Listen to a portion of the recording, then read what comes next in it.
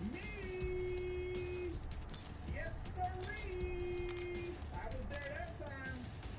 I was there, my baby boy. Wait. Oh, son. Depends on how you read that.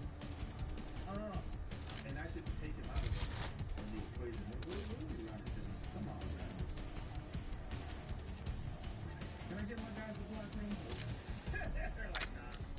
I ain't blocking nothing. I don't blame them either. You know? Or get up. Pathetic.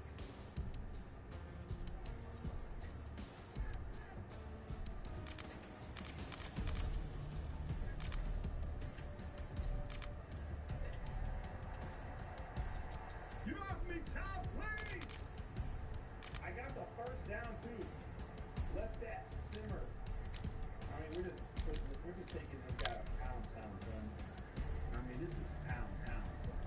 You feel me? I know what you're thinking in your mind. Pause. But nah, son. This is pound town.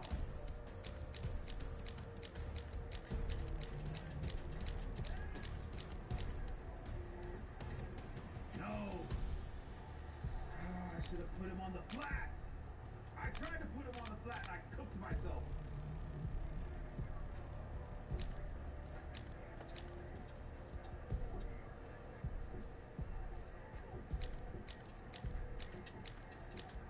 So, man.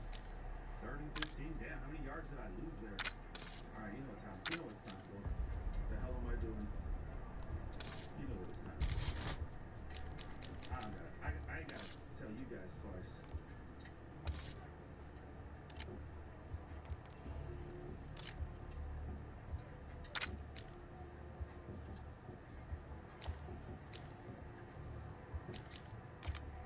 Right there. Yes, sir. Man, scat play never lets me down, man. Only when Aaron Rodgers decides he's not gonna throw it right. You know what I'm saying? That's the only time it lets me down. But for the most part, bro, I mean, it does pretty good. Yeah. For the most part. What are we doing here? This is on me right here.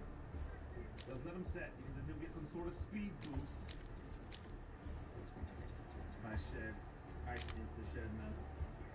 I mean, it's just beautiful, bro. This guy's like stopping my run, like just embarrassing me, bro. Just pathetic display of running right now.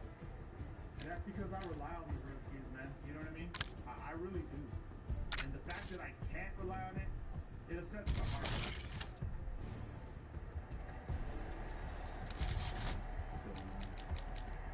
There we go. You guys know what time it is right here. You know what time. You know what the play call is. Motherfucker, I could have did this the whole You guys aren't time. using this play. Well, you know what? I might remind you why you're not using this play. But if it does happen and it works, then I'm gonna tell you again. Man, you guys aren't even using this play, son. How pathetic, son.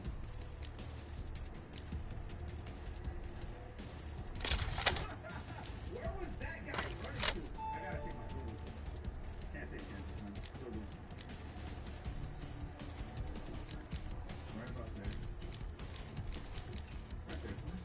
Nice little chip shot. 23 seconds left. I'm sure he'll get a touchdown now because, you know, this is the way it goes. 23 seconds is like 23 minutes in this game. Well, if you always complain too much, how about you shut up? Alright? You complain too. You just want to be the only one that complains. That's the problem. I can't complain, but you can.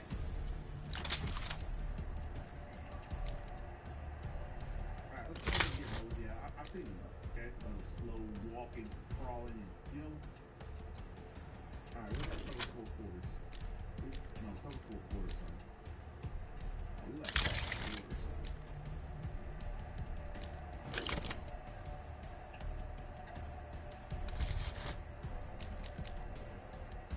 I mean, that's me again, senor. What are you thinking? What are you thinking? I got an idea.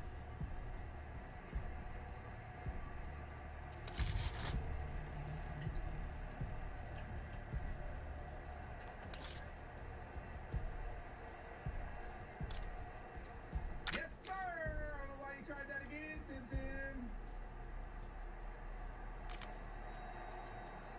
What do we say? 1 shot to the end zone right here? 1 shot. You think I got enough time, bro? It's 5 seconds. Or am I cooking myself here? Or am I cooking myself?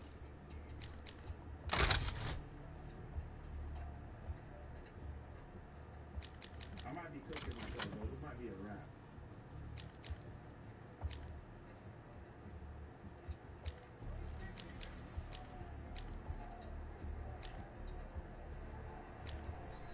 Oh, we got 1 second. But where were you throwing the ball? Bro, this guy, man, like, come on, man, get your stuff together.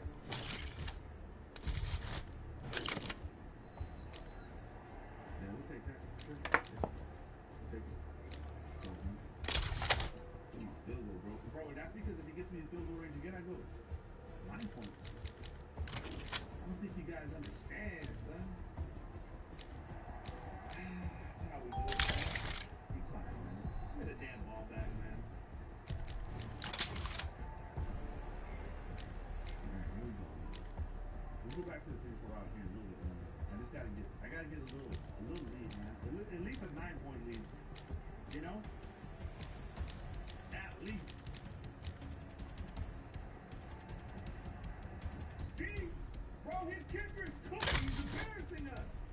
Bro, it's like the ramen noodle kickers, man. Come on. That's just embarrassing, man. You should be ashamed of yourself, son. 100%. Ashamed, man. I feel sad for us, bro. Bro, how the hell did you know? Come on, man. This guy just knew.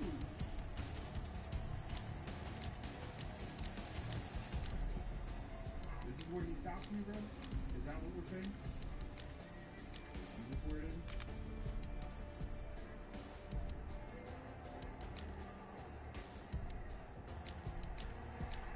I'll go down right here. Yes, sir. I'll go down there.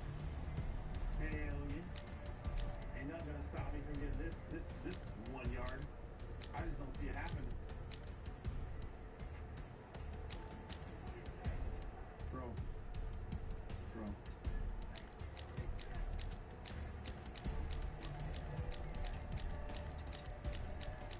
Yes, sir! Finesse on the bus. Yes, sir! I saw your mistake from the start. Get. You know what I'm saying?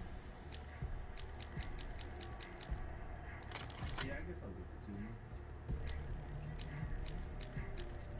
And I'm gonna stop this RPO right here. You know what I mean?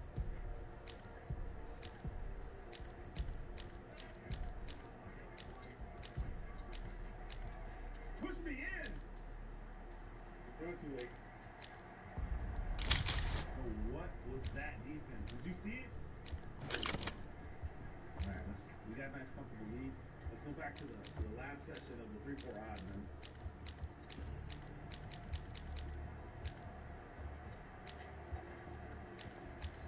Alright, here we go. Come on.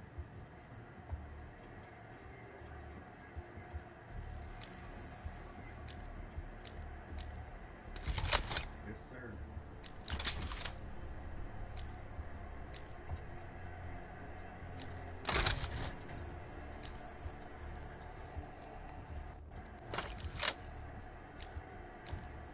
Yes, sir!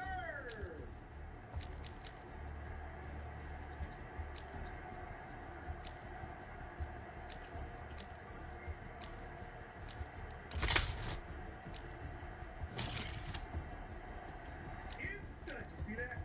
Did you see that? That's what I'm working on right there. Come on.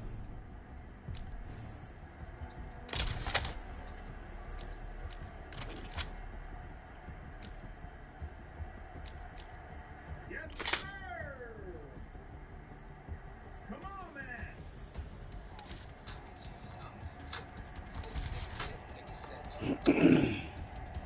What up, man? I had to run it up there. Just got some practice real quick.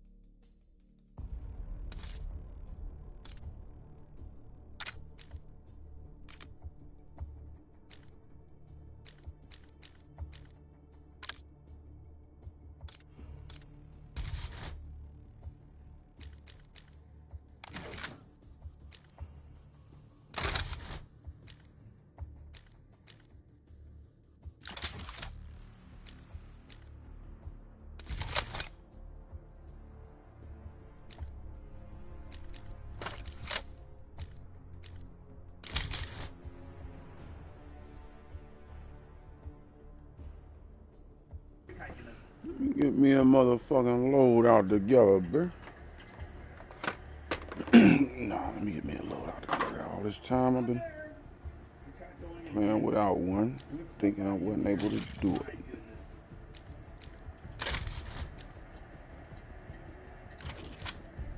Come on, Timmy. Yes, sir!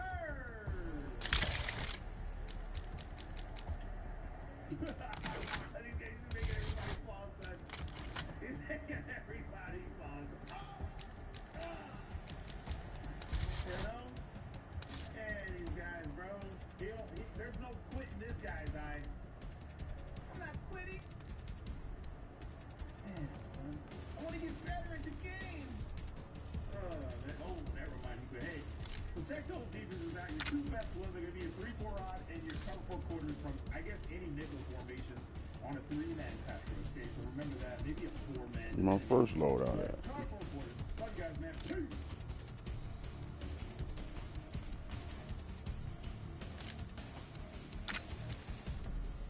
All right, Rankin family, welcome back to another beautiful property tour. Today, we are located in Parker, Texas, near Dallas, looking at the beautiful, infamous Grand Home, and this is the Grand Hampton. Now, I can't wait for you to see inside of this beautiful property.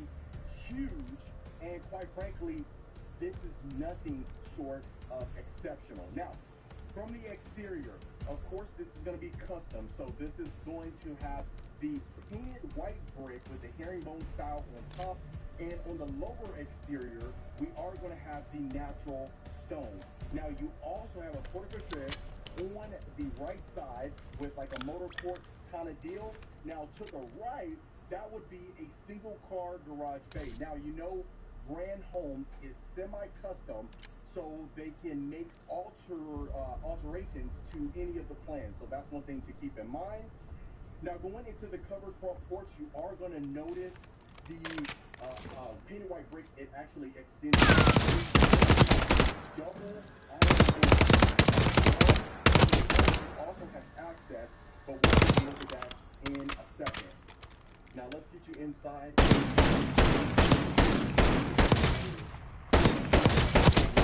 This is a model home. They love to see the product, and you're really going to see that in here. But really, just looking at the camera, it's going to do the property. Now, as soon as you walk in, you see a lot of boats. Straight ahead will be your great room. We'll start right here to place for a formal living room. You have the beautiful fireplace. You also have bay window right here. So really adds another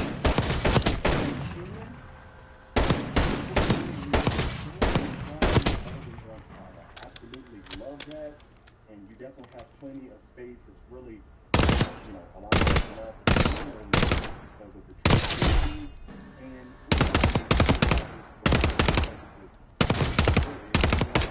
family to come in here, they read it right there, formal living room.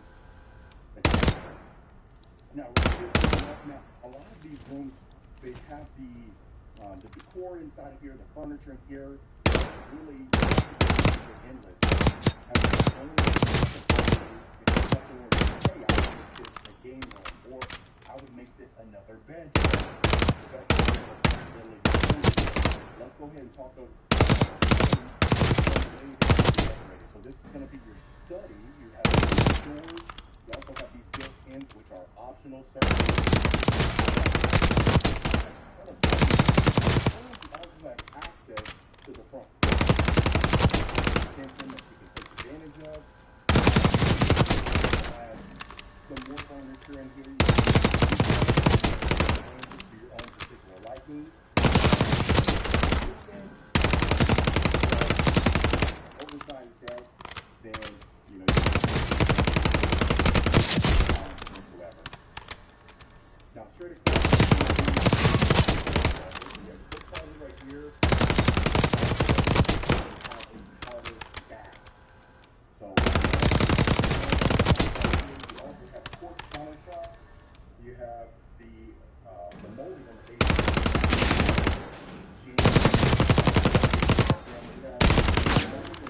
Also, even going down the hallway. So let's go ahead and now you're going to have your as soon as you walk through the property,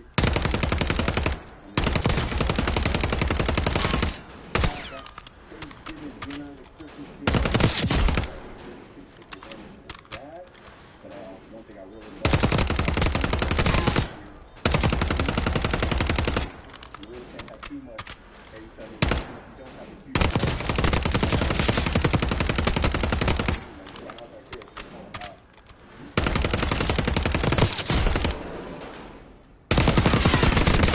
a nice little wine room that you can utilize.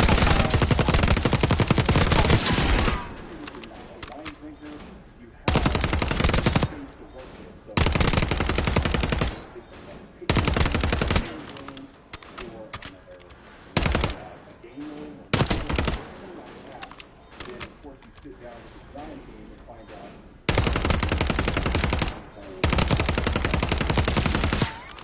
All right, so continuing along now.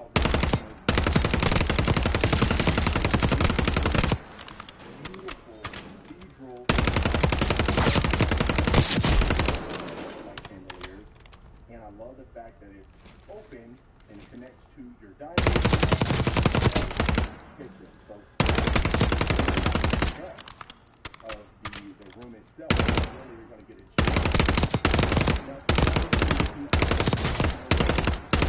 nice little breakfast bar. We also have two of the room itself. So on the fireplace, we're going to have a floor-to-ceiling stone. You also have the indentation in the middle as well. Well, you have the mantle as well. You can utilize this. Now, if you wanted to mount the TV, you can certainly do so. But if you wanted to just keep it like this and really have that peace and tranquility, you can certainly take advantage of that as well. Now, I love the fact that you can oversee from your second level, and then that's exactly where we have come from as far as where our study was, as well as our formal living room.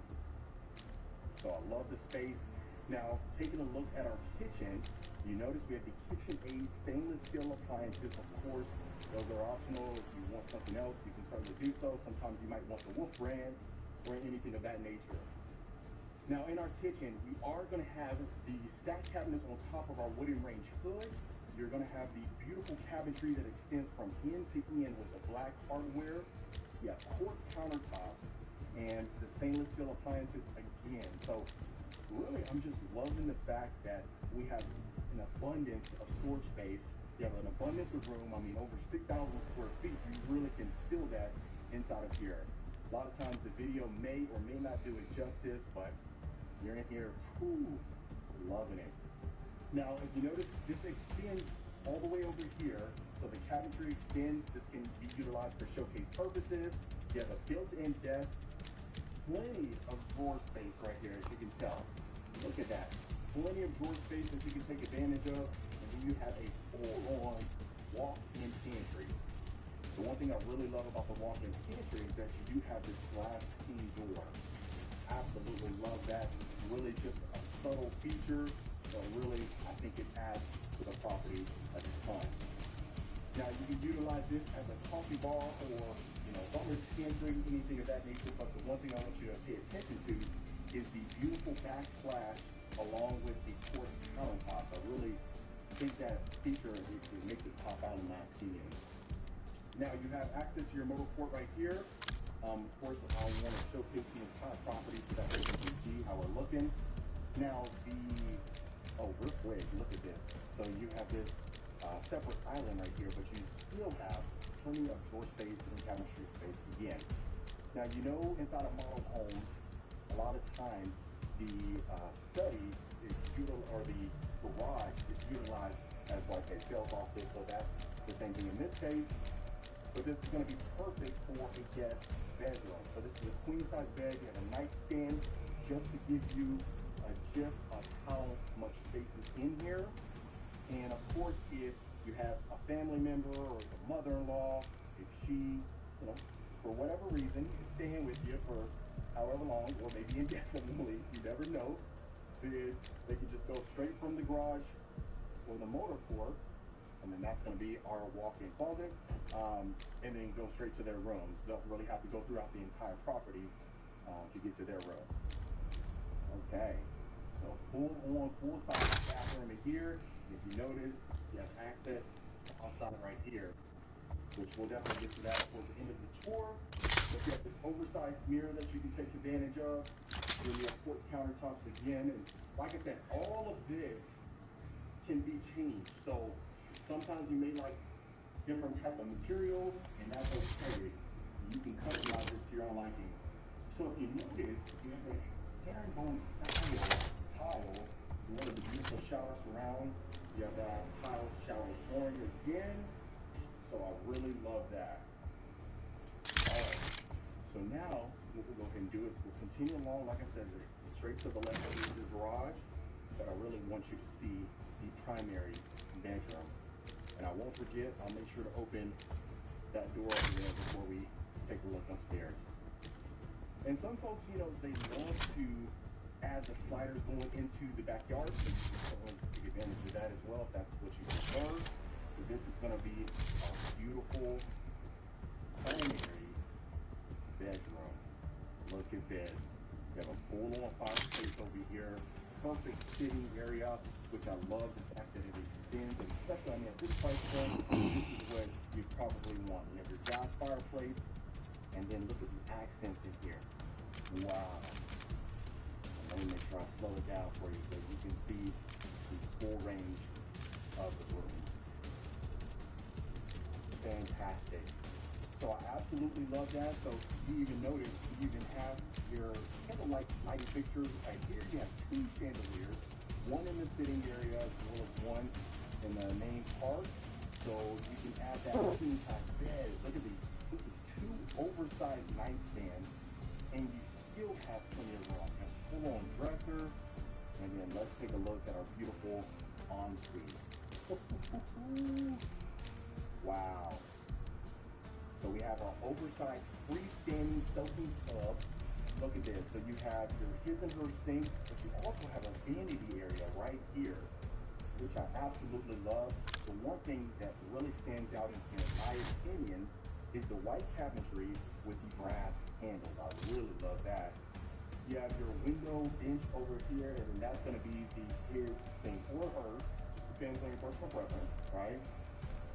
But look at the space in here. Can you imagine just put some Epsom salt in here, or maybe like a bubble bath? I don't know. And if you do, you just add whatever you need in there and have no challenges whatsoever.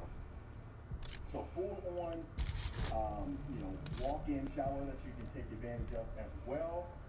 Don't even worry that you have some decorations right here. No one's using this shower anytime soon. So I know sometimes we see things and we like to point it out, but that was intentional. And this is going to be our full-on walk-in closet. So look at this. A ton of room in here. You have your built-ins again. Plenty of space. You have a full-on island in the middle. Utilize that. You have your doors that are built in. Plenty of space. I don't think the missus or the mister, I don't think y'all will be fighting over any space in there. Y'all have plenty of room to add your entire wardrobe in there. And before we go to the second level, let's do one more pan of this beauty. Look at that. Can't get much better than that. And then I also love that you have that quick access door to your covered backyard patio. So like I mentioned before we head to the second level, let me make sure I open this for you. Now you can see inside of here, I always like to open every single door that's possible just so you can see the depth of it. Sometimes you utilize the storage, no problem whatsoever, but just look at that. Now that is a loft area. You can use that as a study, and you'll certainly see that once we get up there.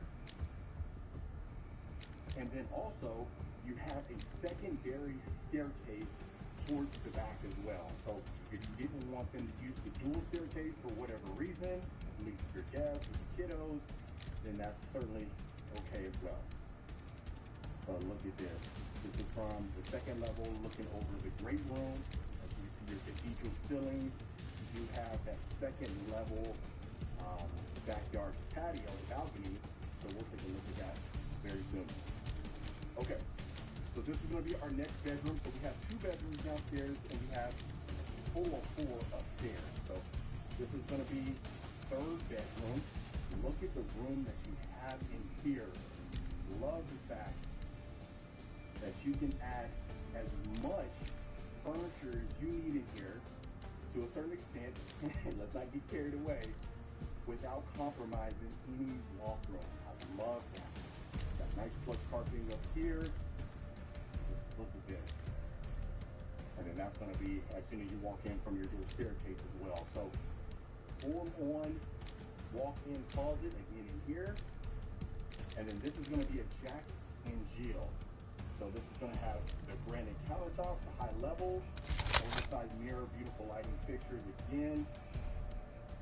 Continuing right here, you're going to have your shower tub combo that a lot of folks love. And this would be coming to your next bedroom. That bedroom is actually connected to the loft. We'll see that in a second. But you also have your walk-in closet right here with the window and the window grids. And then if you notice right here, you actually have access for a vanity area. So this is going to be your 4th bedroom. Look at that. Extremely spacious. You have your bay windows over here.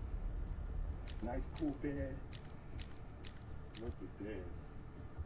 Fantastic. Now make sure in the entire room, because sometimes it may be difficult to really see the scope of the room on video. So we'll step up these stairs right here, and look at this. So of course the bedrooms are optional, and this area is optional as well. I mean, you may or may not want it. I think it's fantastic for the kids during the school year. They have their own nice little area that they can study in. And there's still a ton of room in here as well. So even if you wanted to change this around, maybe the kids got older and they don't live with you anymore, you could still use this for maybe some decor or something of that nature. But look at that. Wonderful. Okay, so going to our next bedroom. Now, the cool thing about this room right here is the fact that you have access to the balcony. Look at this. As you can see, you have access to the balcony. That's, of course, the front. Plenty of room in here. Don't really have to worry about anything. I mean, sometimes you may utilize this for showcase purposes, which I'll probably say. All right, let's try it out, boy. Use it for showcase purposes, but you never know. Maybe you want to, hang out in the front part. See what the neighbors are doing. Who knows? All right. Now look at this. Our optional area again. Look at this. This would be perfect for some yoga, some meditation. If you like to meditate, or maybe the kids can.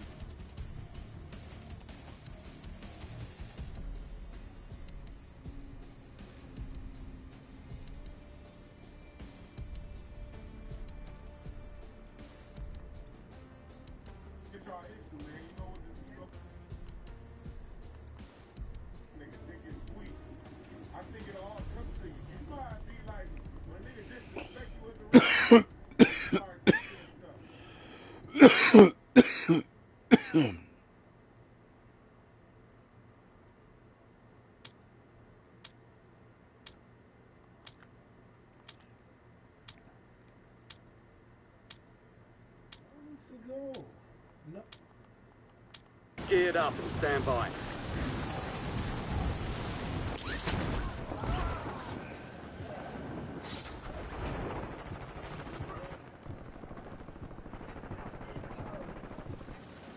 Enemies are dropping into the area. Watch the skies.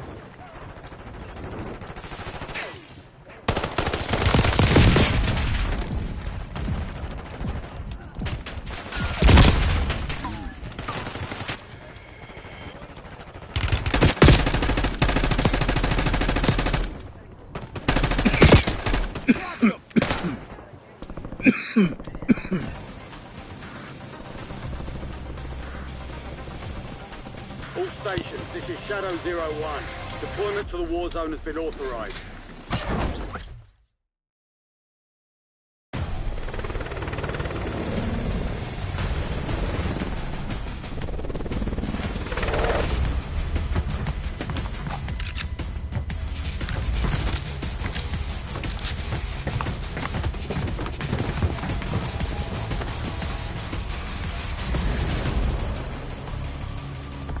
Resurgence. Survive and your team can redeploy. Eliminate targets to bring them back faster.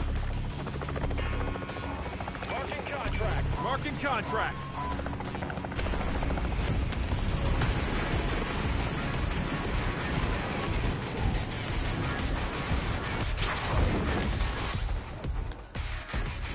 Supply box is located. Move to secure.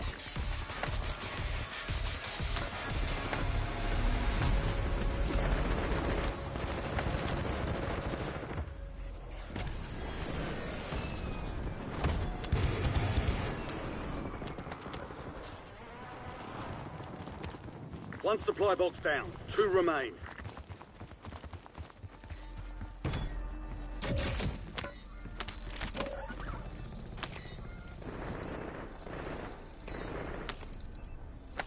Hostile UAV in the area. 2 supply boxes secured. 1 remaining.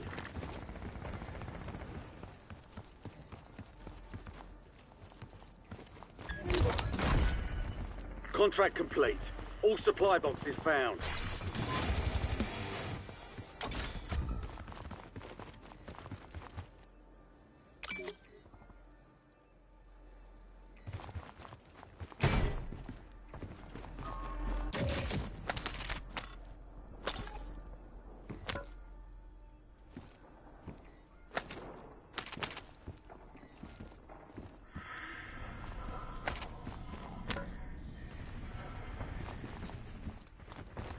We've got 10 squads active in the field.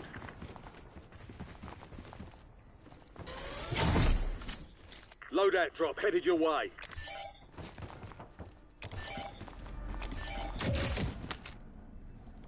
Precision airstrike available.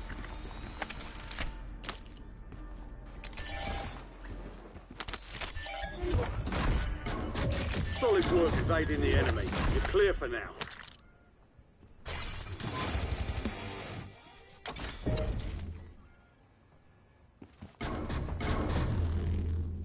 Your squad mate is redeploying. Well done.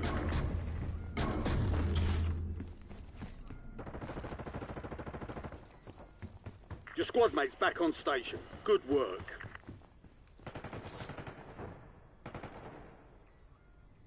Some of your squad is outside the safe zone. Loadout marked. You have reinforcements inbound.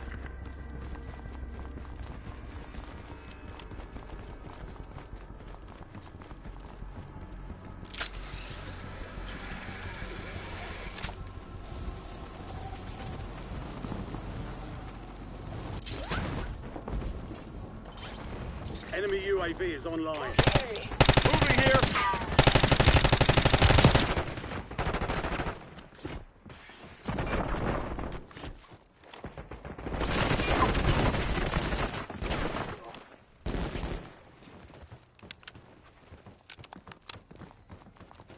Marking enemy.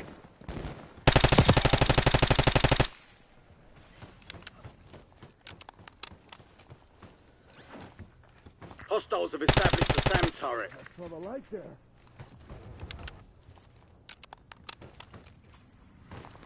Enemy UAV overhead.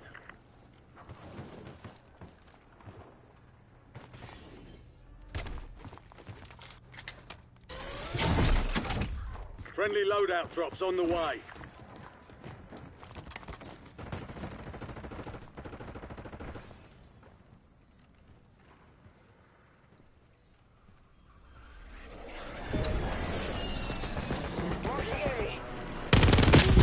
Taking effective fire. Bounty contest. Special orders coming in. Locate and eliminate the target. Designating coordinates.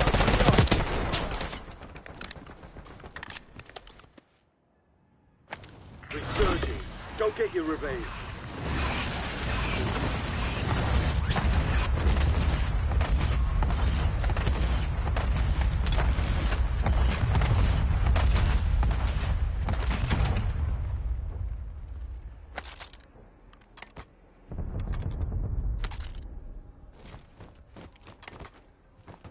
Contract fulfilled. Great job.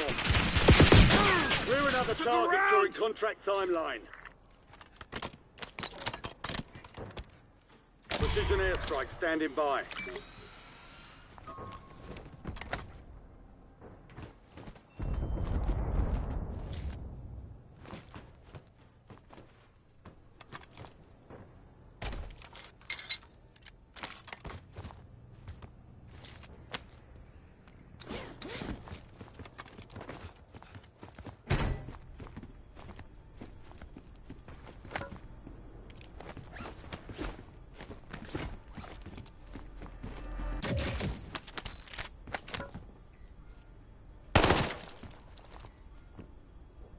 Enemy movement. Lost your chance on that one. Target's down. Armor pouch here. You've got time for another bounty. Get it done. Get your squad to the safe zone. Leave no one behind.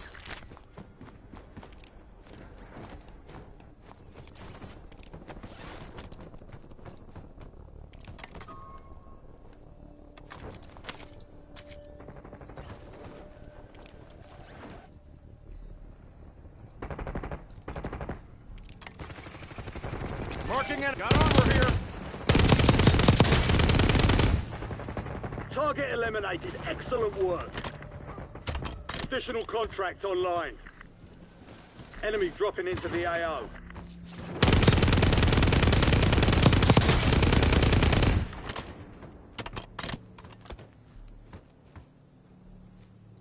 Enemy movement.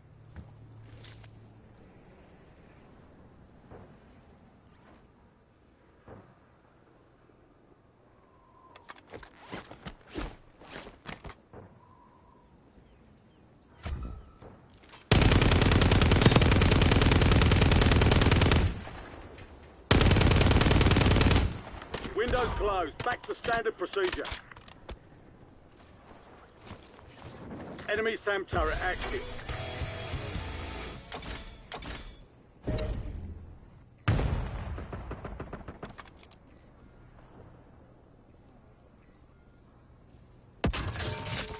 Buy sale active. Buy station prices have been reduced. Contract's worth more than usual, so get it done, soldier. Moving here. Cancel that.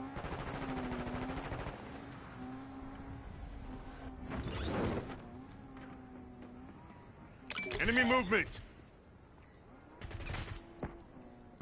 Taking effective fire. Enemy counter UAV inbound.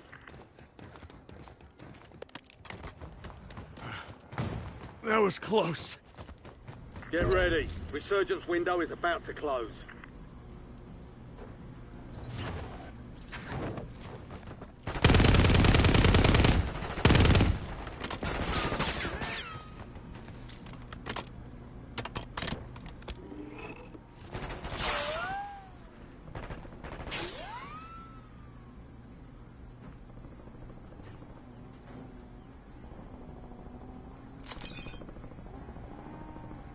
Get to the safe zone.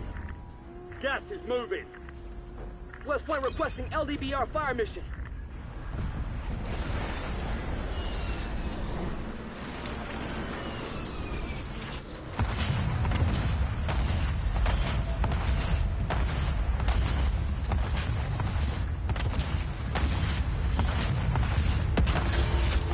Fire sale's over. Adjusting prices. Marking enemy.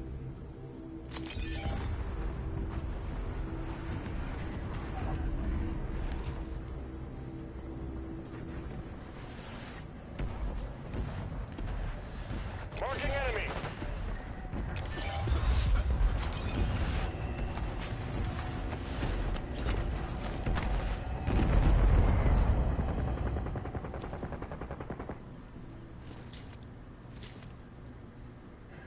Marking enemy. Resurgence has been deactivated. This is the end game. Moving here. Marking enemy.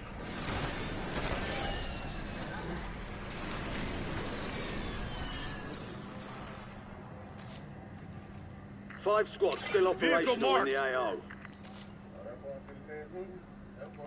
Moving here.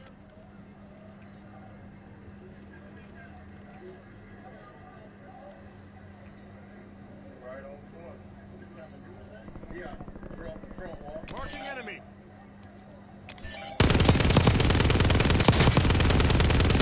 West Point requesting UAV. Shit, anybody got ammo? Moving here. Move to the safe zone. Gas is closing in.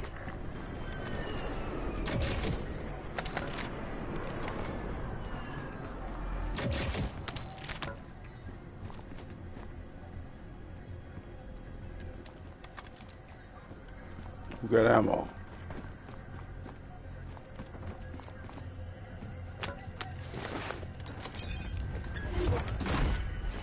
All bounty targets are KIA. Well done.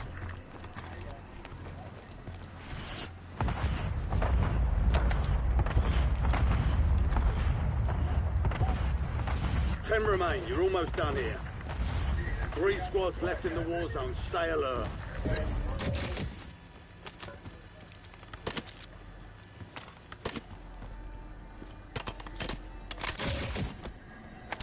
There's an increased payout for this job. Be sure to collect.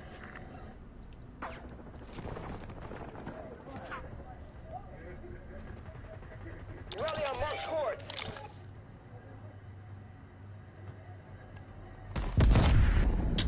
Get the fuck out of here. Somebody pick me up. I'm down the Get shaft. to the safe zone. Gas is inbound. Enemy airstrike in the area. Somebody pick me up. DBR inbound. Hostile UAV in the area. Good looking out. Good looking out.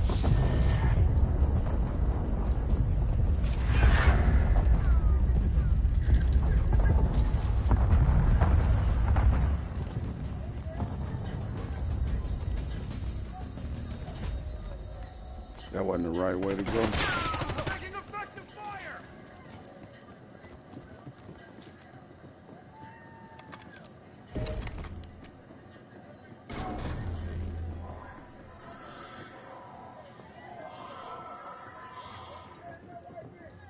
Move to the safe zone.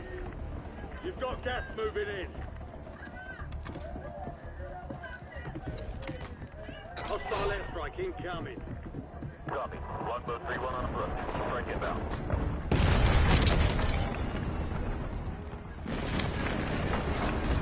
John Smith, no join.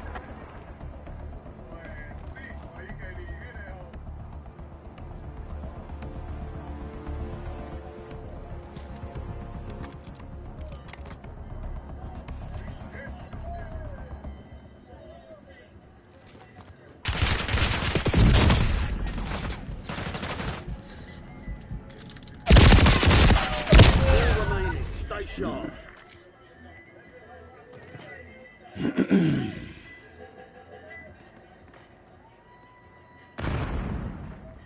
They up top. On the very top.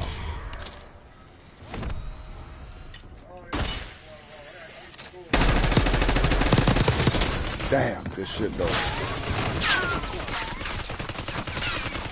The enemy took that one, but we'll get them back.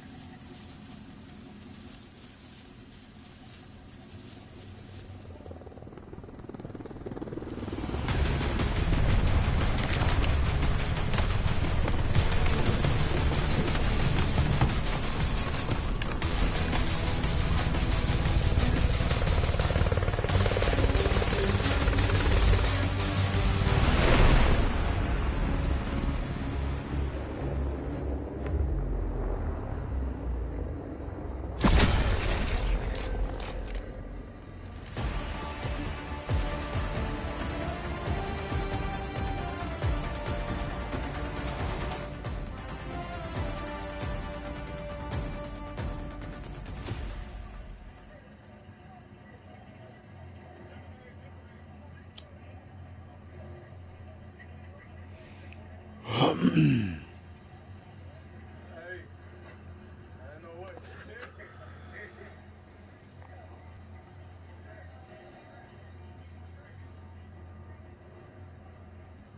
I like that bit.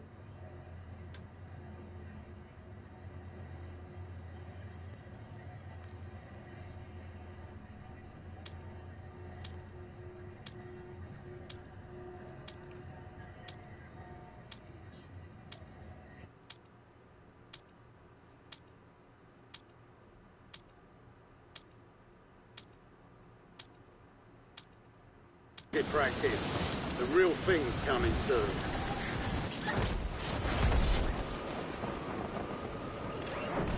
Enemies are dropping into the area. Watch the skies.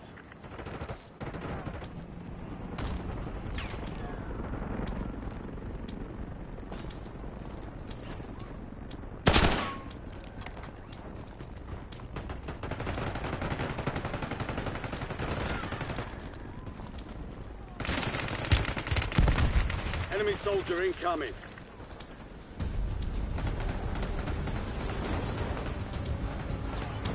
Prep time's over. Now you deploy to the war zone.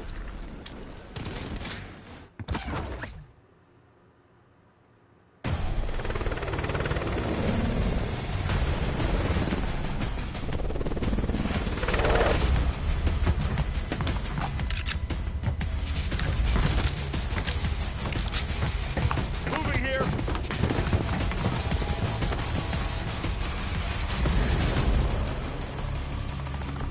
Resurgence. Stay alive to keep the squad in the fight. Marking contract.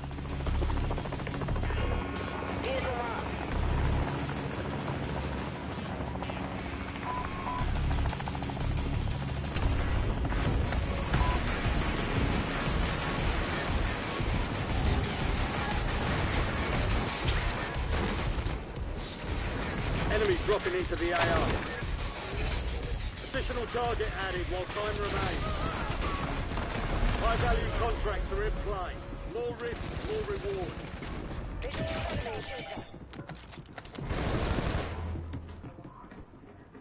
Enemy movement.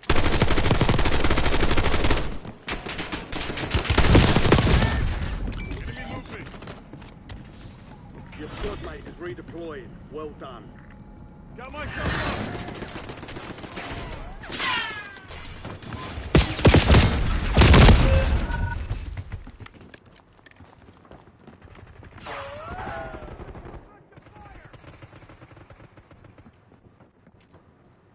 Eyes on enemy. Enemy soldier incoming. Get ready. You're redeploying.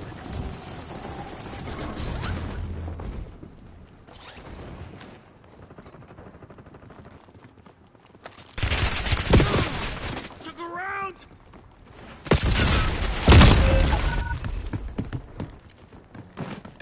Enemy movement.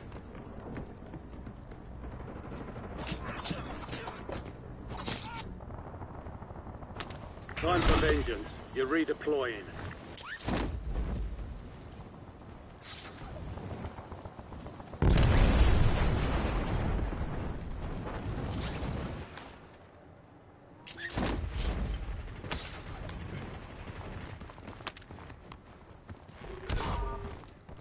We lost track of the bounty target. Contract failed.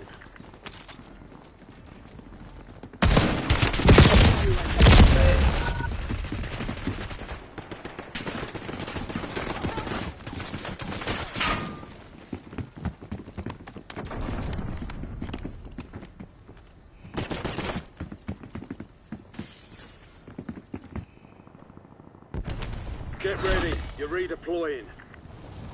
Your squad mate's back on station. Good work. Your squad's in the safe zone.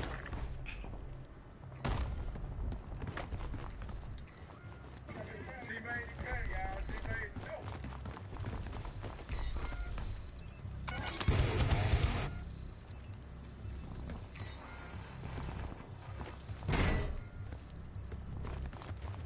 Marking enemy.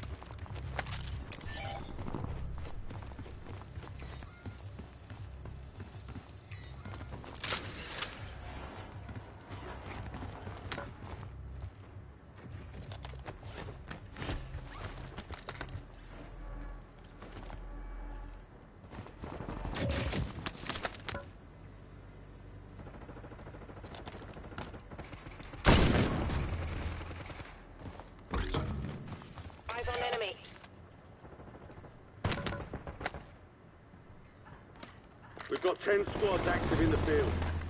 Enemy UAV is online.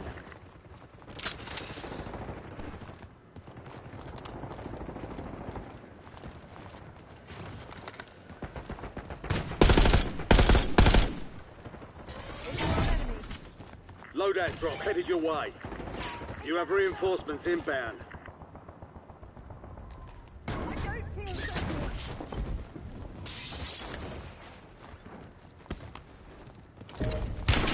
Taking effective fire!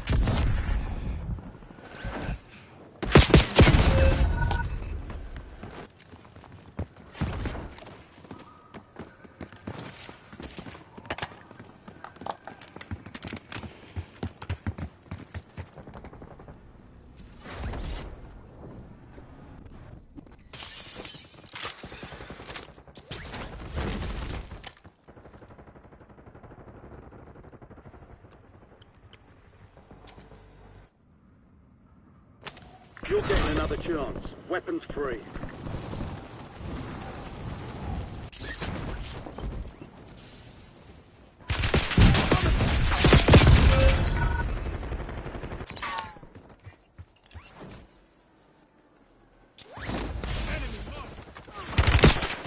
Taking fire! Bingo!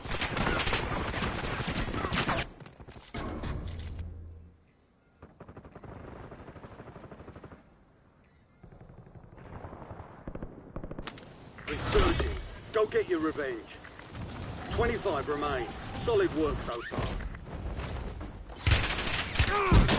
Took a round!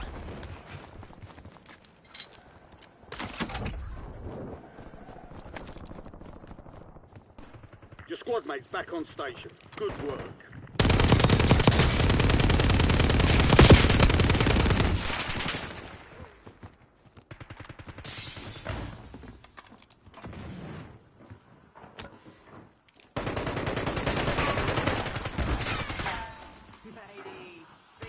Enemy movement! Head to the safe zone. Gas is closing in. I got you!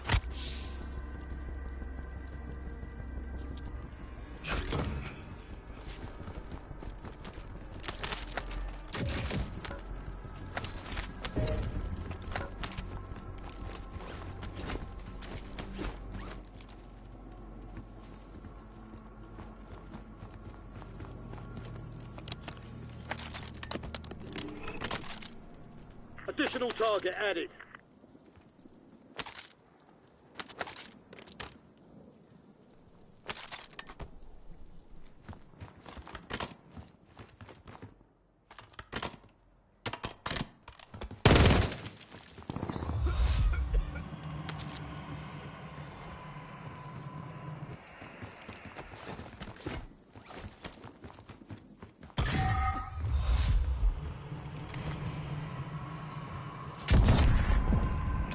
Cancel that!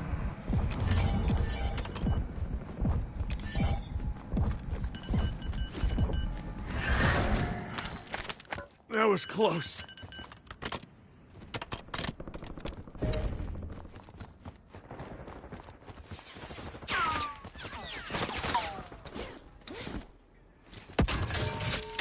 Biofile is active. Buy station prices are adjusted. Hostile UAV in the area. Primary objective complete. All targets eliminated.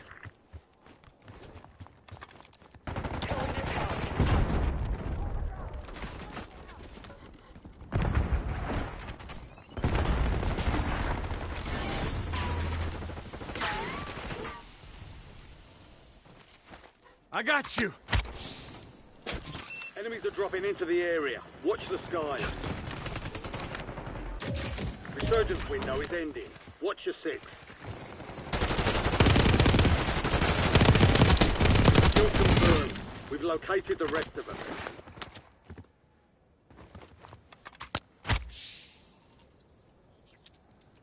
You shouldn't have.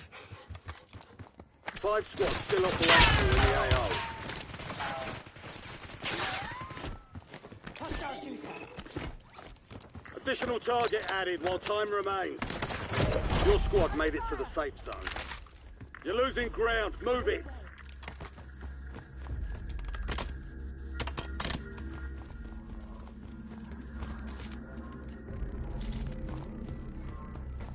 Enemy UAV overhead.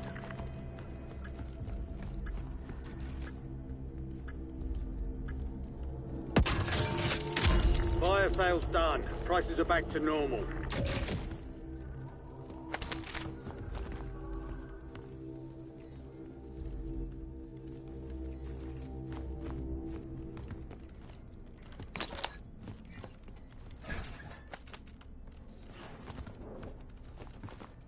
Eyes on enemy.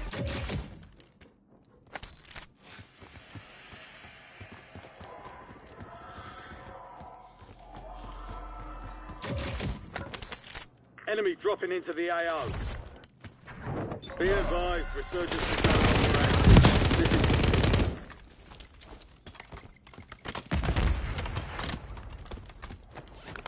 Got an extra valuable opportunity here. Don't miss your shot. Enemy UAV is online.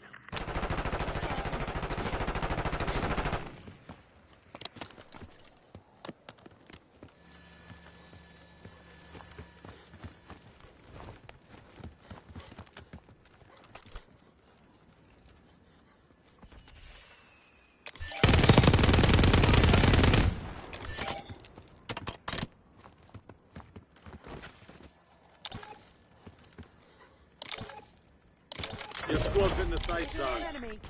Gas is inbound.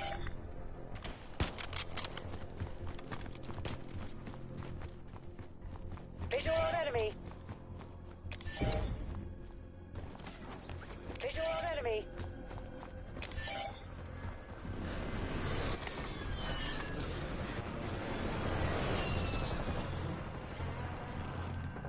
Waypoint marked.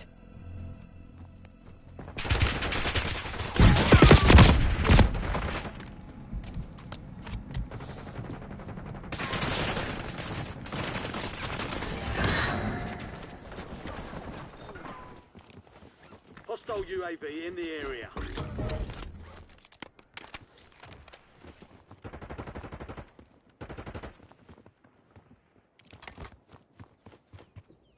Contract's worth more than usual, so get it done, soldier.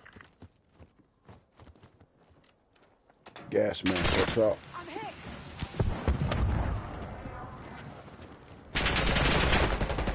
Hold fire. I'm on your side. Bounty target's gone down. Be advised. Still have squad mates outside the safe zone. Up top, up top, up top. That's it. Up you go. 3 squads left in the war zone. Stay alert.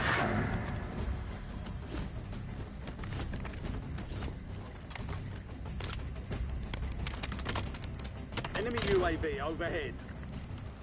Visual on enemy. Enemy UAV is online.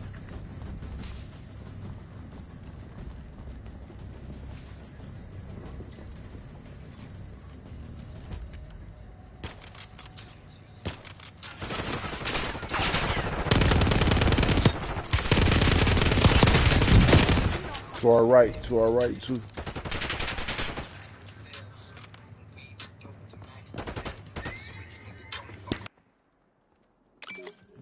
The safe zone is a long way from your location. Move like you need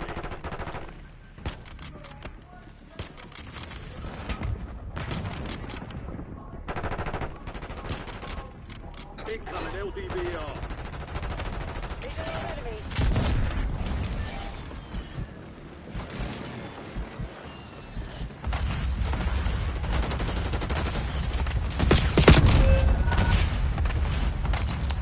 Target marked. Sending. 9 left. Keep the pressure on.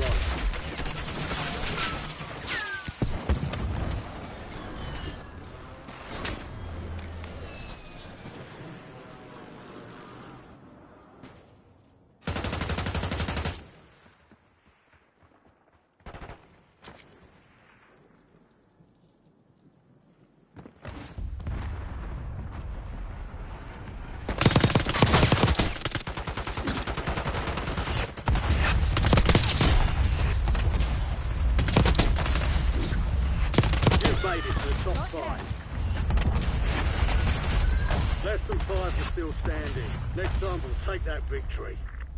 We lost that one, but we'll get a W next time.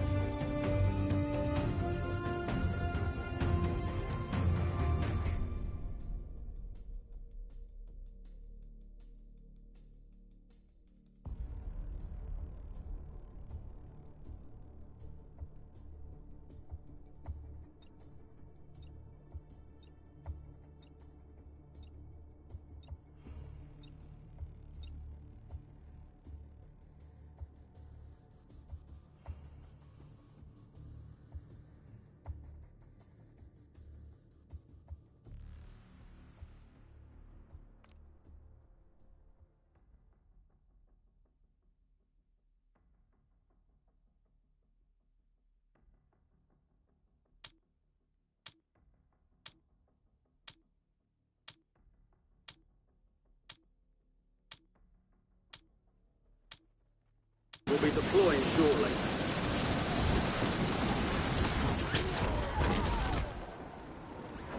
Enemies are dropping into the area. Watch the skies.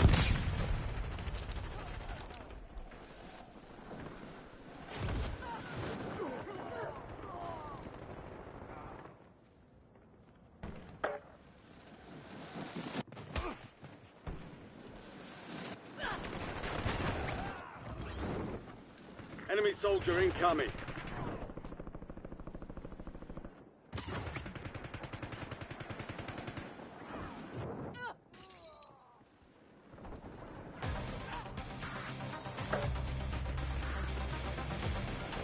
All stations, green light. We're deploying to the war zone. Enemy dropping into the AO.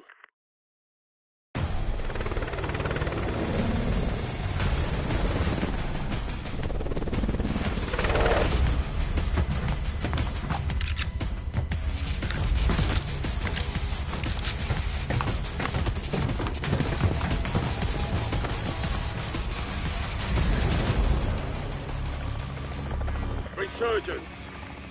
Survive to redeploy fallen teammates. Kill to bring them back faster. Alright, soldier. Mark a drop point for your squad and go get after it.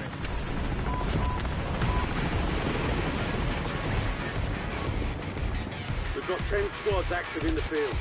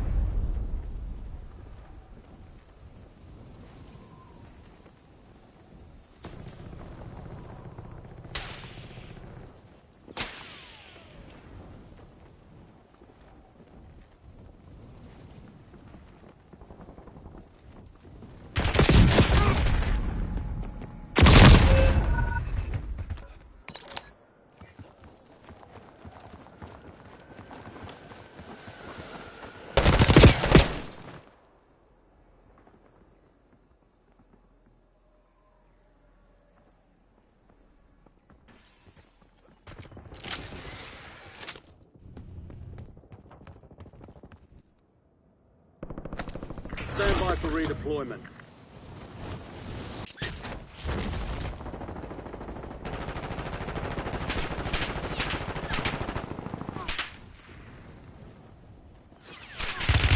I'm hit!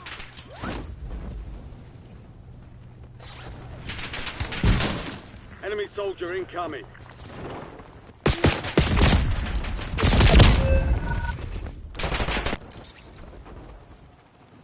Fuck his ass up.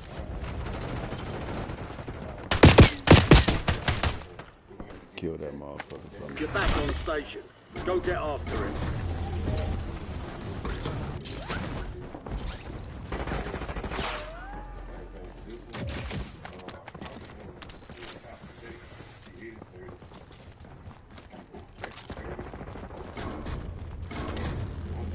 Your squad mate is redeploying. Well done.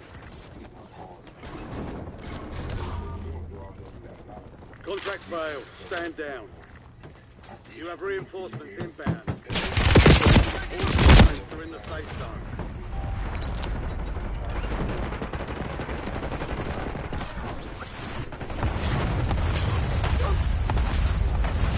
Only 25 left. Keep up the good work.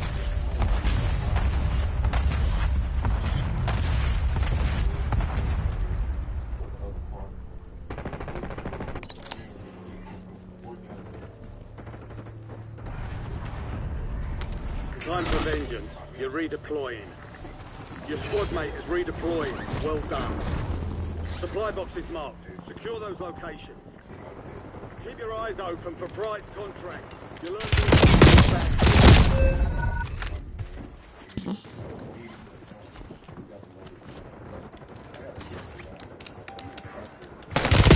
Supply box secured. 2 to go.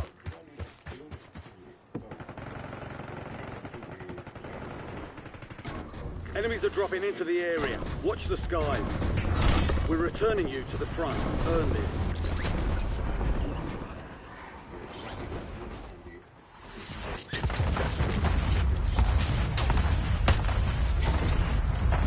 Friendly loadout drops on the way. Your squad mate's back on station. Good work.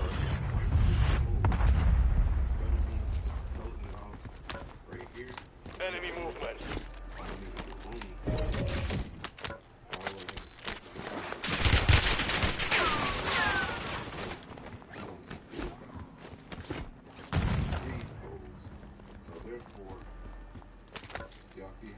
Hostile UAV in the area.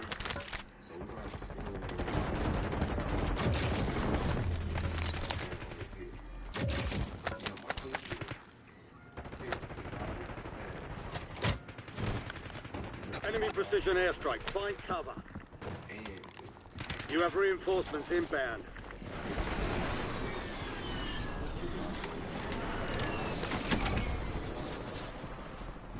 Enemy soldier incoming.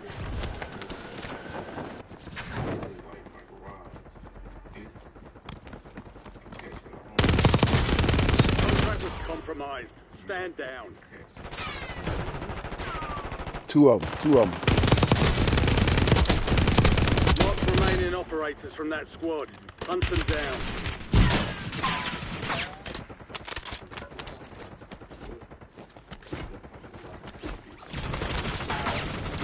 LDBR inbound.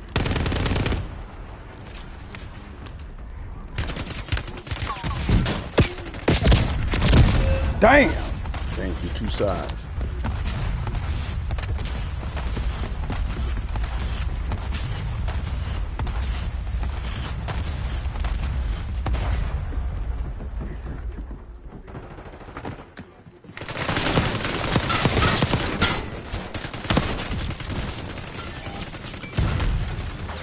You were 1 of 25 remaining.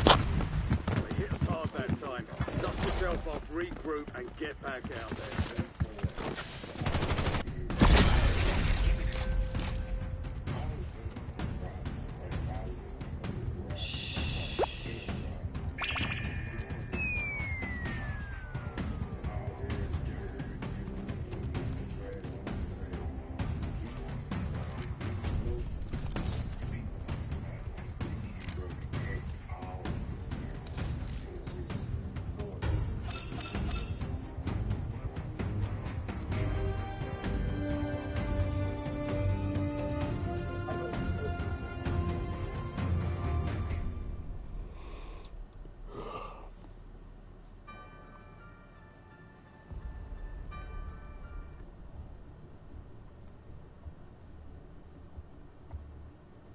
What's up, guys? We got the What's up, guys?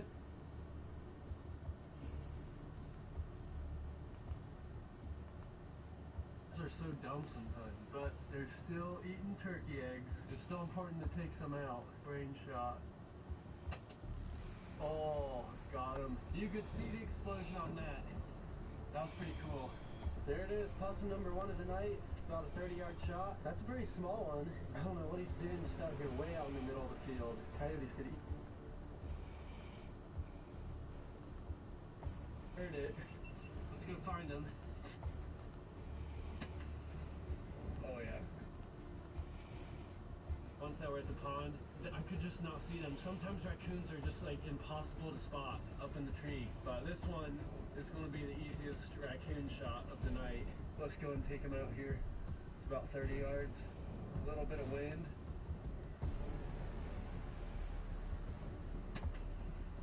Oh yeah, got him. I didn't see an explosion on that one, but I definitely heard it. Let's go find him.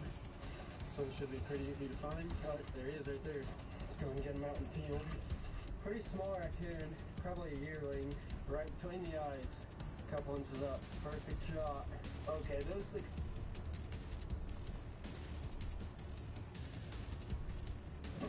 Alright guys, it's the next day out here.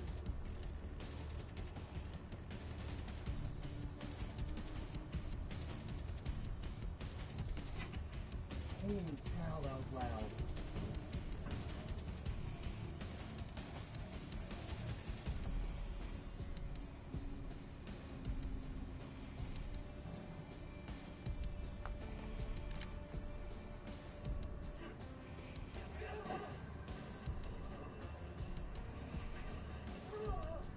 Geiger anatomy explorer. Physiological details of the ultimate alien bioarmor. For bio-booster armored Geiger comic series by Yoshiki Takea was first released for circulation in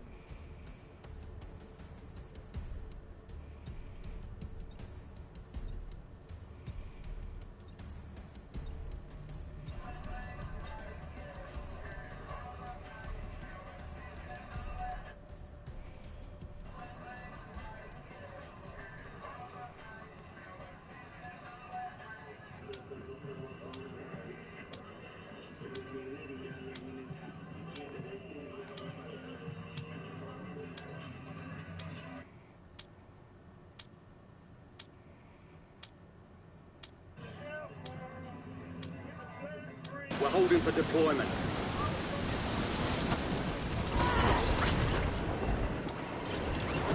Enemy dropping into the AO. taking effective fire!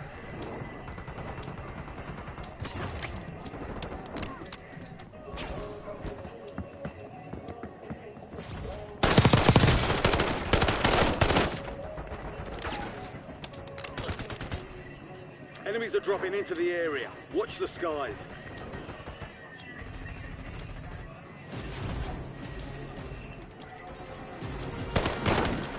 Playtime's over. Stand by for deployment to the war zone.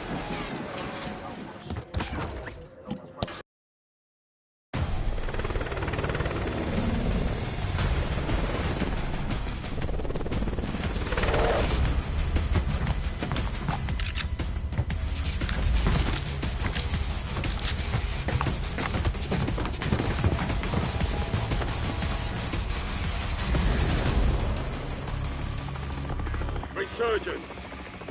Stay alive to keep the squad in the fight. Contract marked. Marking contract.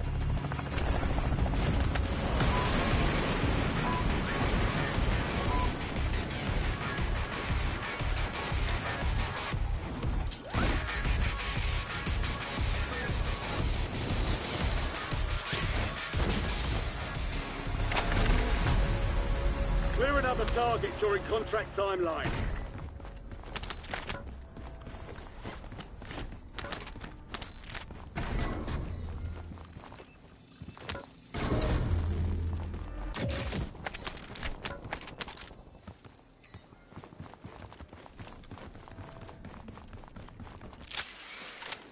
Your squad mate's back on station. Good work.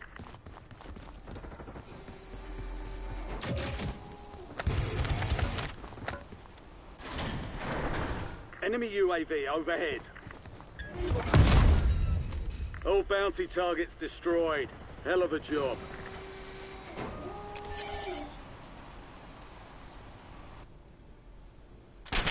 Taking fire! Moving here. Eyes on enemy. Enemy dropping into the AO. Time for vengeance. You're redeploying. We've got 10 squads active in the field. Secure the supply boxes. Locations are marked on your TAC map. Couple of contracts out there have increased payouts. Get to them first to cash out.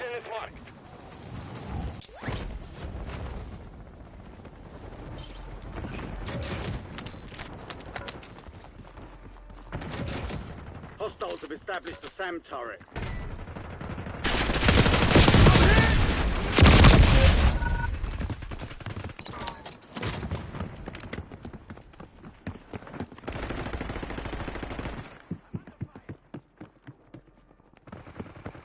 Supply box secured. Move to the next one. You're back on station. Go get after it.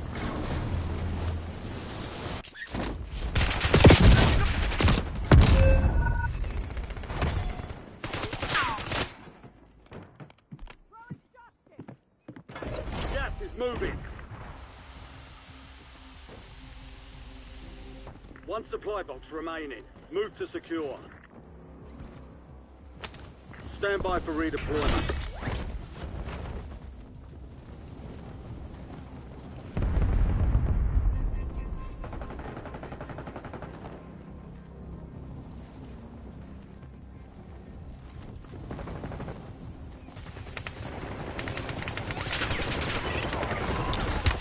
Contract complete. All supply boxes secure.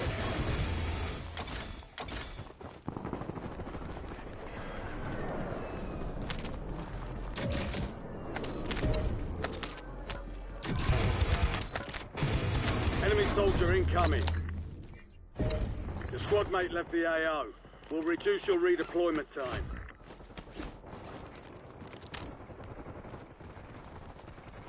Marking enemy.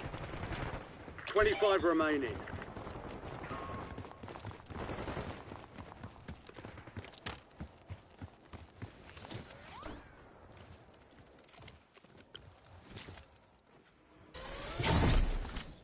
You've got a loadout drop inbound.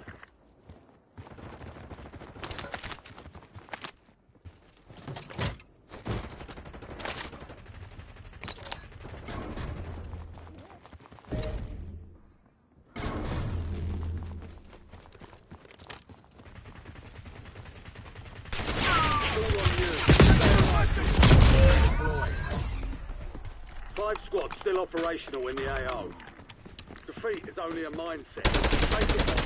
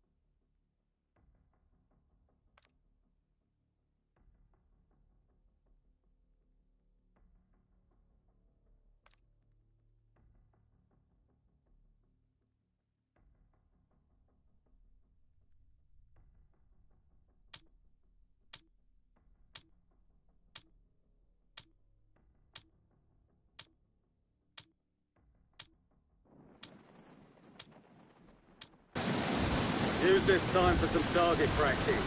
The real thing is coming soon.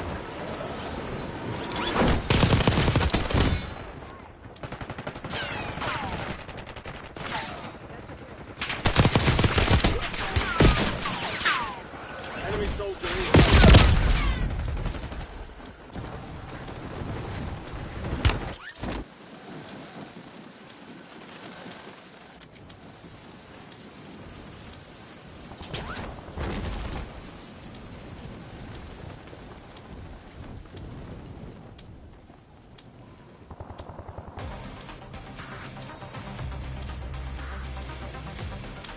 All stations, we are green to go. Stand by for deployment. Moving here.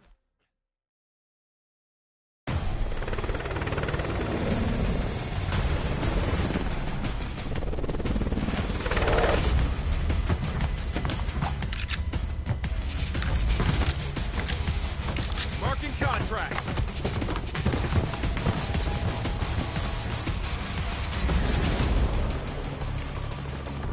Resurgence. Survive to redeploy fallen teammates. Kill to bring them back faster.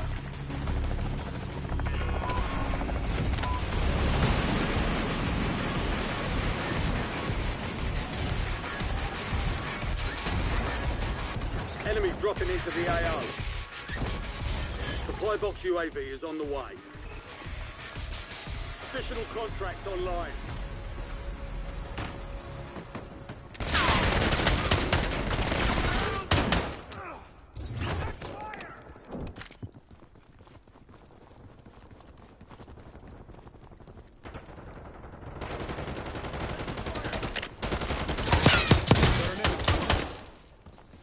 I got you.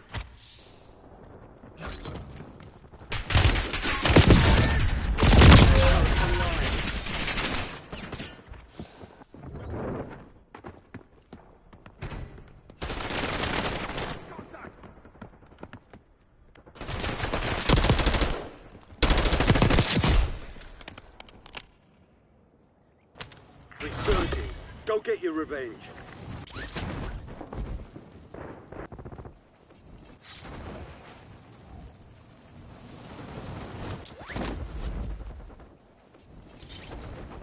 Enemy counter UAV inbound. All bounty targets are KIA. Well done.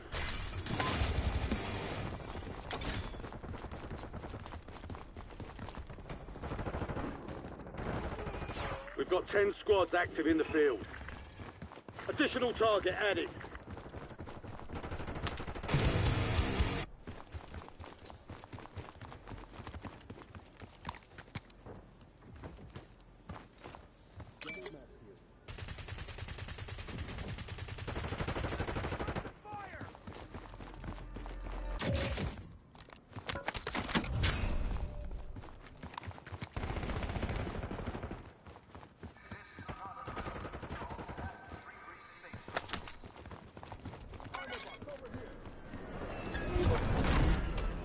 All bounty targets destroyed.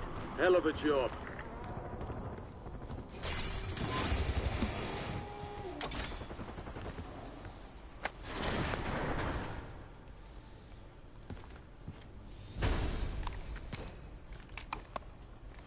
Move to the safe zone.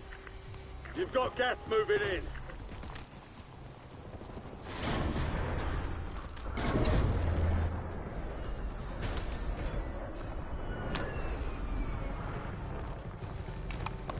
Enemy movement.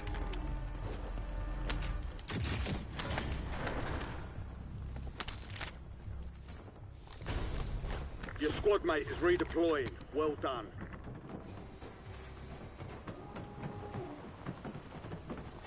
Enemy you're down one. We'll get you redeployed faster.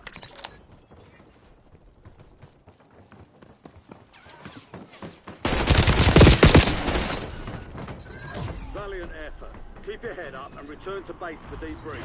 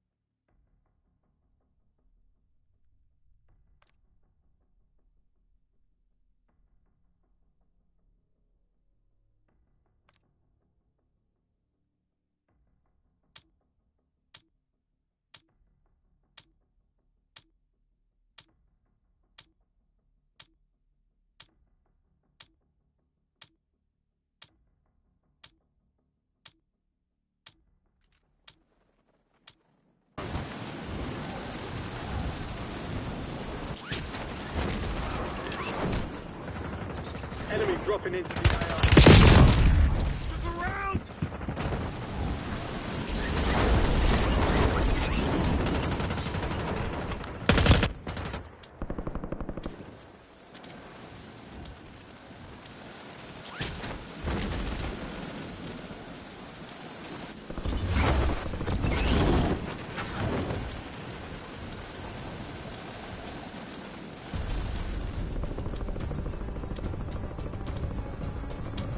All stations, green light. We're deploying to the war zone.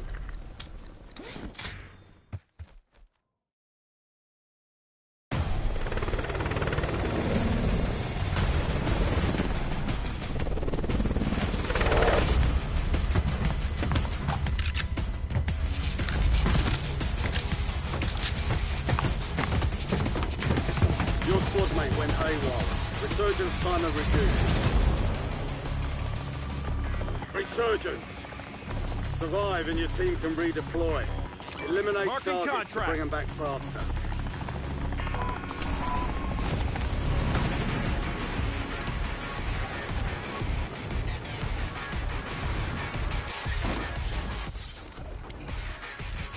Supply box UAV heading your way. You've got time for another bounty. Get it done. Keep your eyes open for prize contracts. You'll earn more bucks for your bang.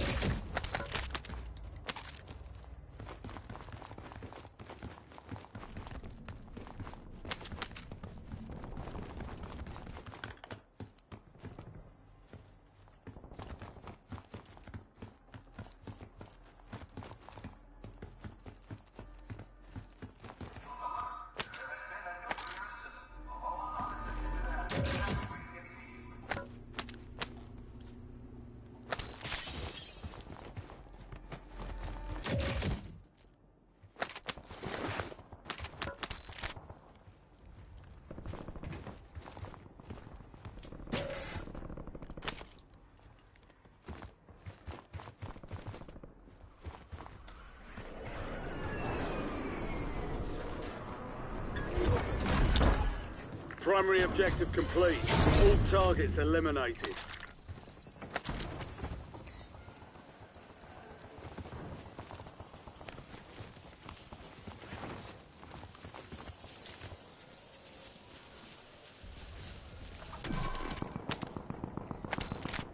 Your squad mate's back on station. Good work. Enemy UAV is online.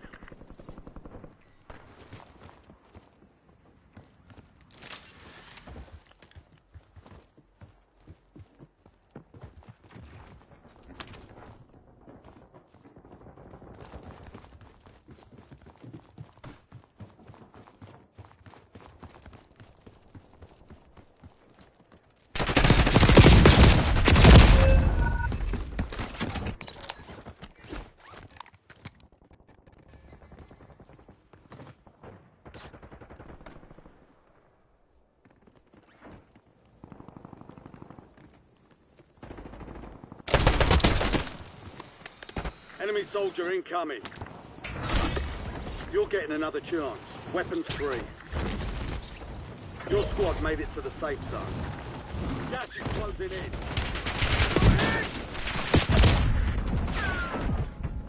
I need medical! Hostiles in the area.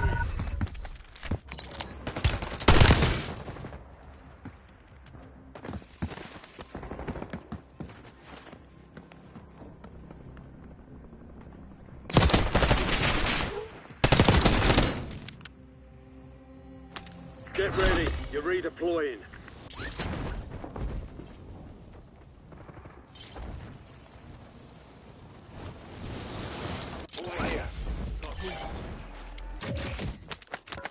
Hack any contracts you find and divert those payments. Enemies are dropping into the area. Watch the skies. Enemy counter UAV inbound. Hostiles have established a SAM turret.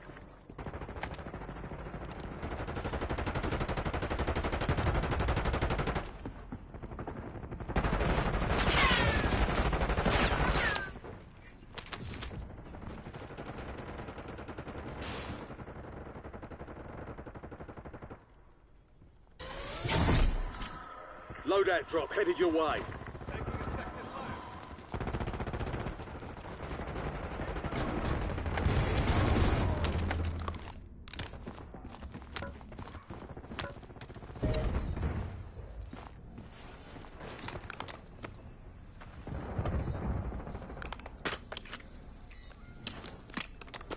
There's an increased payout for this job. Be sure to collect.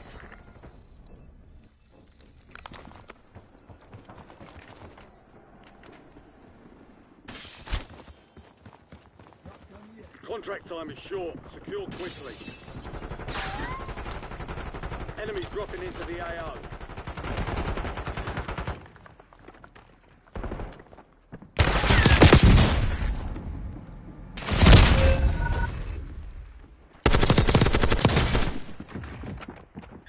You've hacked all the contracts in the AO. Task complete. Got a swarm of spy drones on our arse. Shut them down.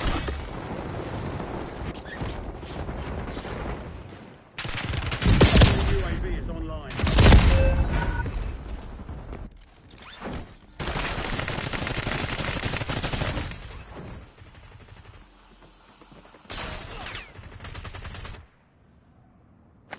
We're returning you to the front. Earn this.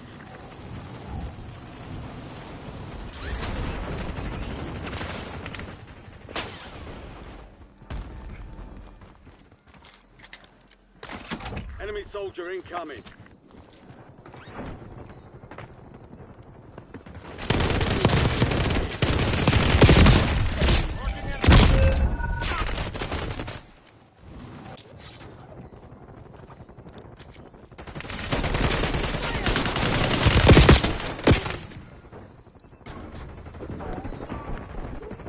Damn it, I was on the phone call the whole time. Move it. Tighten up. Going back for the loadout. Close one. Resurging. Go get your revenge.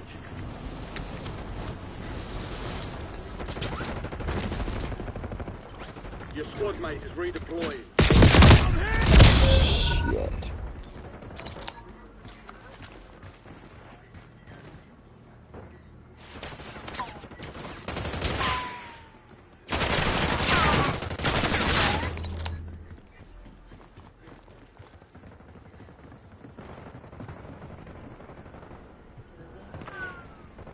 Coming to the loadout. They up top. I think it's funny when they let go. Drone swarm still active, soldier. Step it up. Get ready. You're redeploying.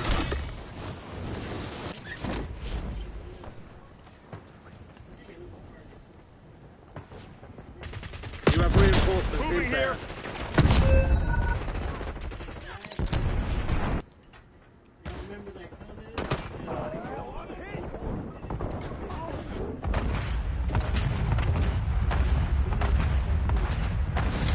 You made the top 25. Well done. Enemies are dropping into the area. Watch the skies. Time for vengeance. You're redeploying. Your squad mate is redeploying. Well done.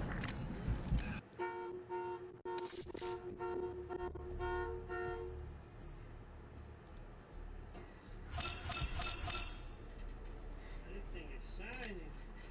What you do with this? What about the pink? The correction of what's in? I don't think I ever seen this engine this clean.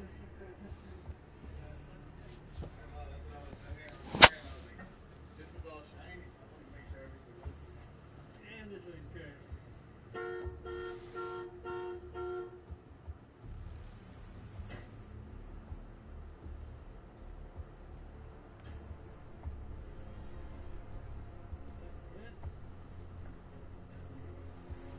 So this is just a three-stage? Yeah.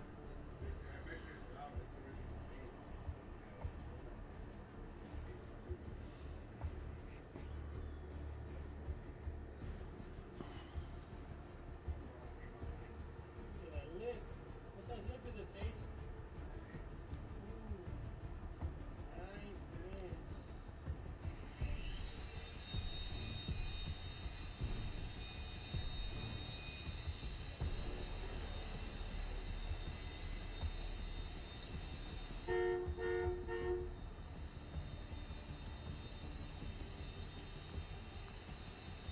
And you gonna drive it, right? You driving this back?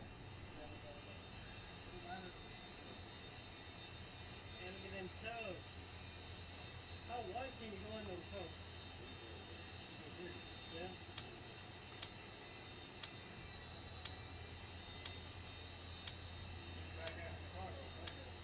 Goes back half? Oh, he's going to?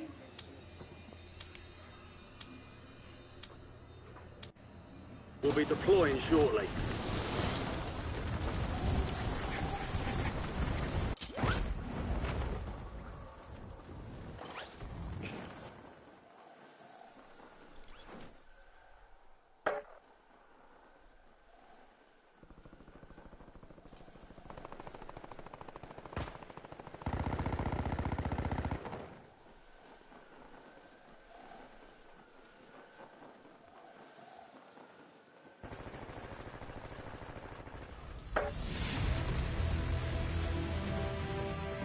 All stations, we are green to go. Stand by for deployment.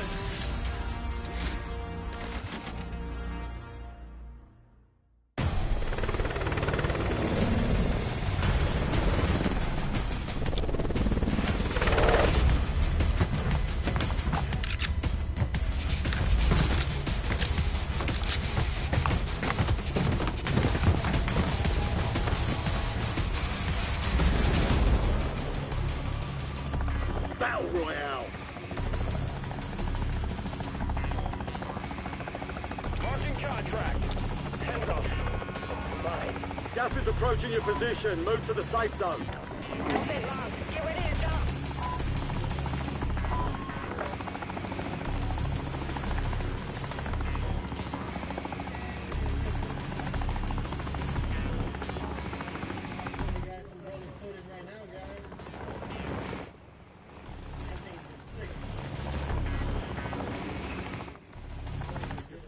Being tracked as a most wanted target.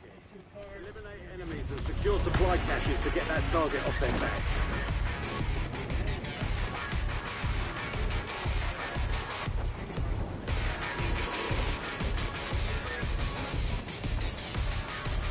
Moving here.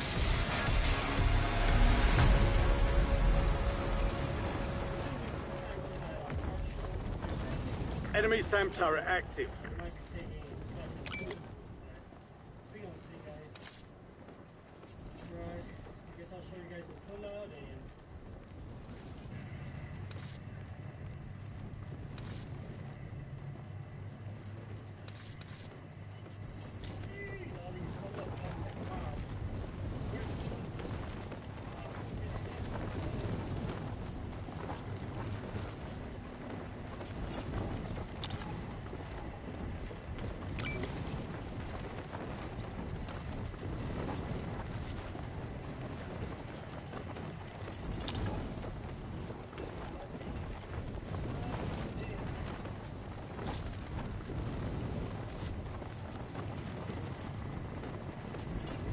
Moving here. Moving here. You kept your squad mate alive. Most wanted contract complete. Positive ID on the bounty targets. Hunt them down. You're clear to engage all hostiles. All squad mates are in the safe zone. Gas is inbound.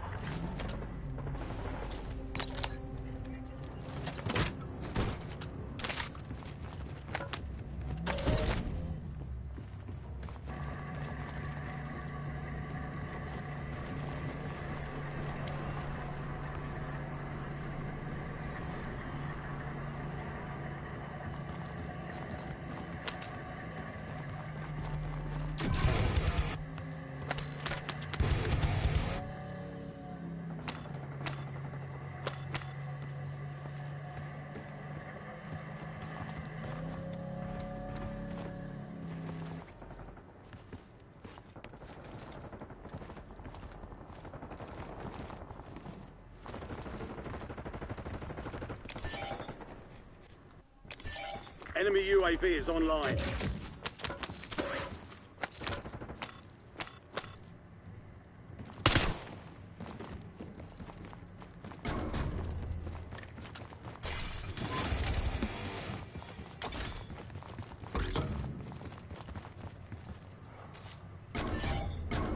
Moving here.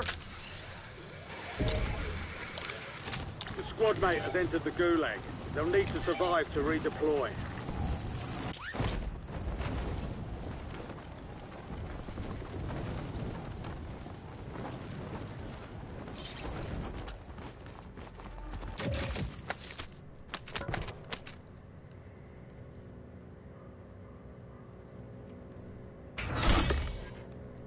Squad mate redeploying to the AO.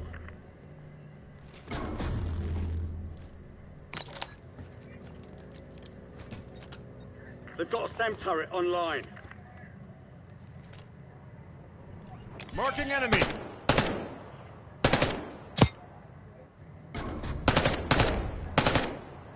Your squad mate's in the gulag. They'll fight for a chance to redeploy. Moving. Mark it. Cancel that.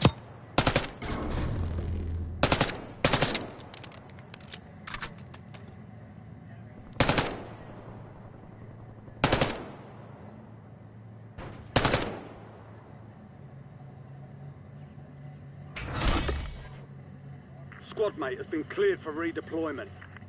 Moving here. Cancel that.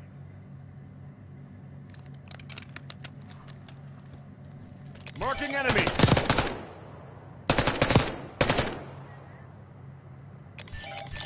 Moving here. Targets evaded. Bounty contract's been pulled. Taking Enemy effective SAM turret fire. active. Shit, pick me up.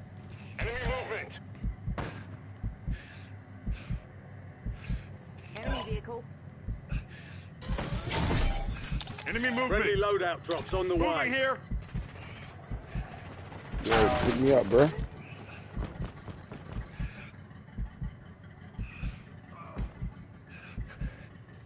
Gas is closing in.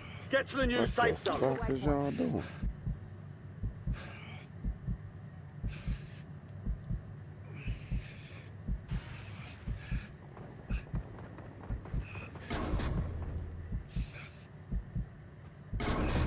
Bruh. Oh, fuck these motherfuckers.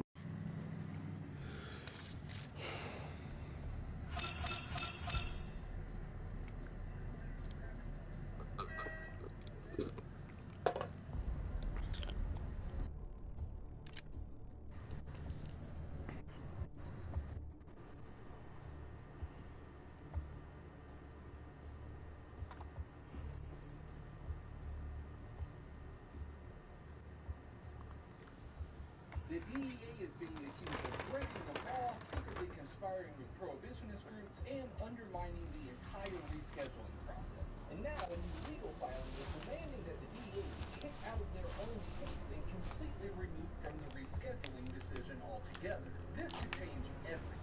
And just for the YouTube police, this video is for educational purposes only and does not violate any YouTube community guidelines. This video is just a discussion about how the government works and does not promote or glorify anything at all. I've talked about rescheduling a lot on the channel already, but this would be a huge change that would affect all of us, especially if it's already legal in your state. And for any of us that work in the legal industry, this could change our whole career.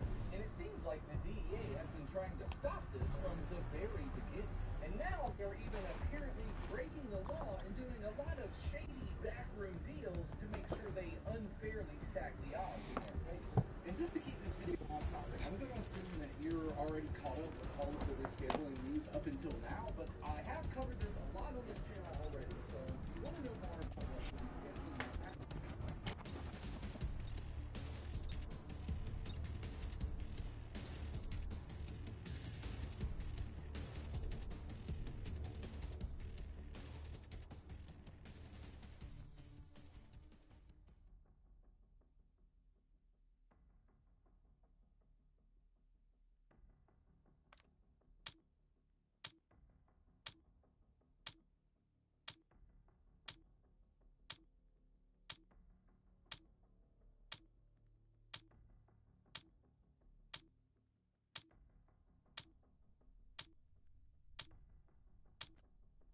We're headed to the war zone.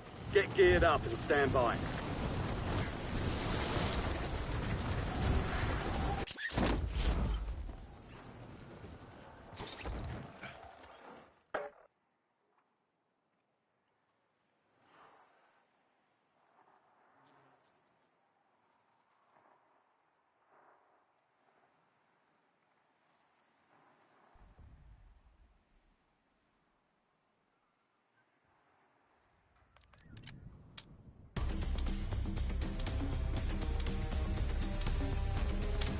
Prep time's over. Now you deploy to the war zone.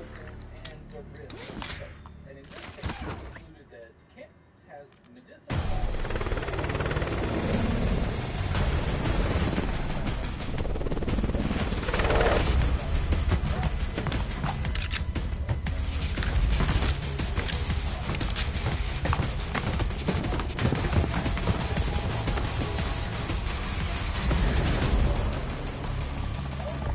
Your team leader.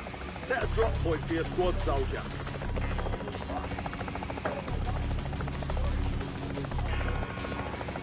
You've got gas closing in fast. Double time it to the safe zone.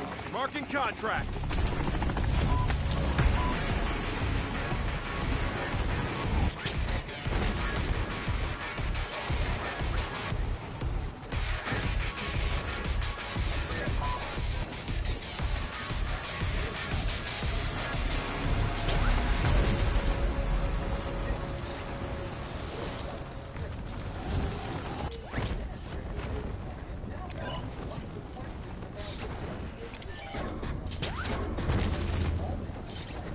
Enemy dropping into the AO. Hunt down the enemy. You're the target of a most wanted contract. Eliminate threats and secure supply caches to close it. Your squad mates in the gulag. If they survive, they redeploy.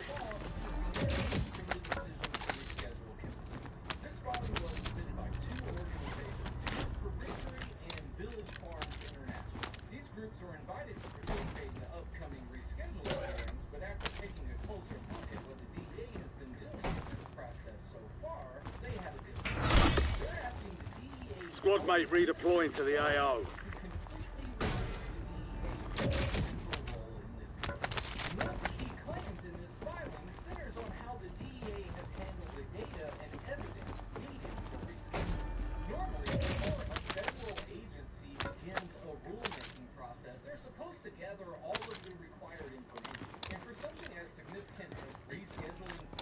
This includes reviewing scientific studies, medical data, and potential and the HHS did their part. They reviewed the science, determined that cannabis has medical value, and recommended moving it to schedule. Instead of completing their own review, Get your squad to the safe zone. Leave no one behind. still needed more data to make a full decision. So here's the DEA didn't submit this request for more data before the Department of Justice submitted the proposal. Instead, they flagged what they call gaps of information long after this process had already started, way after. And this isn't Bounty contract on you is closed. Your squad mates are redeploying.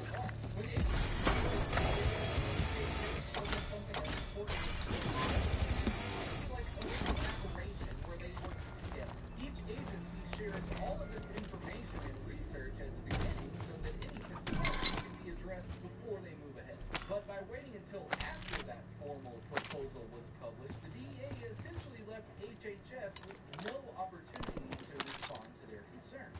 So the DEA basically just waited for the HHS to say, here is our research, here is why we think it should be rescheduled, and here is our official recommendation.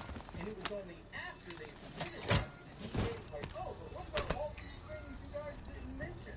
Well, by then, HHS couldn't respond because their specific role in all of this ends after they give their official recommendation. So by waiting until after the formal proposal was published for them to raise any concerns, the DEA made sure that HHS had no chance to address or clarify any of the issues that the DEA was trying to cover. And the filing claims that the DEA's actions weren't just careless, they were strategic. By delaying their request for more data, they gave anti-cannabis groups ammunition to argue that the proposal was incomplete or rushed.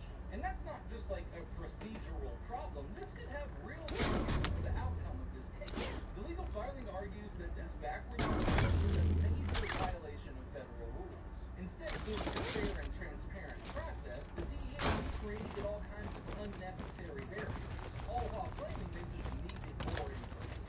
So the DEA, among all of the other... Your squad mate has entered the gulag. They'll need to survive to redeploy. They've got a SAM turret online.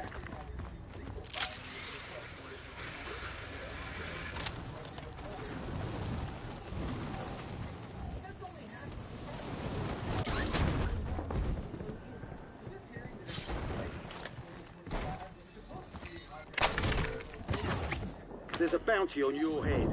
Eliminate hostiles and secure supply caches to get rid of them. Your squad mate won the fight. They're redeploying now.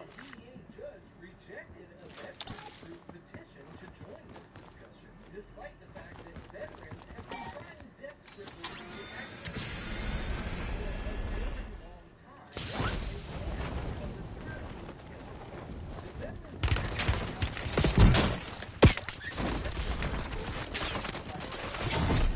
Hostiles have established the SAM turret. You've got a loadout drop inbound.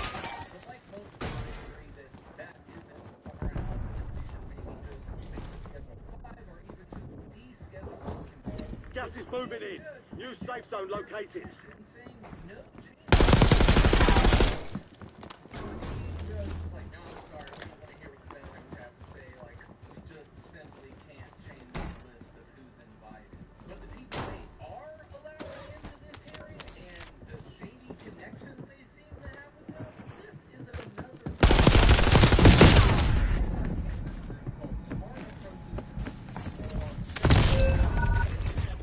In the gulag. If they survive, they redeploy.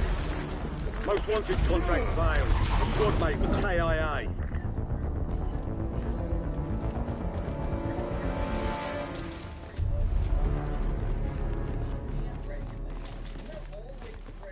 Very exaggerated claims are just straight, flat-out lies about the risk. And they will say anything to fight against civilization in any form, including... Your squad mate lost the fight. They're RTB at this time. Ladders offer a secondary way to redeploy. In just 1 week before the DOJ announced its proposal, he tweeted that the even signed the notice, which turned out to be absolutely correct. He even called the DEA's proposal a roadmap for of sound is publicly bragging about how they have the DEA in their pocket and how the DEA is never going to sign this, but that is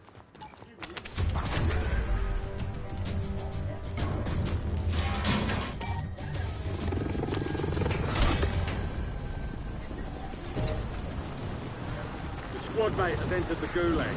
They'll need to survive to redeploy. Taking effective fire! And of course, they invited their homies over at SAM, their best friends.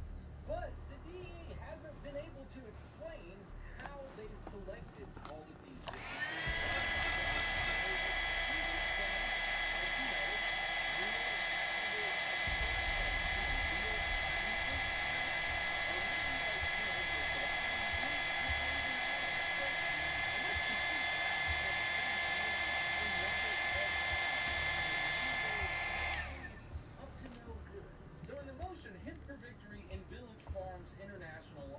arguing that the DEA should be removed from its role in this case entirely.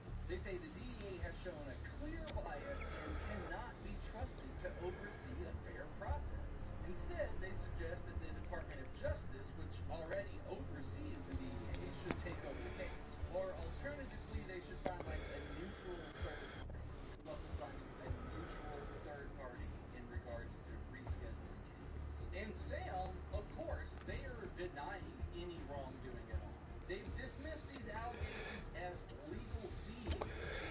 They have participate in the hearing. But their own public statements combined with the DEA's action completely different picture. It seems very the DEA is one last try. behind the scenes with prohibitionist groups to try and sabotage rescheduling. And they need to be held accountable, and not just because people have the right to use this plant, but also because we just can't let the DEA get away with stuff like this. This is not how the government is supposed to work. So the administrative law judge ruling over this case will decide whether or not it could be a great thing for the odds of rescheduling actually happening. But even if the DEA does stay involved, other people are going to be paying a lot closer attention after all this. If rescheduling could really change everything for you. And lots of people are worried that most pharma might do, or what perhaps the home might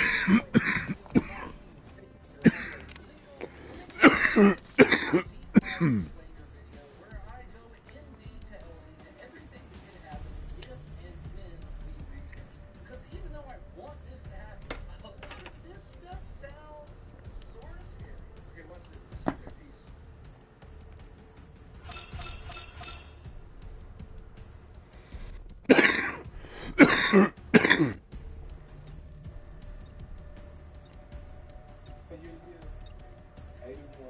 First project he working on. Trains in here.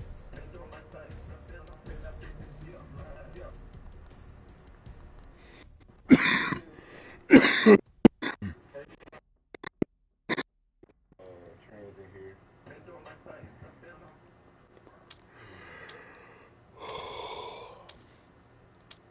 What's up, Chromies? Back with another video. And in this one, we're going to be checking on the spider farm.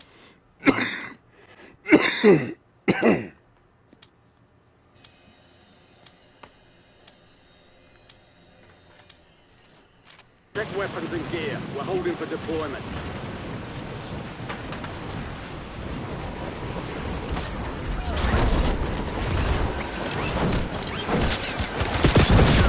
Enemies are dropping into the area. Watch the skies.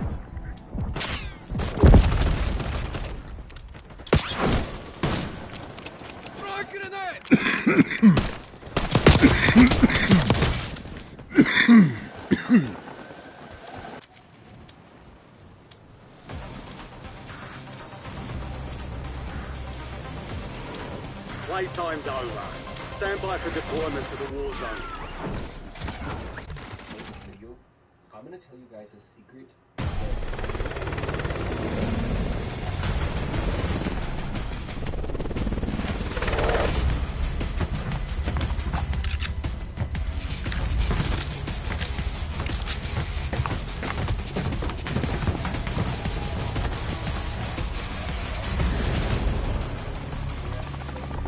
Battle Royale.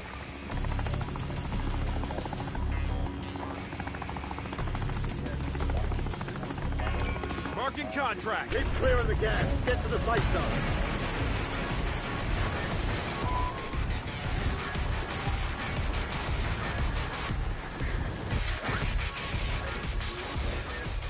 Enemy soldier incoming. Primary objective is to eliminate all targets.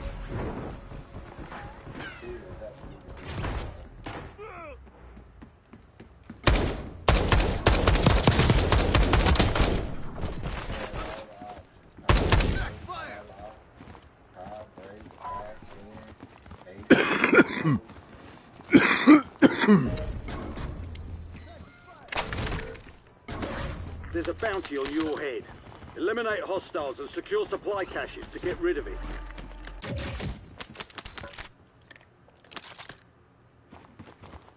Got movement.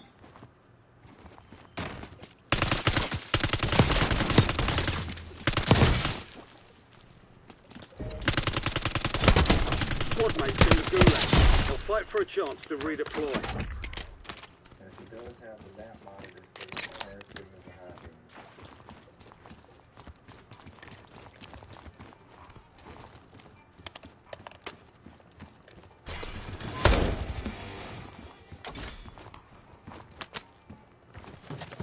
Ammo here.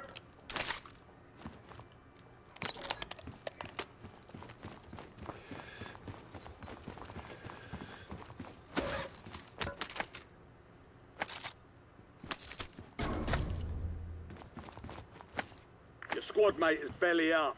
They're returning to base.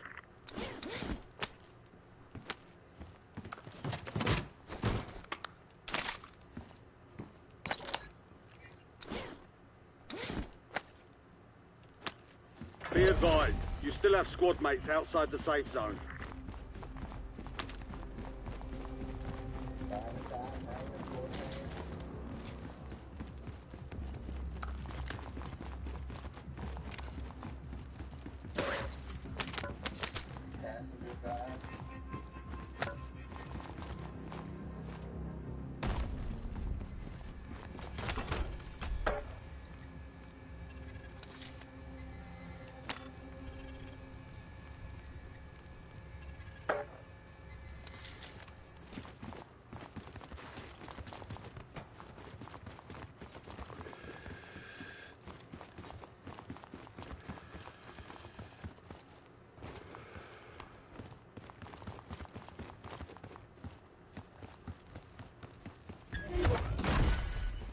Contract on you is closed. Squad mates are redeploying. Nice job.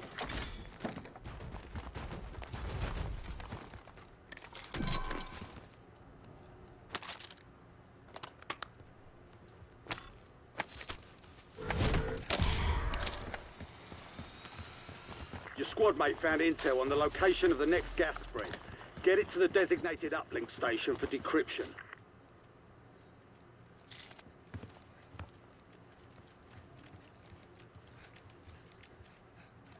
Vehicle marked.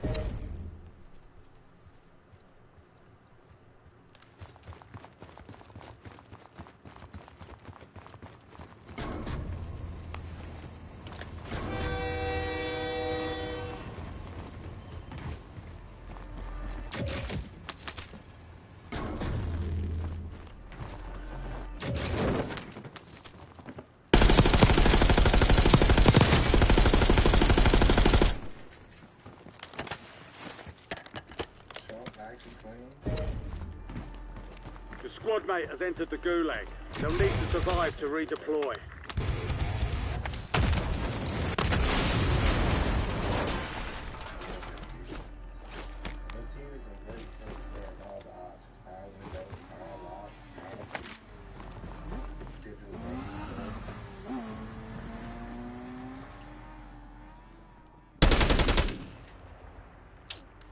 Damn, bro.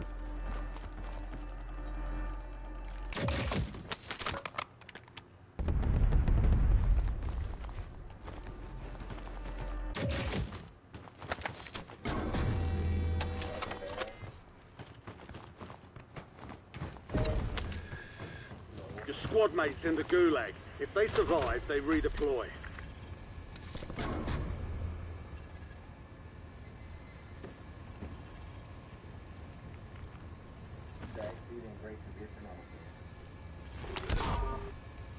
We've lost eyes on the objective. Contract failed.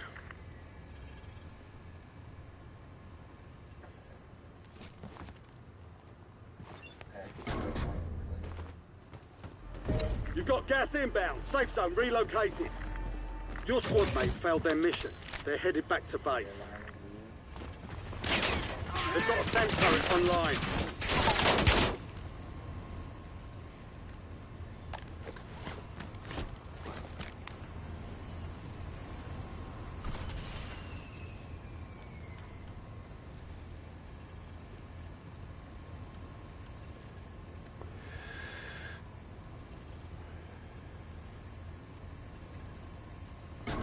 Taking effective fire.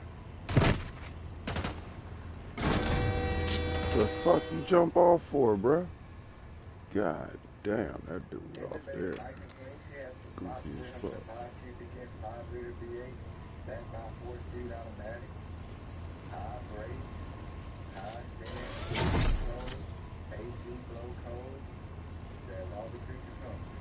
Your squad's in the safe zone.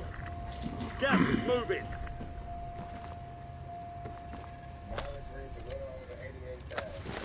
Vehicle marked. Patch here.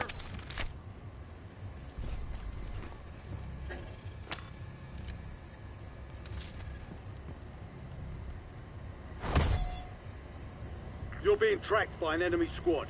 Evade and survive.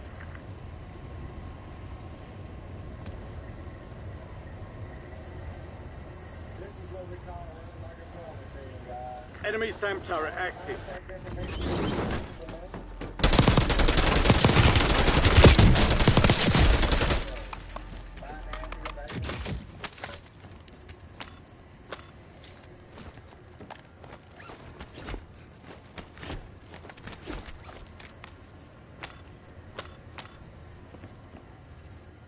Played up. She is beautiful.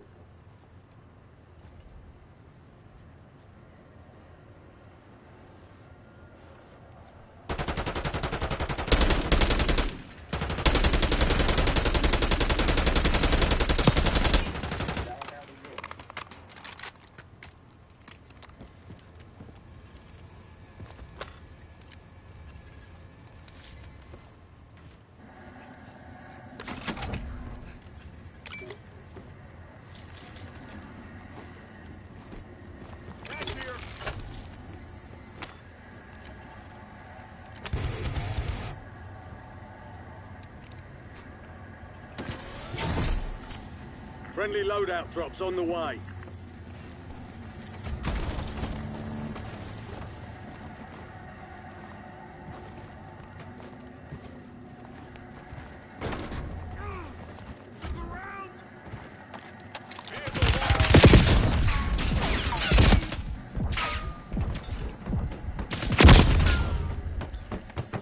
Contract failed. Objective lost.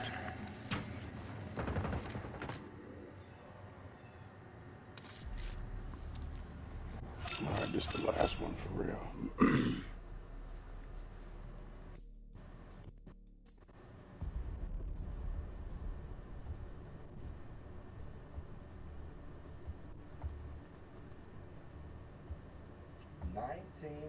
Cadillac Braun d'Elegance. She has 20-inch spokes and bows. She has what we call 10-foot paint. She has nice driver quality condition. Interior is absolutely beautiful.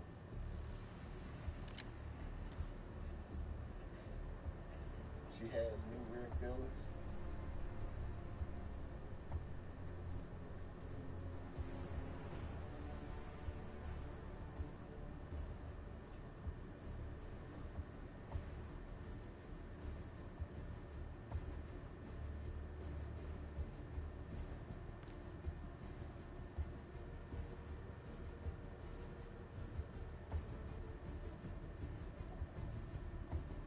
Top is in excellent condition.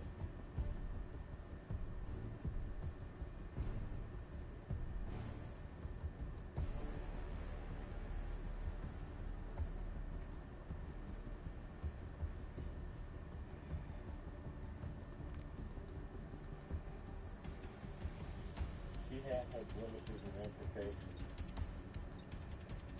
She's beautiful.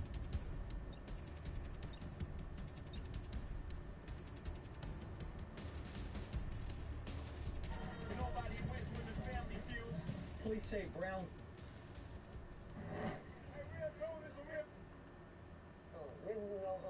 I noticed it something really. Shout out to Goofy, shout out to Red, shout out to T Gray, shout out to Little Evil, shout out to Big Evil. Very Latinos. So, did you ever connect or conjoin with any Crips while you on Lizzie? No, it began basically from... Gear and weapons. We'll be deploying shortly.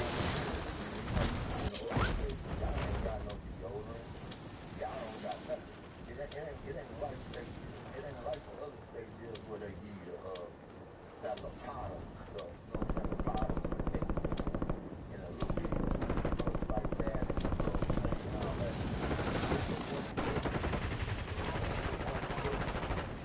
In the group,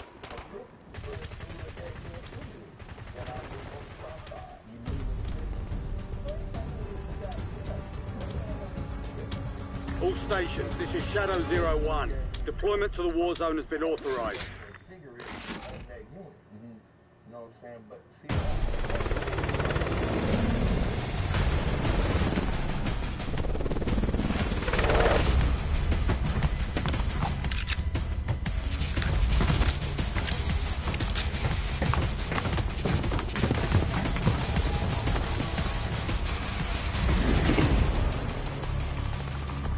Alright, soldier. Mark a drop point for your squad and go get after it.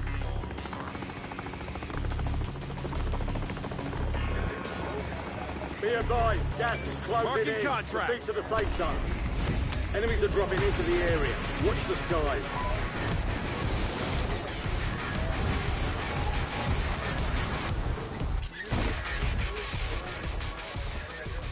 You're clear to engage all hostiles. There's a bounty on your head. Eliminate hostiles and secure supply caches to get rid of it. Subscribe if you're new and like this video to see future updates. You can also follow me at Mike01. I thank you all so very much for the great and kind support. So focusing specifically on Stoney Austin, she has now been having a good couple of days right now. We're going to talk exactly why and what's been going on behind the scenes for Stoney Austin's overall behavior and her overall attitude toward the ABC executives, toward the Disney executives, including the board of directors. Now, what's interesting about this has a lot more to do with the View as a program. We know that the ratings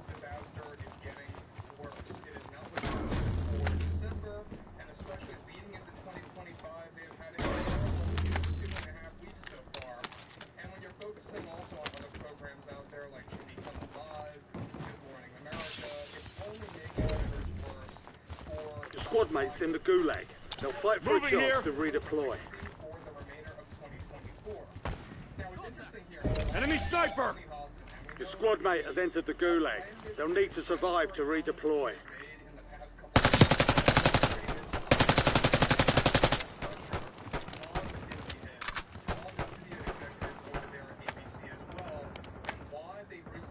Moving here! And why she's actually, as it turns out, very deeply offended over this. Let's get into this. Now, the film industry and the media now going through both the scapegoating phase and blame giving multiple public figures. Both ratings fall. Your squad mate lost the fight. They're RTB at this time. Your squad mate failed their mission. They're headed back to base.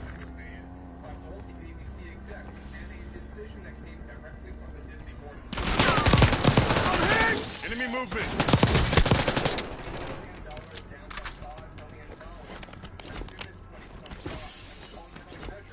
Are now beginning to apply to the many ABC programs, especially to the view.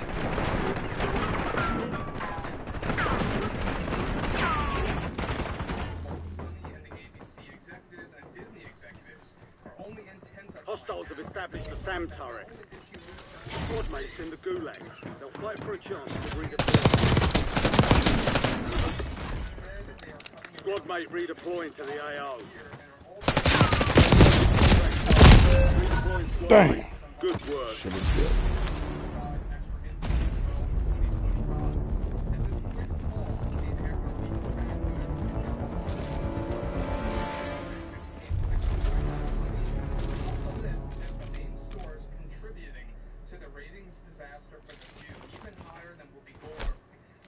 Multiple Disney board members are in full discussion of firing Sunny Austin after she made some of the most controversial comments out there.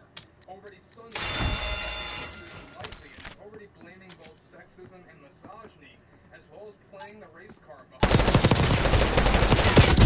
Target down!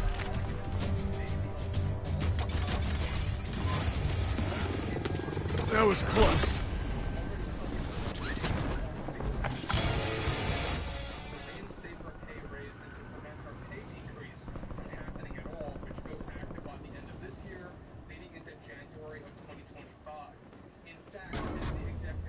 Marking contract.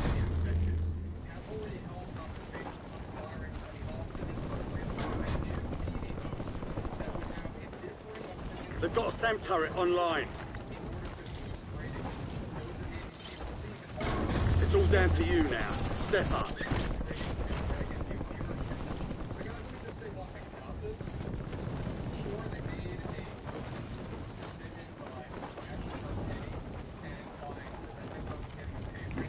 Shit, I might as well play this motherfucker solo.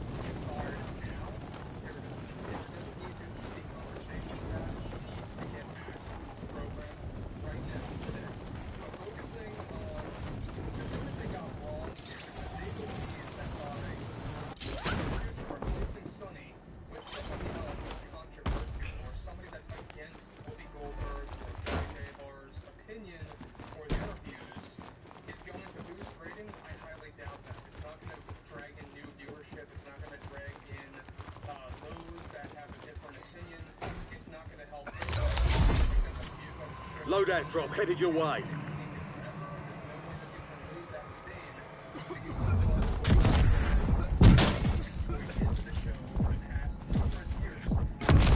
I'm fading here. It's only a mile. Really playing the blame game yet again. She's blaming this, she's blaming that for the reason why she lost millions and millions of dollars for her overall annual salary and actually not getting that pay raise.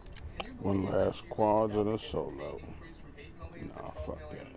By the Walt Disney Company down to the ABC studio.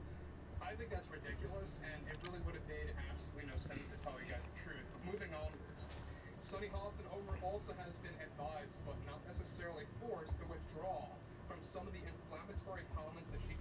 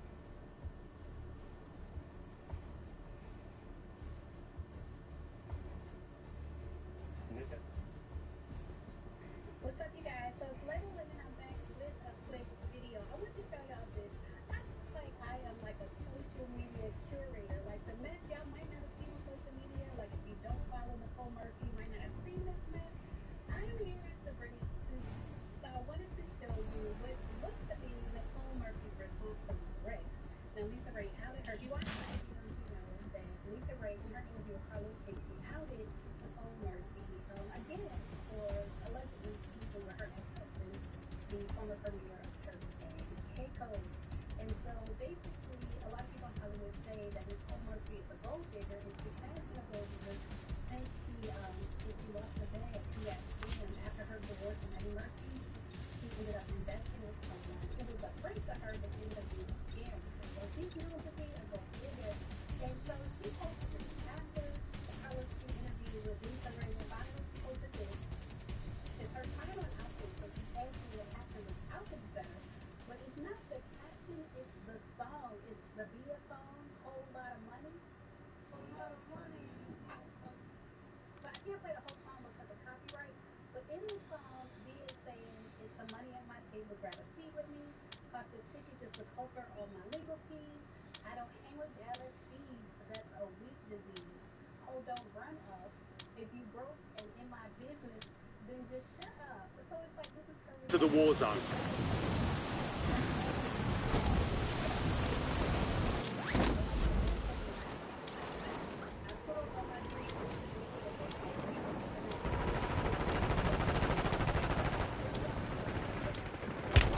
Taking effective fire!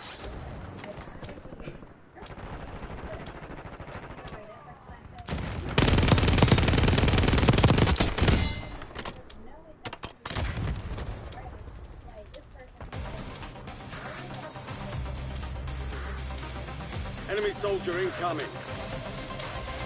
Prep time's over. Now you deploy to the war zone.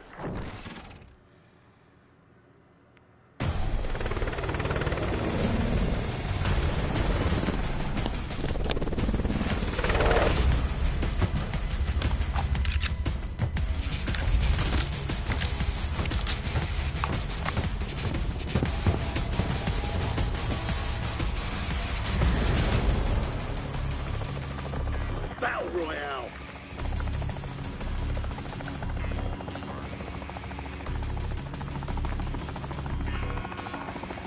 You've got gas closing in fast. Double time it to the safe zone. Marking contract. Enemies dropping into the AO.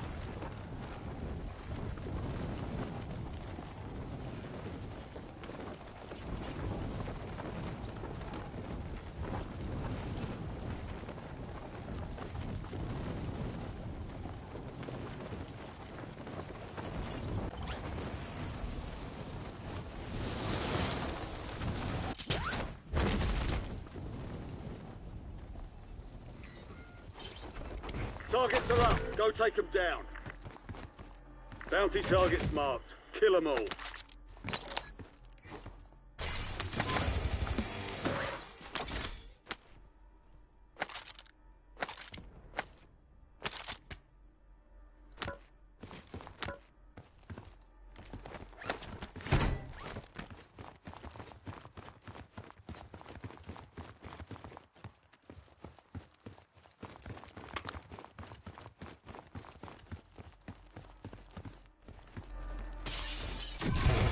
You've got gas moving in.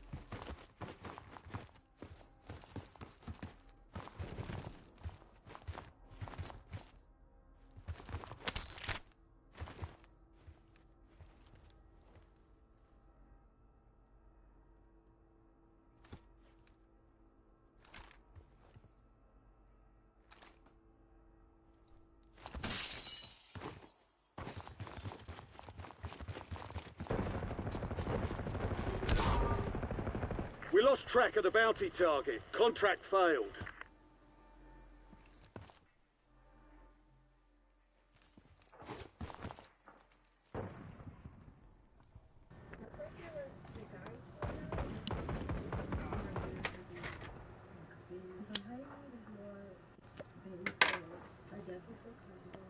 And I like his trees really cute and like this person and everything.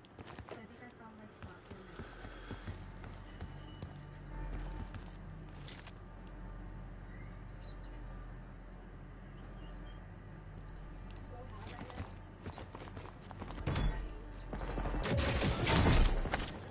You've got a loadout drop inbound.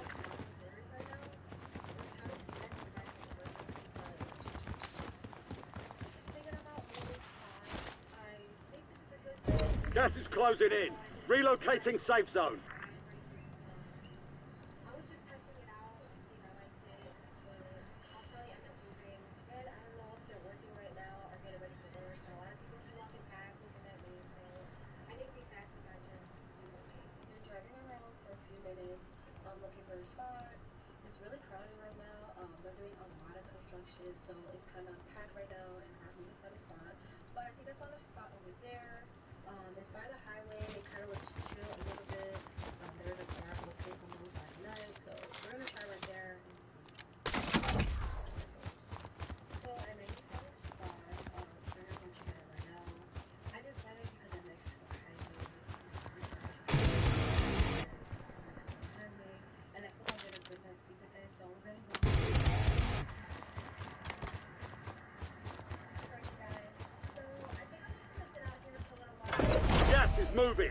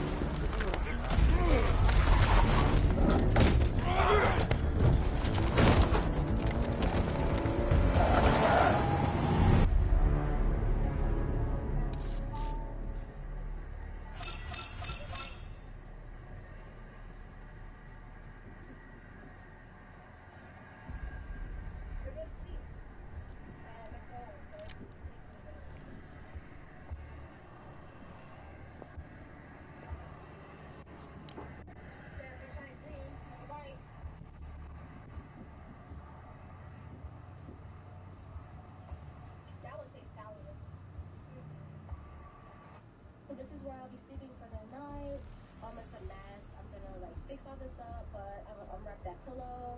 I'm gonna use that blanket right there that you guys saw me buying Walmart. So I was thinking about moving, but I kind of like it. I think it's really quiet and nice. It's quiet and nice over here. I probably won't relocate to the Walmart in the background. As you see, like a lot of cars, like going cars anymore, states. So yeah. The real thing's coming soon.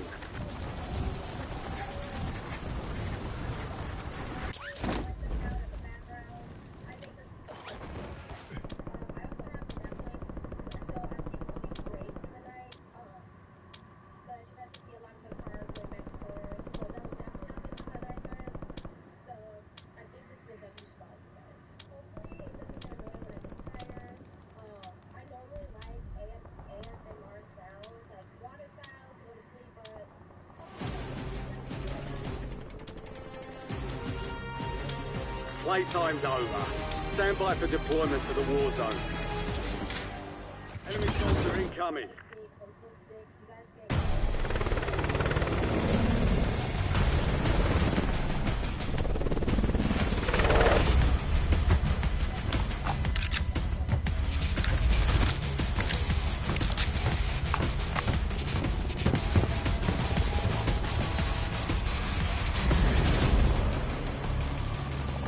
Battle Royale.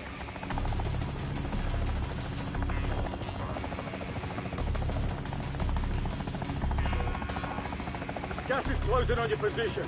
Suggest you hightail it out of there. Cash drop is en route.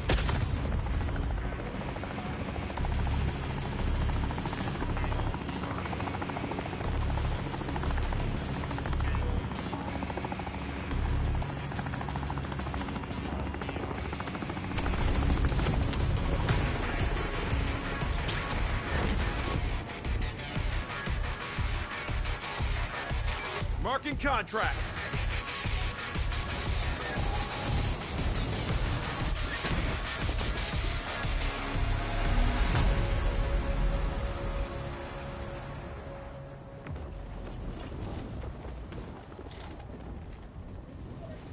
Cash here.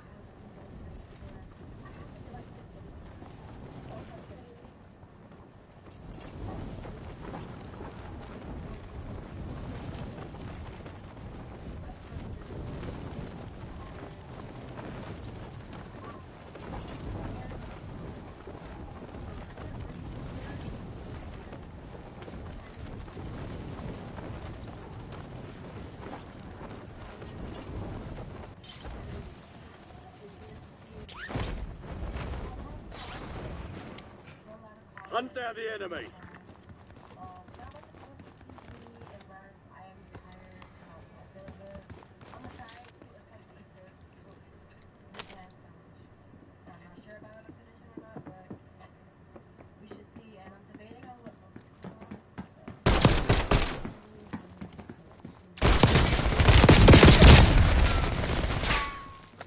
Contact! Never stood a chance.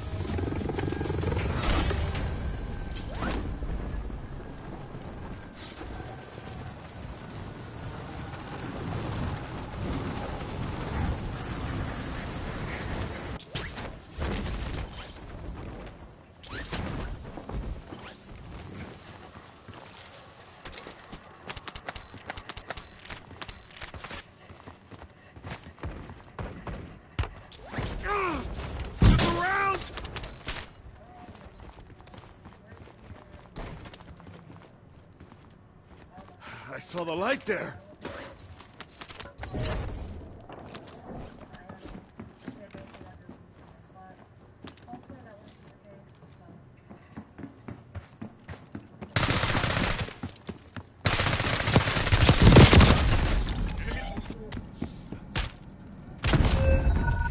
We lost that one, but we'll get something this time.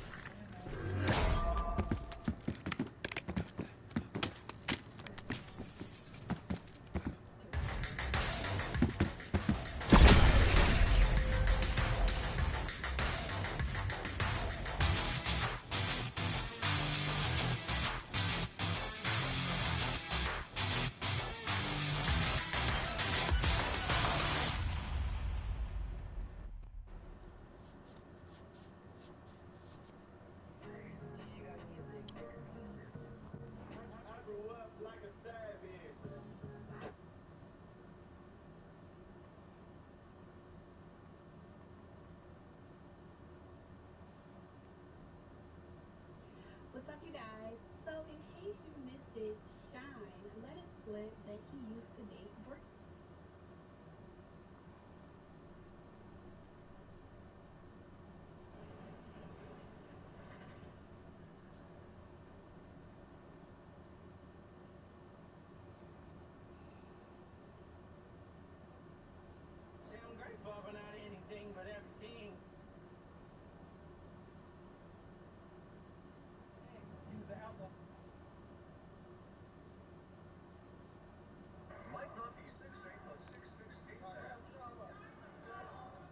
don't know what they talking about, 6'6".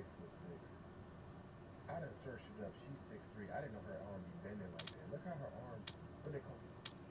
They call it double jointed. I don't know what they call it. But look when she stretched her arm out. Look how, hey, when I searched it up, she's 6'3". But I don't know what it is about a woman. But when a woman is like anything taller than 5'9", like a 5-foot woman, Holding for deployment.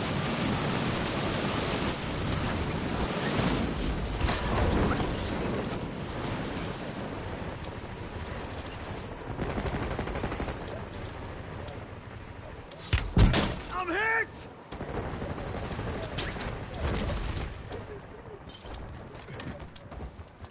Enemies are dropping into the area. Watch the skies.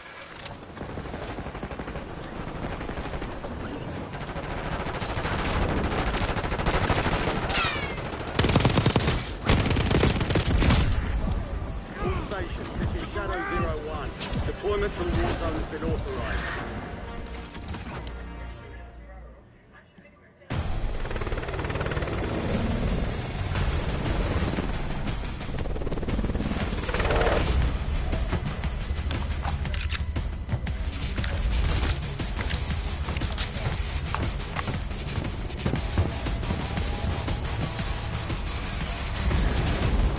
Marking contract.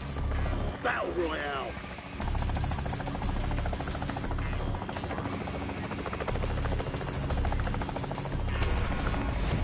Gas is approaching your position. Move to the safe zone.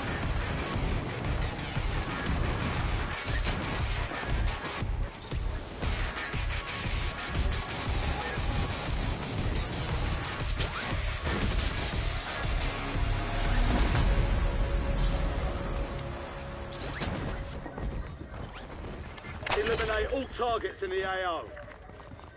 Bounty targets identified. Weapons free. High-value contracts are in play. More risk, more reward.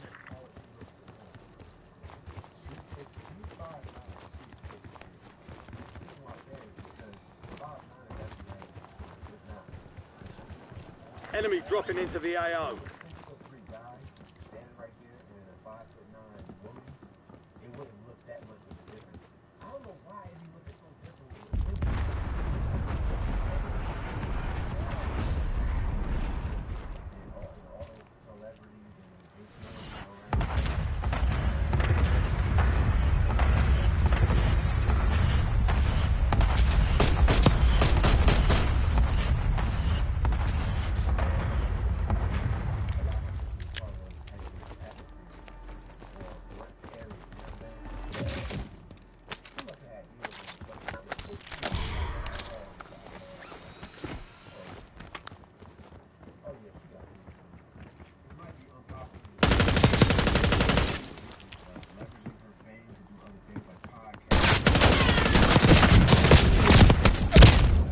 Oh, good shit. Damn.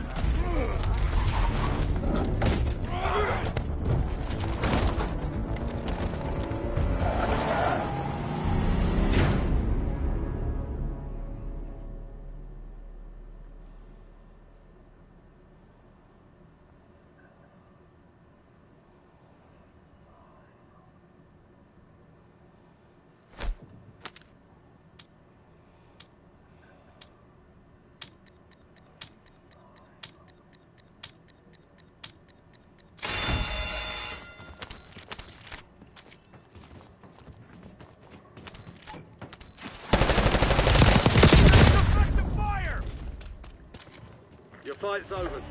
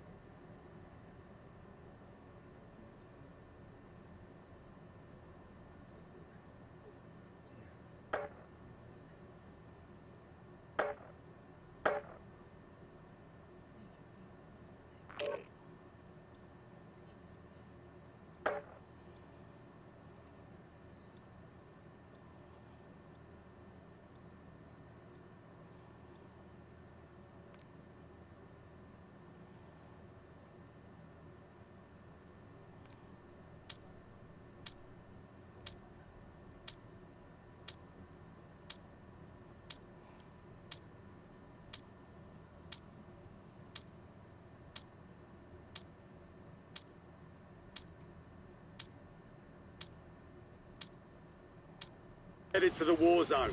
Get geared up and stand by.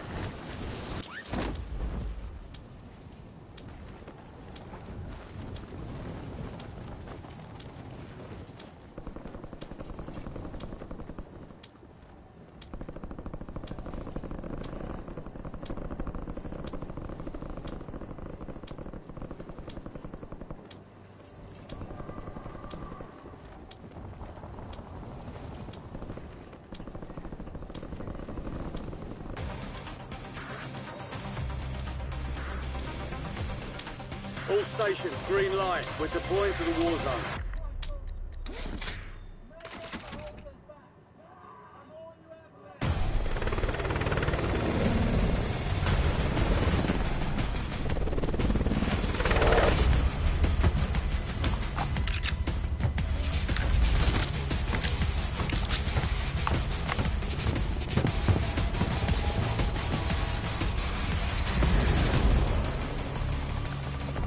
Battle Royale.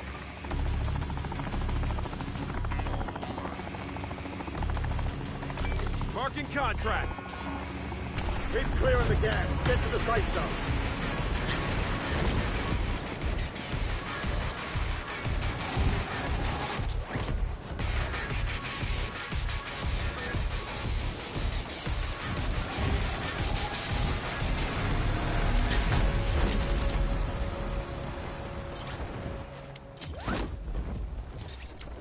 Primary objective is to eliminate all targets.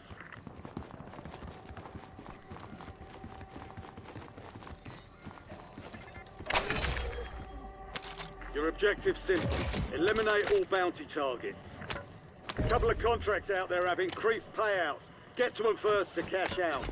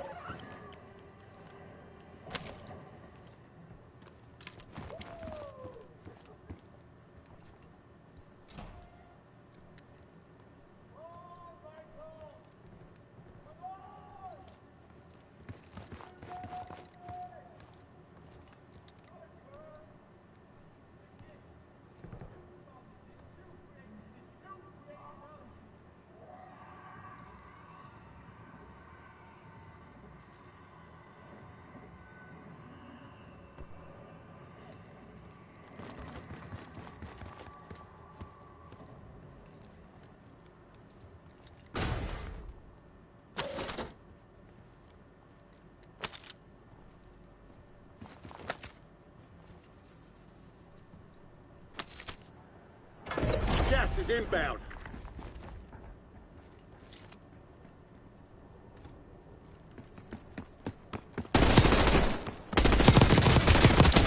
Enemy down.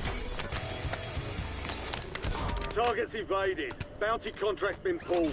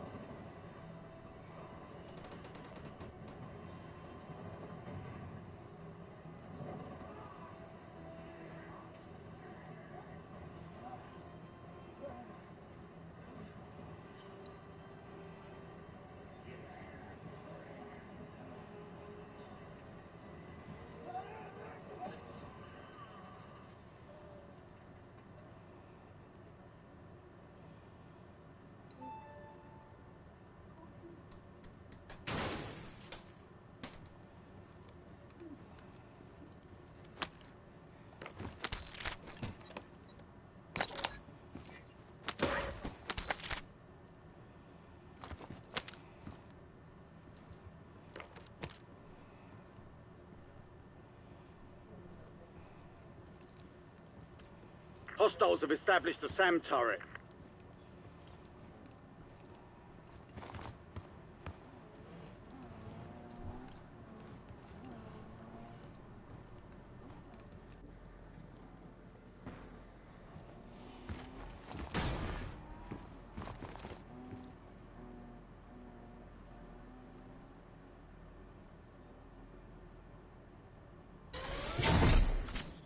Friendly loadout drops on the way.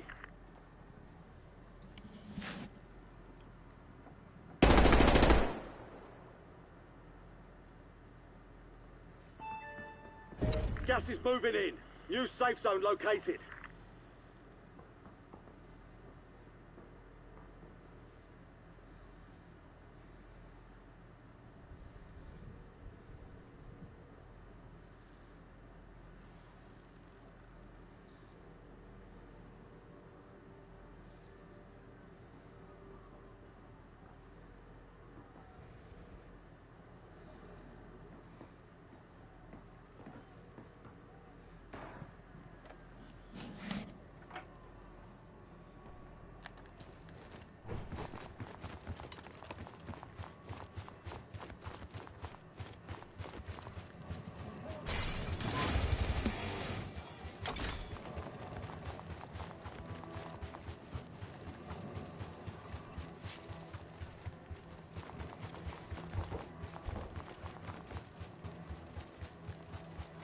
You're losing ground. Move it.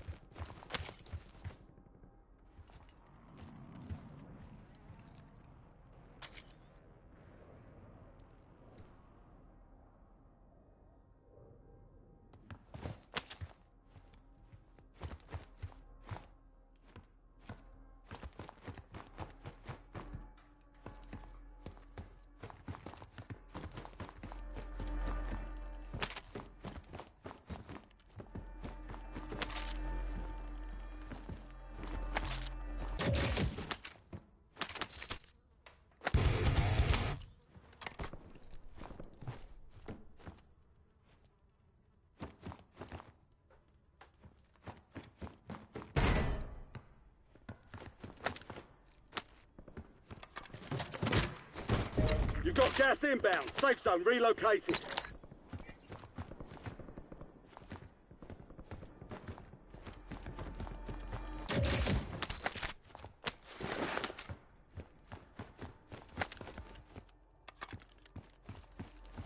Enemy UAV overhead.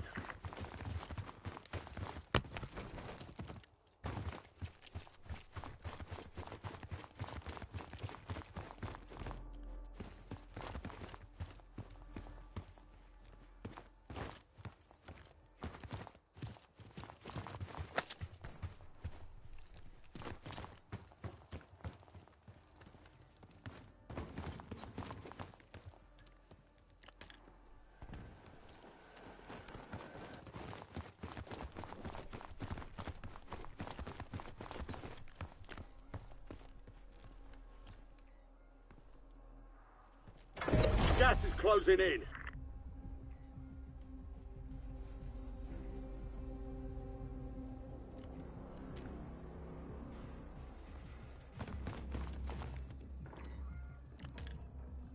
Predator approaches them and launches them all away before putting a spear through Maxwell. The second Predator then reveals itself by kicking Alexa and letting her that they're all fucked. But to Alexa's astonishment, an alien comes from behind and stabs the Predator. Enemies are dropping into the area. Watch the skies. Its adversary and kills it. The other Predator sees what just happened and has a brutal combat with one of the deadliest creatures of the galaxy. While the two are distracted, the team escape and the alien is kicked away. Going for round 2, both specimens do not disappoint. The Predator, the greatest hunter, manages to injure the greatest prey there is by smacking it on all surrounding walls, then tossing it away. It shoots toxic acid at him, however, and he is forced to remove his armor.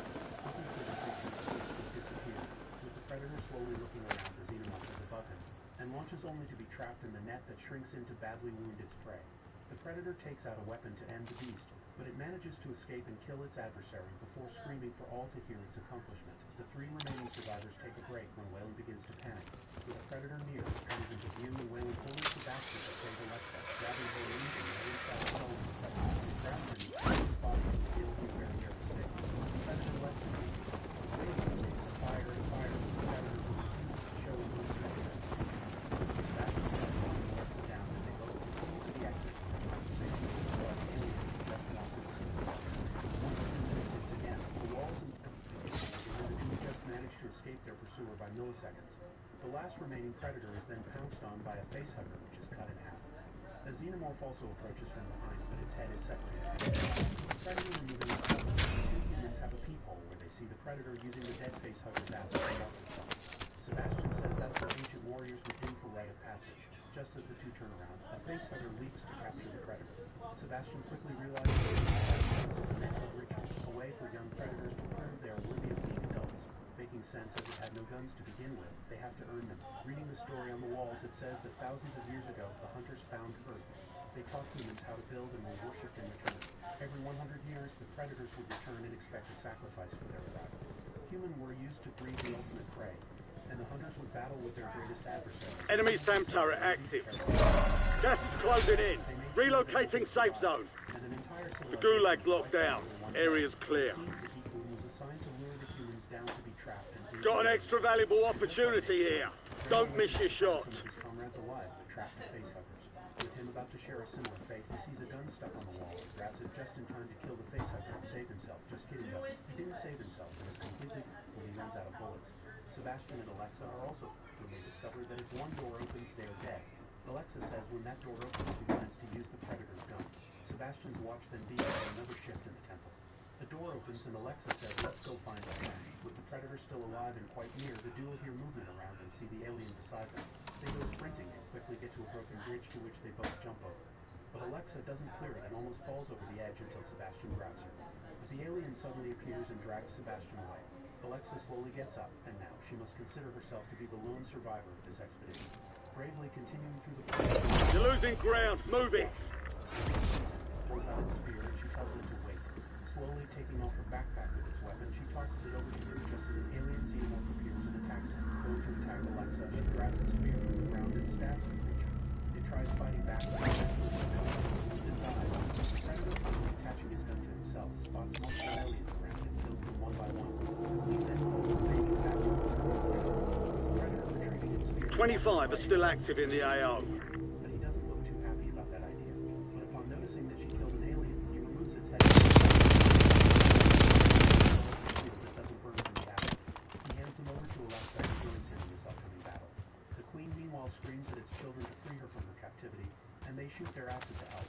With the duo searching the place for their prey, Alexa comes across the facehugger. Seeing that Graham was killed from the inside out, she picks up his pistol and starts hearing noises of him. Discovering Sebastian latched onto the wall, already impregnated by the facehugger, the Predator goes to kill him, but Alexa stops him. Alexa aims the gun at him and shoots it dead. The Predator is 25 remain. Valiant effort.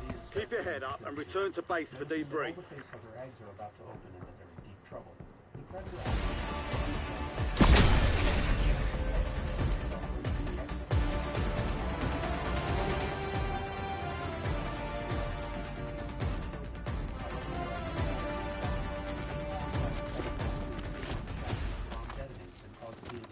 to explode. Being seconds away from the door, they just barely make it out of explosive range. Upon running, the ground beneath begins to sink in, and as they try to keep distance away from the danger zone, they both manage to do so at the last second.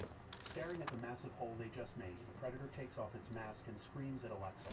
It grabs one of the alien's body parts and wants to mark it. Putting a touch of a shock when the Queen arises from the ground. Shooting two blades at it, the Predator slices up the disc until he is pushed away. Taking effective fire! The creature now angry runs to kill Alexa. Gas is inbound. Marking new safe zone. The Predator stabs the creature through its eyes. The duo then grab one of the chains and tie it to the falling building, but the Predator is stabbed through the chest. Alexa doesn't give up and yanks the building over the edge, causing the Predator to be released and the alien Queen to fall off the edge into ice-cold water and into its death. Alexa quickly rushes over to the Predator, who says its final words, then dies. With Alexa by its side, a massive ship cloaks itself alongside hundreds of Predators. When they see she is marked, she realizes they too are marked. Carrying their fallen youngling on the ship, Big Daddy as I like to call him, hands Alexa one of his weapons to commend her skill before getting into his ship and flying away. Alexa makes her move to return home, and the Predators also do the same, but miss one thing, that their fallen youngling was impregnated by the Queen and they have a xenomorph on board. Aliens vs. Predator Requiem starts off with the same Predator ship leaving Earth with a medallion popping out of the youngling's chest. With the ship flying past Saturn, a smaller ship disconnects from the main one. Inside, multiple Predators have quite a lot of facehuggers trapped, but they are unaware to their extra passenger who begins killing them off. One of the Predators begins firing, but the spacecraft crashes back onto Earth in a forest outside Gunnison, Colorado. Two hunters, including Sam as well as his father Buddy, go to investigate the crash and cannot believe their eyes.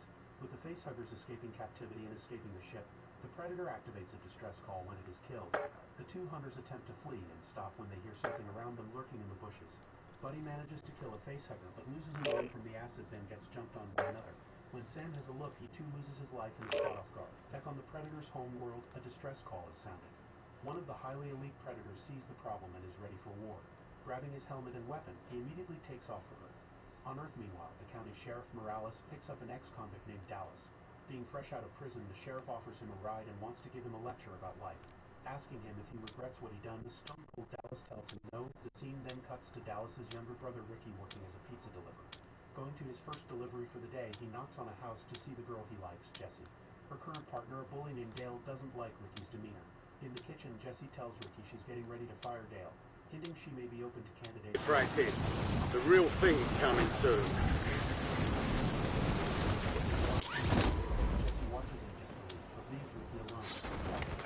The local officer, Deputy Ray, finds a homeless man named Terry hanging out in the sewer system. Saying he is going to take him in, Terry's dog finds Buddy's torn off arm and the deputy calls it in.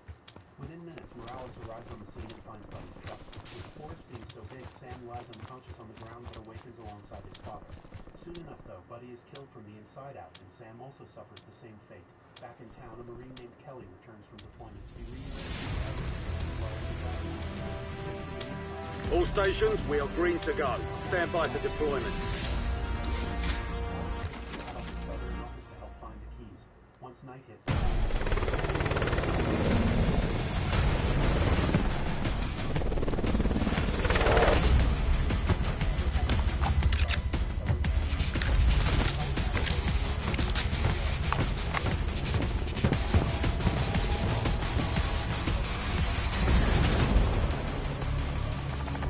Battle Royale.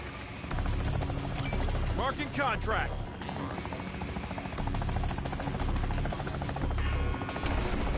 You've got gas closing in fast. Double time it to the safe zone. Contractor. Complete contract to get paid.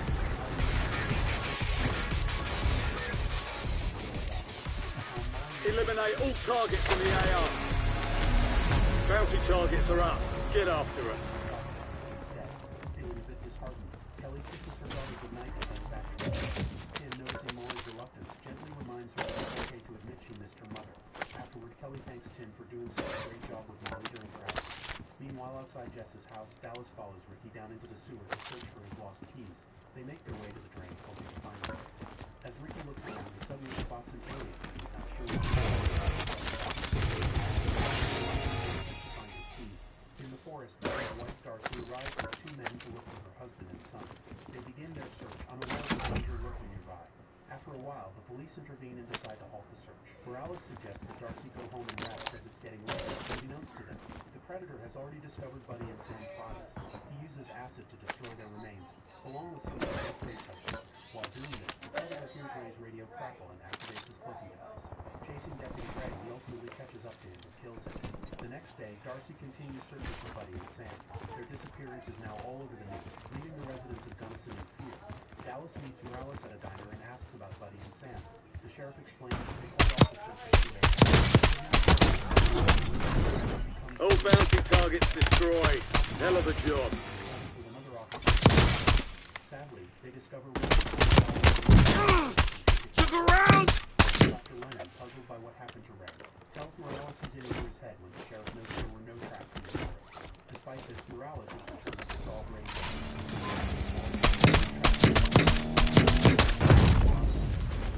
spotting the alien.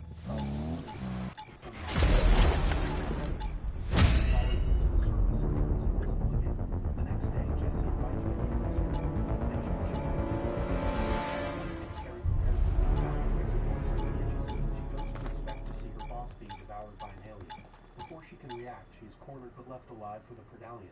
In a local bar, Morales informs Dallas that they found Ray's skinned body in the woods.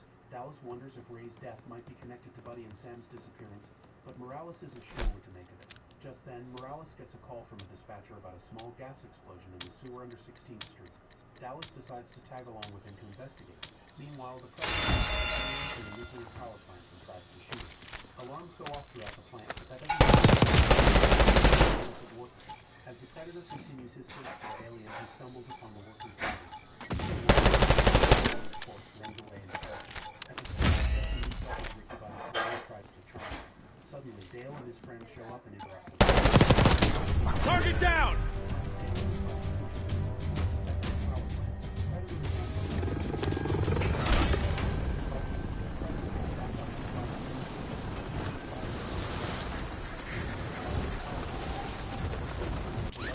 Hostiles have established a SAM turret. The situation worsens when they see something moving in the water. Terrified, the boys scramble to get out of the pool, but one of them is caught and eaten by an alien. As they try to escape through a window, another of Dale's friends is killed. This leaves Ricky, Jesse, and Dale with no choice but to keep running. At the same time, Morales receives another call about the explosion at the power plant. At home, Molly sees an alien outside their house and immediately cries for help. Tim and Kelly rush to her room but don't believe her and try to calm her down. However, the window, the alien is quickly grabs Molly and flees back. Thank you. Meanwhile, the Predator finishes off the alien that killed Dale's friends and uses acid to dispose of all the bodies. Back at the power plant, Morales realizes the severity of the situation and orders the evacuation of the entire town, requesting assistance from the National Guard. Shortly after, Ricky arrives with Jesse and Dale, frantically explaining that something was after them. After hearing Ricky's account, Dallas and Morales head to the school to investigate. They've got a SAM turret online. But Morales spots a trail of blood on the floor and follows it to come across the gruesome scene left by the alien in the locker room. Morales quickly calls for backup, however, when no one responds to their call. They decide to leave immediately, understanding the severity of the situation. In the diner, Darcy searches for Carrie and finds her in the kitchen, witnessing a horrifying scene. Small aliens are pushing their way out of Carrie's stomach. Shocked and terrified, Darcy has no choice but to run away. Meanwhile, the Predator is still on the hunt, tracking down the aliens. After treating his wound, the Predator lets out a painful screech, which catches the attention of Kelly, Molly, and an armed man in a nearby cemetery. Molly is in disbelief over leaving her father behind, before Kelly can respond to the Predator's attention. Shot to the head. Kelly seizes the moment to escape with Molly, and the Predator, uninterested in them, lets them go. Meanwhile, on the road, Morales nearly runs over Darcy and immediately stops to see what's wrong. She tearfully tells him what happened to Carrie. After Darcy gets into the car with Ricky, Jesse, and Dale, suggests they need to loadout drop headed your way. Hesitation, Morales agrees, and the group heads to a sporting goods store to find firearms and any other weapons they can use. At the same time, the National Guard sets up gas is closing in. Get to the new safe zone. Hostile UAV in the area. However, their conversations cut off when the soldiers are attacked and overwhelmed by the aliens. It proves to be too much for them to handle. Back at the sporting goods store, two strangers appear, startling Morales' group and nearly get shot in the confusion. Soon after, Kelly and Molly arrive, and Dallas assures them they will be safe there. Meanwhile, in the hospital, the Predallion brutally kills a nurse and attacks the pregnant woman, leaving the other patients in sheer terror. Back at the store, the invisible Predator suddenly captures Dallas and takes him upside down from the ceiling. Dallas quickly asks Kelly for the gun and uses it to shoot himself free. Just as he lands, an alien appears, ready to attack him when the Predator steps in and swiftly decapitates the alien. The two strangers attempt to shoot at the Predator, but he quickly escapes. The Predator also manages to kill him, but the acid still kills him. Meanwhile, back at the hospital, and the I'm hit! Gas is moving! Morales and the others eventually reach Get the fuck that out time. of here. Dust yourself off, regroup, and get back out there.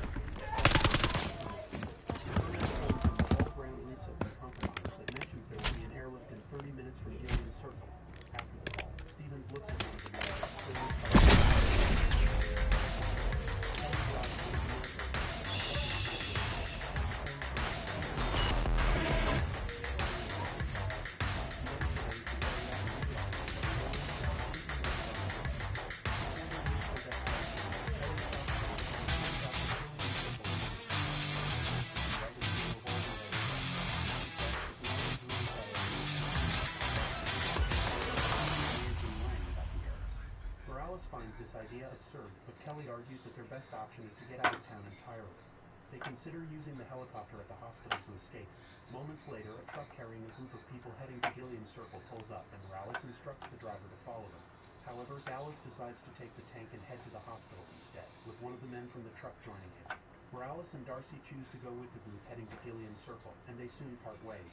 On their way to the hospital, Dallas advises everyone to wear protective vests and carry guns. Unaware that the Predator is already there, they head up to the rooftop. Meanwhile, the Predator discovers the bodies of several dead pregnant women and realizes that the Predallion has used them to breed more aliens. As Dallas's group reaches the rooftop, an alien suddenly attacks, killing the man from the truck. They open fire on the creature, and Jesse runs away. At the same time, the Predator confronts the Predallion and fights off other aliens. In the ensuing battle, the Predator throws large blades, killing 2 more aliens, but accidentally impaling Jesse as she runs. Ricky watches in horror as Jess's body is sliced in half, and in a rage he runs towards the Predator, firing repeatedly. An alien then charges at the Predator, and the 2 creatures tumble down an elevator shaft. Ricky then grabs the Predator's blaster, but the Predallion stabs him with its tail. Dallas shoots at the Predallion, driving it away, and then rushes to help his brother. Hearing the Predators roar nearby, they realize they need to escape immediately and flee with the blaster in hand. Upon reaching the rooftop, Dallas and the others are confronted by more aliens. Acting quickly, Kelly fires at the aliens to defend the group, while Dallas tries using the Predator's blaster to destroy the fence blocking their escape. Meanwhile, at Gilliam's Circle, Morales and those who are armed fight off the aliens. In the midst of the chaos, Morales calls Stevens to check on the evacuation status, only to learn that the Colonel plans to eliminate everyone with a nuclear warhead. Back on the rooftop, Dallas offers to buy time for his group.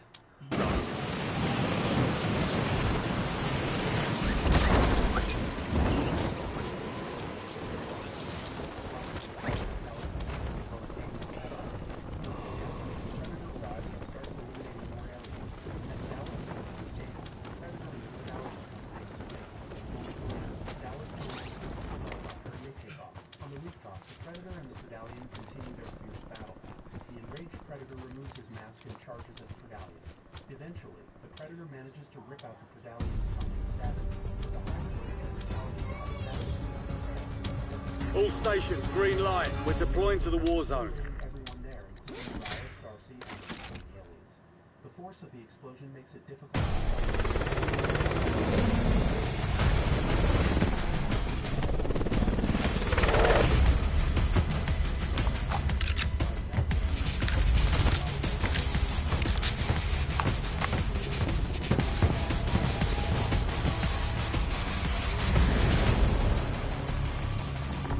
Battle Royale!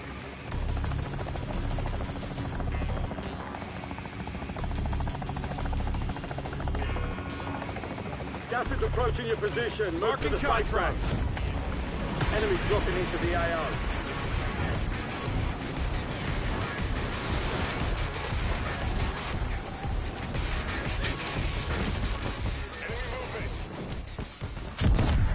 Hunt down the enemy. Positive ID on the downed targets. Hunt them down. That was close.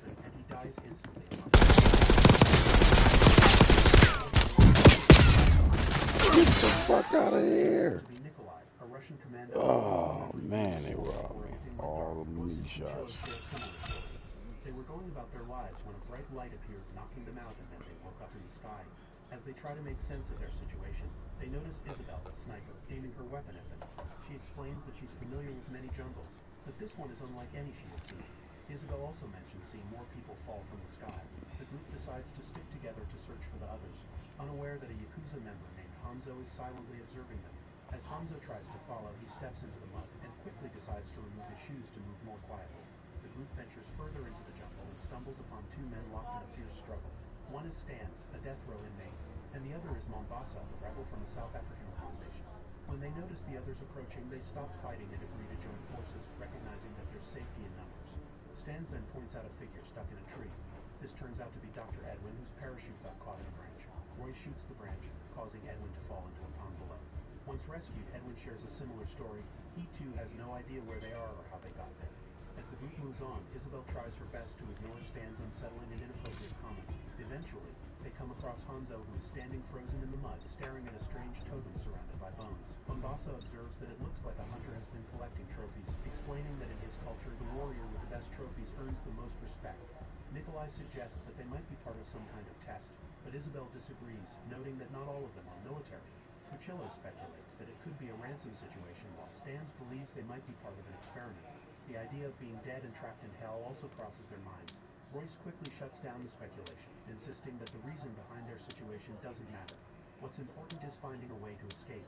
The group follows Royce as they continue through the jungle. At one point, Nikolai is drawn to a beautiful flower, but Edwin stops him, warning that it's poisonous and could cause complete paralysis.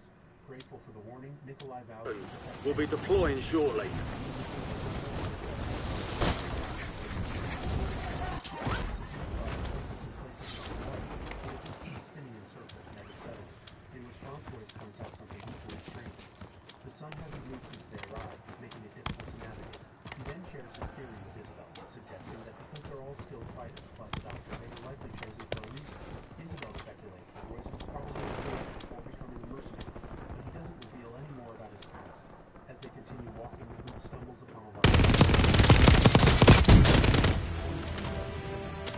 Prep time's over. Now you deploy to the war zone.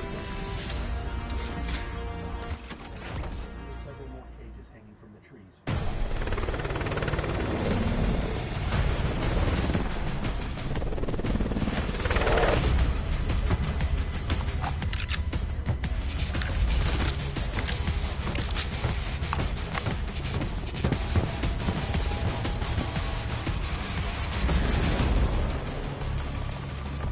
Battle Royale! Marking contract!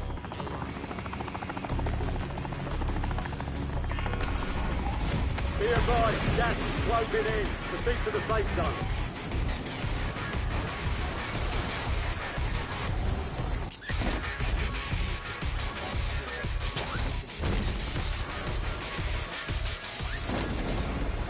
Targets are up. Go take them down. Bounty targets identified. Weapons free. Enemy soldier incoming. Keep your eyes open for prize contracts. You'll earn more bucks for your bang. As they re-enter the jungle, a drone suddenly flies past their heads, startling everyone, especially Stan. Frustrated by his lack of weapons, Stan angrily demands a gun from Mombasa, and tensions rise. Before they can start another fight, they hear growling coming from the jungle. In an instant, a terrifying beast charges at them, and the group opens fire. They manage to kill the creature quickly, but soon realize there are many more of its kind approaching. Without enough guns, Edwin and Stan run for it. Closes in on them, but Isabel takes it down with a precise shot. Meanwhile, Nikolai and Hanzo work together to kill another beast, and Royce takes one down with a knife. Stans is attacked by a monster. Incoming LDBR.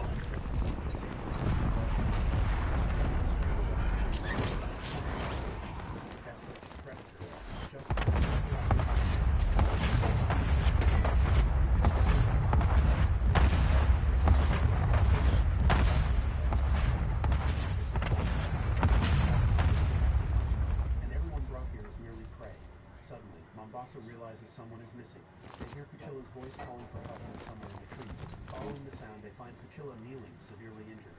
Isabel wants to help him, but Roy stops her, insisting it's a trap. To prove it, he throws a stone, triggering no response from Cuchillo.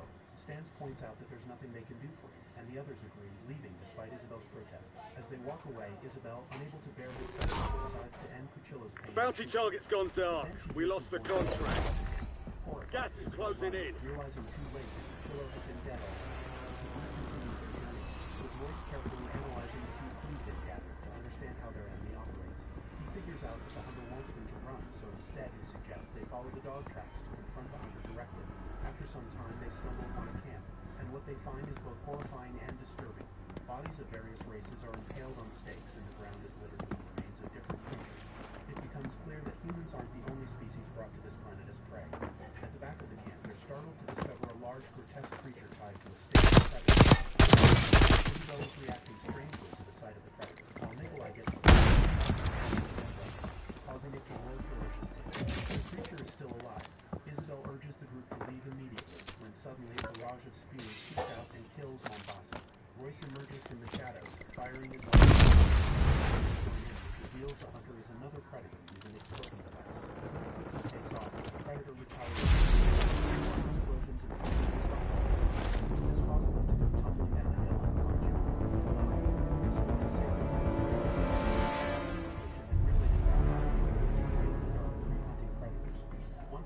Time for a fight. Isabel angrily confronts Royce, hitting him for using them as bait. However, Royce remains unapologetic, arguing that they've now learned crucial information about their enemies, including their strength and hunting tactics. Royce then presses Isabel about the reaction to the predator earlier, Isabel admits that she's heard a story about aliens resembling these creatures being seen in Guatemala back in 1987, referencing an event from Dutch and his team. With this new knowledge, Royce proposes setting up a defensive perimeter to force the predators into a choke point. Collect cash from the ground to spend if you win redeployment. With Isabel using her scope to watch for any movement among the trees. When the enemy doesn't attack, they might be aware of the shots. They quickly adjust their plans, using Edwin as bait. Isabel, using her sniper skills, takes a shot at the hunter, hoping to find that it is the predator. You gave it a solid try. Time to head back to base. The enemy took that one, but we'll get them back. The figure removes his mask, revealing that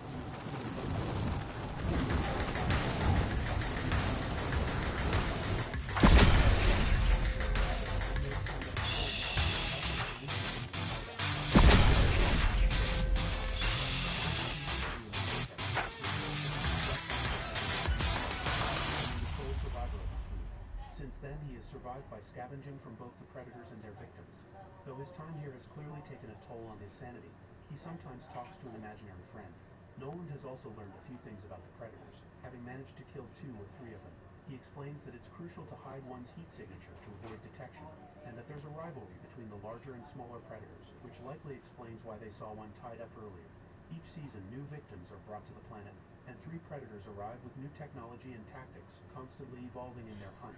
Royce realizes that if the predators keep returning each season, they must have a ship somewhere on the planet. However, Nolan points out that even if they found it, they wouldn't be able to pilot it. After sharing this, Nolan goes to bed, leaving the group to chat. Nikolai shows Edwin a picture of his kids, and Stans reveals a creepy tattoo of his sister. Hanzo finds a samurai sword and admires it, surprising Edwin, who realizes Hanzo does speak English. Hanzo explains that he's been silent because he was punished for speaking too much. Isabel then shares her theory with Royce. They were chosen because on Earth they were predators themselves, making them monsters in their own right. But Royce remains fixated on finding the predator ship, believing that they might convince the captured predator in the camp to help them fly it. After all, the enemy of their enemy is a friend. Suddenly, the room starts filling with smoke, and they realize Noland is gone. The door is blocked, leading Edwin to suspect that Noland is trying to kill them to steal their supplies. Outside, Noland is seen fanning the fire, while inside, Royce detonates a bomb against the wall. Though it doesn't crack the wall, Royce wasn't trying to break through. He was making noise to attract a nearby predator. The plan works, and soon Nolan finds his escape route blocked by a predator who immediately kills him with a laser blast. The predator then hits a panel on the wall, creating a small access point into the group's room. But it doesn't attack further. Merely up and stand by.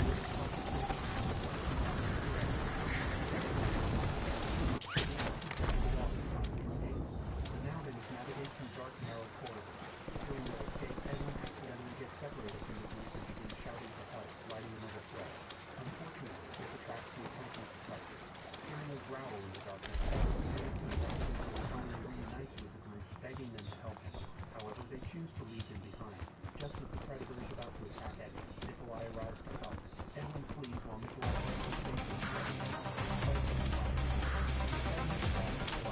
All stations, this is Shadow 01. Deployment to the war zone has been authorized. Escape just in time. Outside the ship.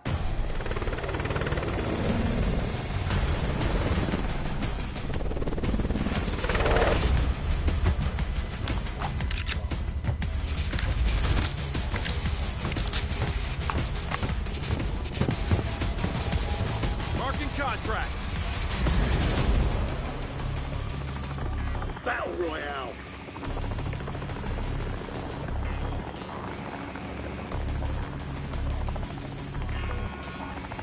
Gas is closing on your position.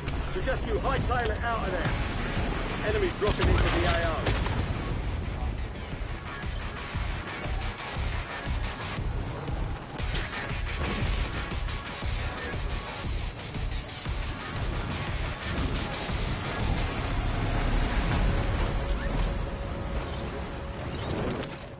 You're clear to engage all hostiles.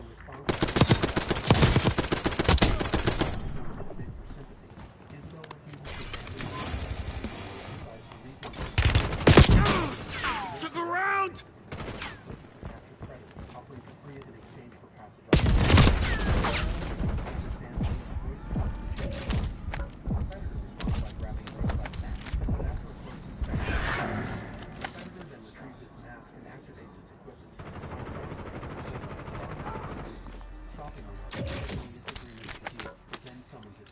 Meanwhile, Isabel helps Edwin there.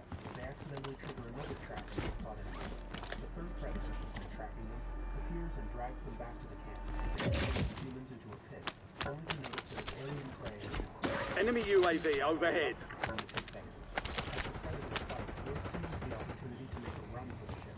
The spacecraft begins to take off, but the predators' fight intensifies. After exchanging brutal blows and shots, the predator that had been in its moment of triumph, the victorious predator destroys the ship before it can leave the planet. In the pit, Isabel expresses no regrets about staying to help Edwin, but she's caught off guard when Edwin murderer who kills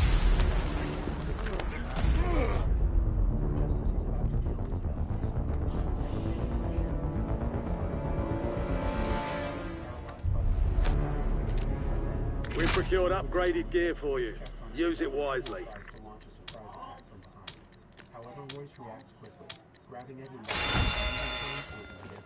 Royce then sets a trap with Edwin, using him as bait for the predator. Effective fire! Several grenades hit. War is for the warriors. He finds Royce waiting, but Royce uses the flames to disrupt the predator's vision, its only way of seeing him. Royce grabs an axe and begins a hit-and-run strategy, attacking the predator and then retreating into the flames to repeat the process. After taking several blows, the predator focuses on locating Royce's heartbeat and shoots the tree where Royce is hiding, injuring him. The predator then begins tossing Royce around, preparing to finish him off. But before it can, Isabel drags herself over to her weapon and shoots the predator, wounding it. Though still alive, the predator retaliates by throwing a dagger into Isabel's shoulder.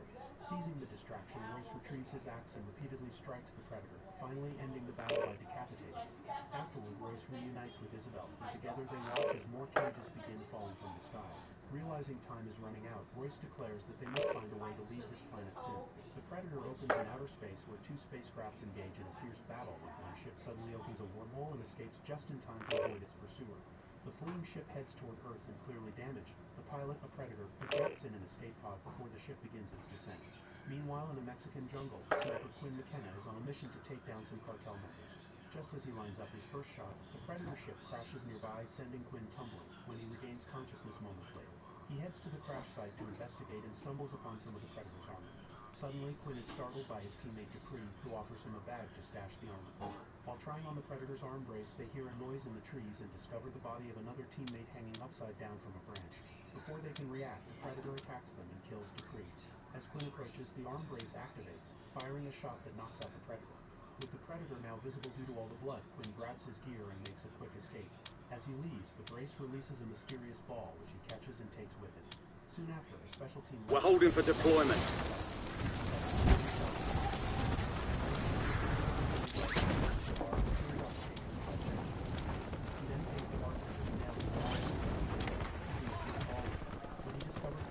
Enemy soldier incoming. Meanwhile, Quinn's son Rory, a boy with autism, is in a classroom observing some boys playing chess. In the hallway, two older boys pull the fire alarm, causing chaos. Rory, overwhelmed by the sensory overload, stands back in fear. The boys then enter the classroom and knock over all the chess pieces while also knocking Rory before leaving. All stations, we are green to go. Stand by for deployment. Rory receives shots of treatment. At a park, 3 special agents approach Dr. Casey and insist she...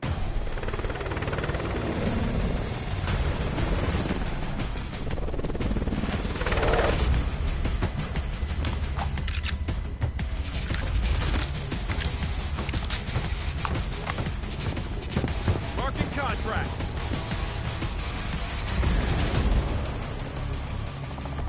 Battle Royale.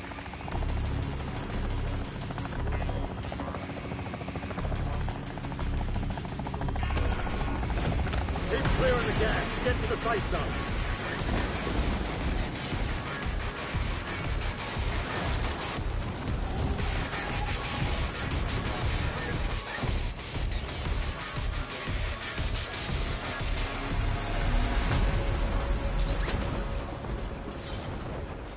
Enemies are dropping into the area. Watch the skies. Primary objective is to eliminate all targets. What? Bounty targets are up. Get up. Huh? High-value contracts are in play. All right. More risk, more reward. You give me one too.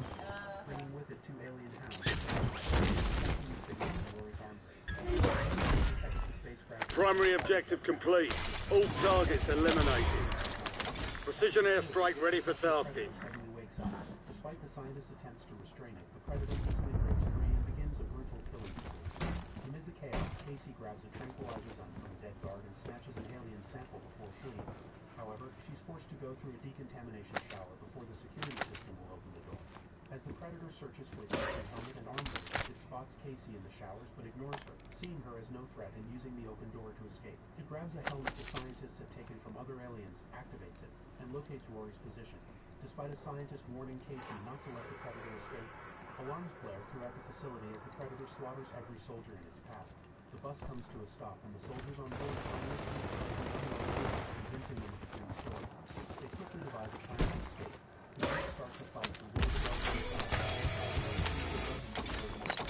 Both Casey and the bus chase after the predator, who spots the other spaceship flying by with the 2 jets in pursuit and takes off after them. Casey leaps from the roof and lands on the bus, attempting to shoot at the alien, but accidentally shoots her own foot instead.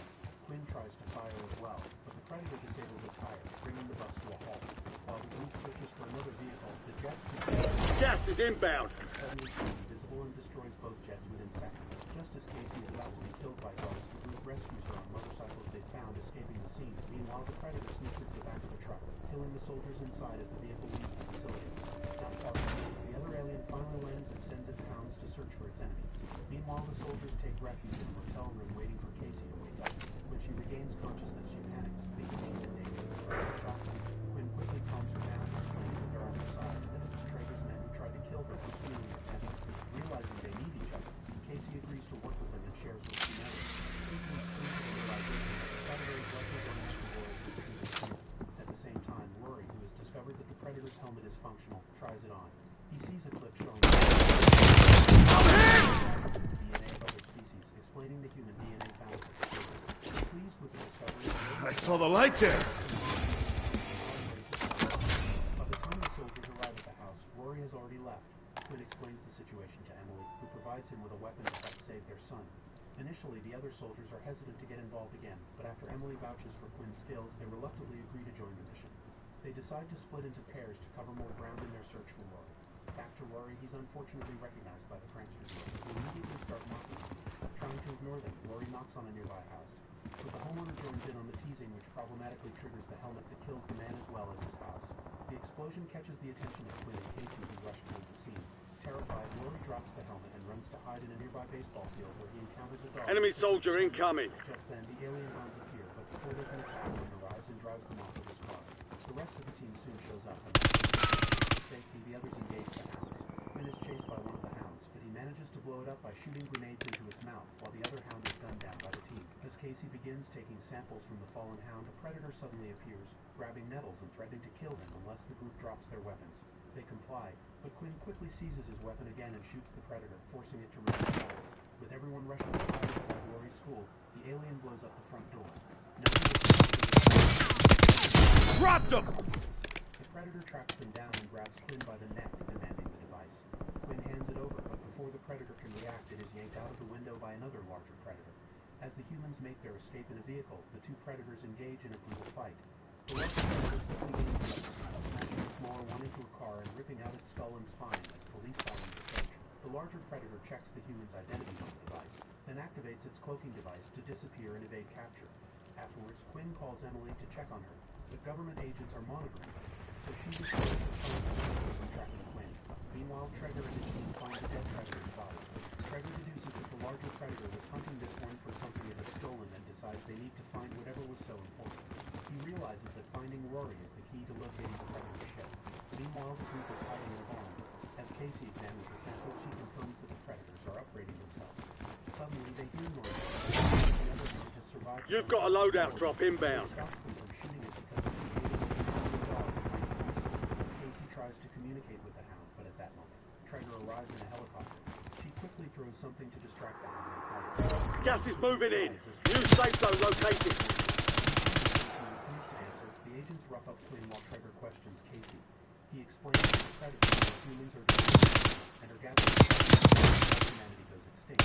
At Emily's house, agents appear when suddenly the predator comes in. Emily hides while the predator swiftly kills all the agents, then examines Lori's desk.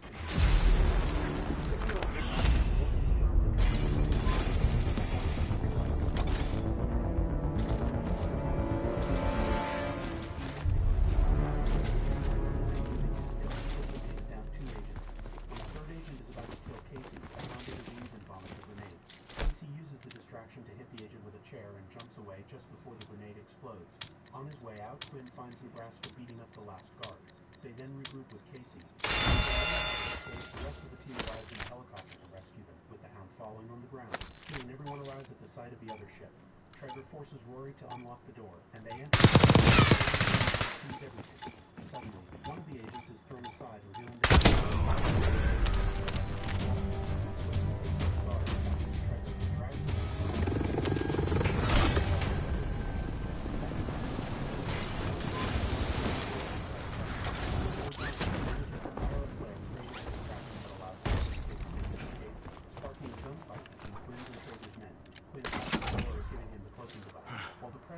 That was close. The predator broadcasts a message over the speaker, causing pain to everyone's ears before it translates. The predator announces it came to destroy the ship and prevent anyone from using it, and declares it wants McKenna as its prize, recognizing him as the best warrior of the group. It ends the message by setting a timer to blow up the ship. Realizing the urgency, Quinn and Traeger agree to set aside their differences and work together. Traeger attempts to grab some alien before escaping, but the bird intervenes, stopping him. Both teams retreat into the forest just as the predator leaves the ship moments before they explode. Seconds later, a strange noise fills the air and suddenly a predator weapon flies in, severing an agent's arm. Seeing the agent, now Traeger shoots him, and the predator steals the body to feed. The team slowly back away, opening fire as two of Quinn's friends volunteer to act as bait. The noise attracts the predator, who leaps in and begins slaughtering the humans, seemingly unaffected by enemy dropping into the AO. Tries to kill the predator with one of its own weapons, but it backfires, blowing off the fire. The predator catches on fire, but barely seems affected, instead continuing its rampage. It severely injures the two friends, who, realizing their wounds are too severe to survive,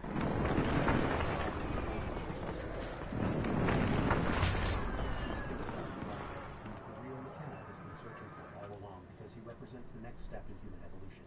As the predator dumps Rory in its ship and takes off to leave Earth, Quinn, Nebraska, and Nettles manage to jump onto the spacecraft as it lifts off, pushing Casey away before she can join them.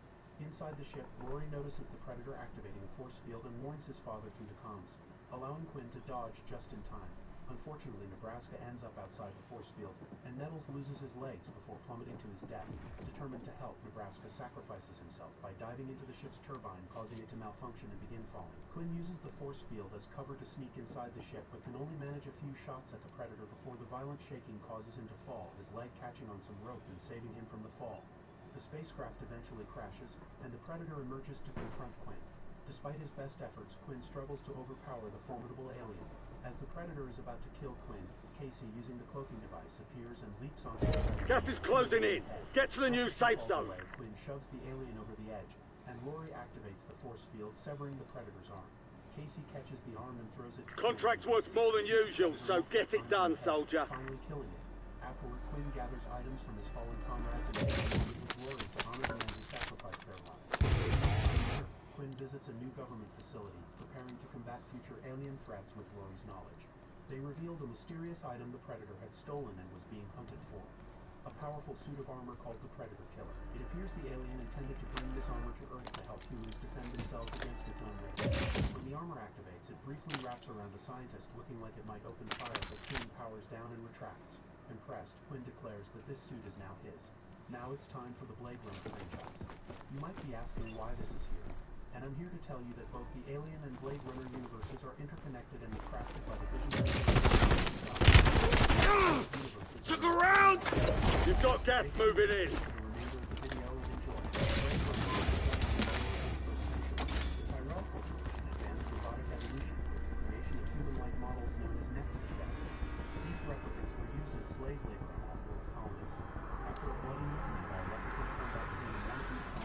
Replicants were declared illegal on Earth. Special police units called Blade Runners were tasked with killing any replicants encountered. In a hyper-industrialized future, we find ourselves in an office within the pyramid superstructure of the Tyrell Corporation. Here, a test is being conducted with a series of questions designed to measure a person's level of empathy and identify potential replicants. However, during this void comp test, the examiner is caught off guard when the Tyrell employee across from him is revealed to be an android. The replicant then shoots the examiner through a wall with a high-powered handgun. Down at street level, amidst the dense multicultural crowds, Rick Deckard is enjoying the moment by a vice detective named Gaff. Gaff escorts Deckard in a hover car, flying over the city's skyscrapers at night, to the police headquarters. There, Deckard's old chief pulls him back into active duty as a Blade Runner to hunt down 4 replicants who have returned to Earth in a stolen shuttle. These replicants have already achieved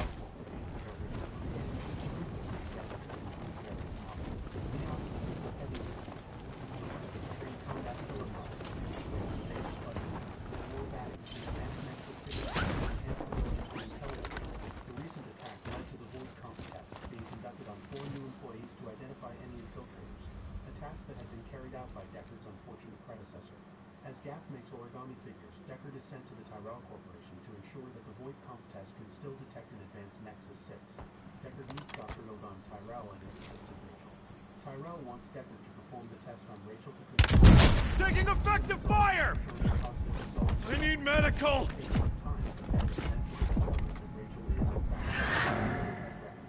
Unlike others, Rachel believes she is human because she has been implanted with the memories of Tyrell's niece. This was done to give her a more developed emotional framework, allowing her to respond in a way that seems more human. This strategy was designed as a safety measure to prevent replicants from developing their own unique personalities over time. Replicants are equipped with an ultimate failsafe, a limited 4-year lifespan. As Leon's registered department is investigated for clues, Roy and Leon walk through the night streets to visit Hannibal Q, a genetic scientist who designed the replicant. Gas is inbound, marking new safe zone. No more fighting in the gulag. And wants access to Dr. Tyrell. Contractor! LDBR inbound. Execute contracts to earn payment. Took around!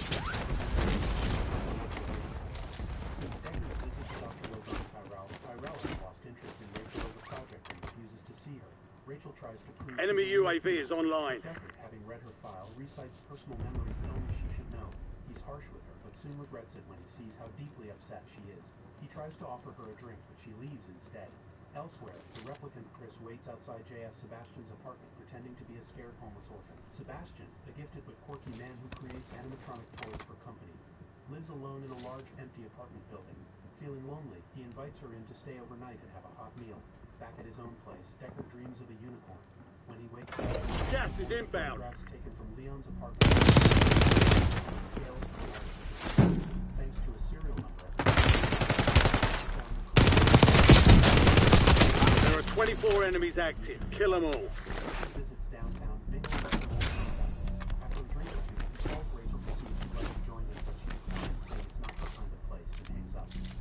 guilty about his treatment of Deckard stays at the bar.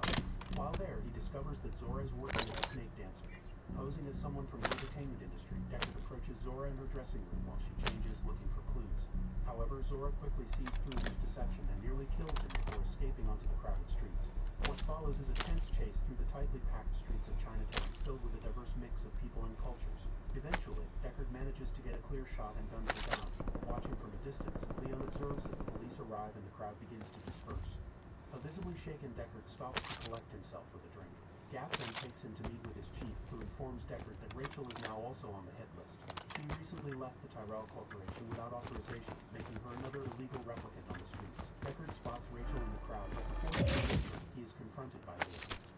Leon, frustrated by the limitations of his own existence, says, "Nothing is worse than having an itch you can never scratch." He demands to know the truth about his lifespan. With his superior strength, Leon easily disarms Deckard and begins beating him. Just as Leon is about to deliver the fatal blow, Rachel shoots him through the head, saving Deckard at the last moment. Deckard and Rachel return to his apartment for a drink. Rachel is still grappling with the realization that she is not a real person but a product of business development. She struggles to reconcile her implanted memories with her newfound self-awareness of her growth record. Feeling like a liability to society, she asks Deckard if he would hunt her down as a Blade Runner as she tried to escape north. Deckard admits that he owes her one for saving him from Leon, but he warns her that someone else would likely be sent after her. Rachel then inquires about her life. Deckard pretends he hasn't seen any information about her. Have you ever test yourself? He asks, questioning his own humanity. The two of them get closer and Deckard makes a move on her. Gas is closing in. Relocating safe zone. Chris is getting ready, much to the concern of his other players. He quizzes Sebastian about his medulla syndrome, a condition... Got an extra valuable opportunity here. Don't miss your shot. Less than 25 were still standing. Defeat is only a mindset. Shake it off and keep pushing. Roy informs Chris that they are the only two replicants left. As a genetic designer, Sebastian is aware of the capabilities of high-level replicants. Sebastian and Tyrell share a long-standing chess game, which Roy uses as a route. Sebastian and Roy use this connection to gain access to the higher levels of the pyramid layer. In the meantime, Bishop and King check in with Roy. Gas is moving. Tyrell is intrigued and invites Sebastian in. However, this decision leads to Tyrell's downfall as he quickly realizes the danger facing. Both confronts Tyrell with a series of questions about advanced genetic custodians and his potentially extended replicant lifespan. Tyrell explains that he has already explored all possible options without success. Roy, physically sweating and desperate, doesn't have much time left. In a fit of anger and despair, he admits to having done questionable things with narcotic injections and then kills Tyrell to Sebastian's horror. Overcome with his emotions, Roy also kills Sebastian and Duty. After the discovery of their bodies, Deckard heads to Sebastian's apartment, navigating the decaying remains before finding Sebastian's fingers filled with his animatronic toys. Chris, hiding in plain sight among the dolls, suddenly launches an acrobatic attack on Deckard, attempting to crush his head. Deckard manages to shoot her down in a horrifying scene. Deckard then prepares for an ambush, hiding away from Roy. When Roy arrives, he laments the loss of his friend. Deckard tries to take a shot at Roy, but misses. Roy, knowing that his own time is running out and that Deckard is no match for him, decides to tow his blade runner. He breaks Deckard's fingers one for each of his falling comrades, before returning his gun and giving Deckard a head start before coming after him. Only 10 left. Roy experiences another moment of genuine grief over Chris's death. There is a primal, animalistic nature in his pursuit. Deckard realizes he is completely outmatched. In a desperate bid to escape, he uses his gun and leaves for his life.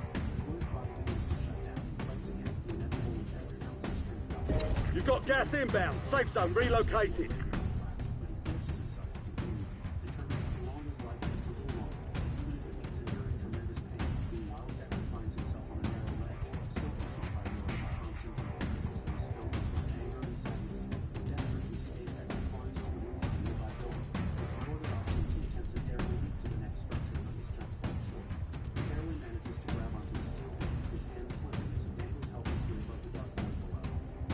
You've got gas moving in.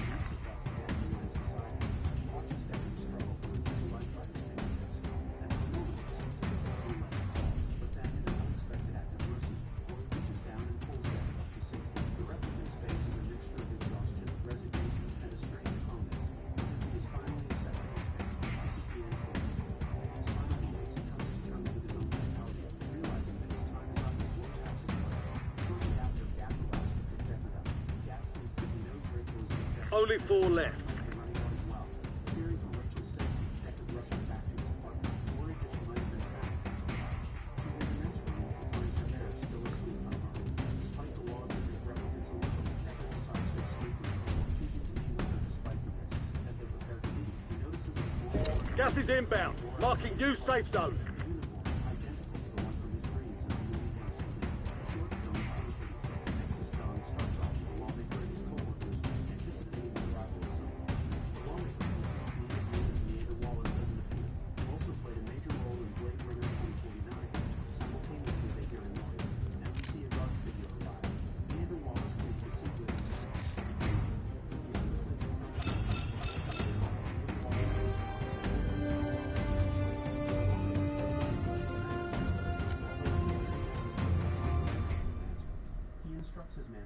showing them the power of his creation.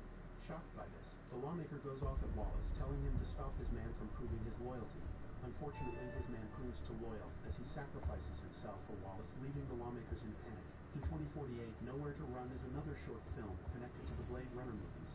This begins in LA 2048, where Sapper is seen having a panic attack, trying to wash his face in order to calm himself down. He walks through a room where we see many drunk men trying to antagonize Sapper, but are ignored as we know the super strength Sapper possesses. He continues walking through the streets and comes across a girl named Ella who he recognizes. They greet one another as he shows her a book about power and glory. Ella begins to ask questions whilst he explains the books, but are interrupted when he sees the LAPD quickly making a move for it. In the markets, a man called Sultan tries to make a bargain with Sapper in order to make some money before leaving once again. Sapper comes across Ella and her mum being attacked, infuriated by it, he defends them, quickly knocking out the men without a struggle. He stands around noticing all the men he just killed, while Ella fears him, unable to comprehend how he just done that. A bystander named Salt makes a call informing someone who found Sapper. Blade Runner 2049 opens by saying the Tyrell Corporation, initially created bioengineered humans known as replicants for global use. These replicants, designed with enhanced strength and endurance, were ideal for roles such as slave labor on off-world colonies. These rogue replicants continue to be hunted and retired by specialized operatives still known as Blade Runners. In California in the year 2049, we meet Kay, a Nexus 7 replicant and a Blade Runner. Kay is assigned to retire rogue replicants and is on a mission to find and retire a replicant named Sapper Morton. Kay arrives near an old tree by Sapper's house, landing his ship close by. He sends a drone to scan the area for any signs of life before entering the house to confront Sapper. Inside, Kay catches sight of Sapper washing his hands in the kitchen. When Kay tells Sapper he is there to kill him, a violent fight ensues. Sapper, using his superior strength, smashes Kay into a wall. But Kay quickly regains control and knocks Sapper out. Drawing his gun, Kay prepares to finish the job. Before Kay pulls the trigger, Sapper asks how it feels to kill his own kind. Kay responds calmly, saying that only the older models run. And then he shoots Sapper, retiring him. After completing his mission, Kay takes Sapper's eye as evidence, intending to have it scanned later. You're headed to the war zone.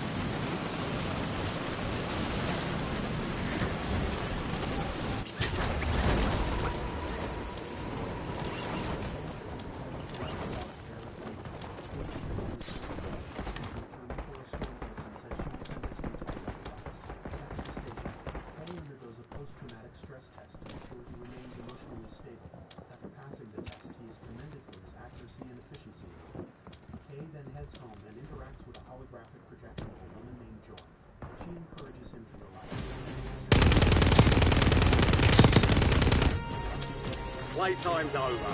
Stand by for deployment to the war zone. Because they have found a lead on the wooden box they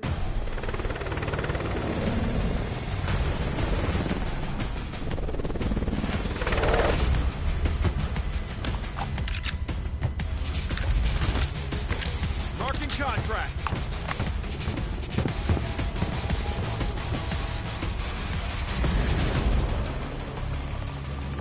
Battle Royale!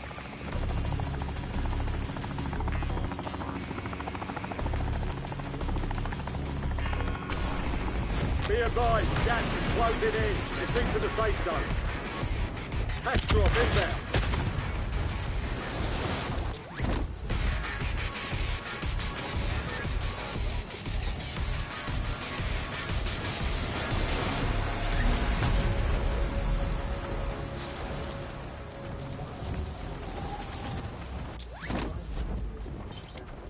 Hunt down the enemy.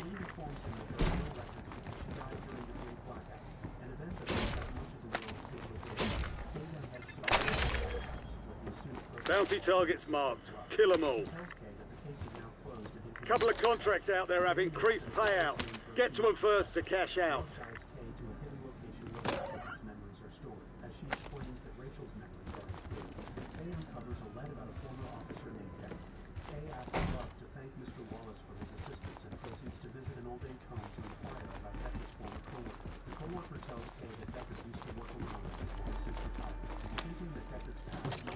Ammo here!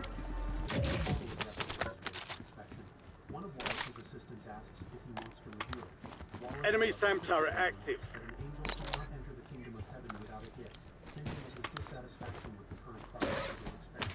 It becomes clear that Wallace has been testing the limits of the replicants he creates, searching for something more than just obedience and utility. When Wallace examines the news, he isn't satisfied. However, he continues, and when the new model fails to meet his expectations, particularly its inability to reproduce, Wallace is filled with disappointment and frustration. In a sudden and brutal act, he stabs the replicant to death, demonstrating his ruthlessness and single-minded desire for replicants to possess the ability to procreate. He instructs his assistant Glove to retrieve Rachel's remains and to track down Kay, who is believed to be connected to Rachel's child. Kay returns to Sapper's house to search for more clues about Rachel. While there, he discovers a gas is closing in.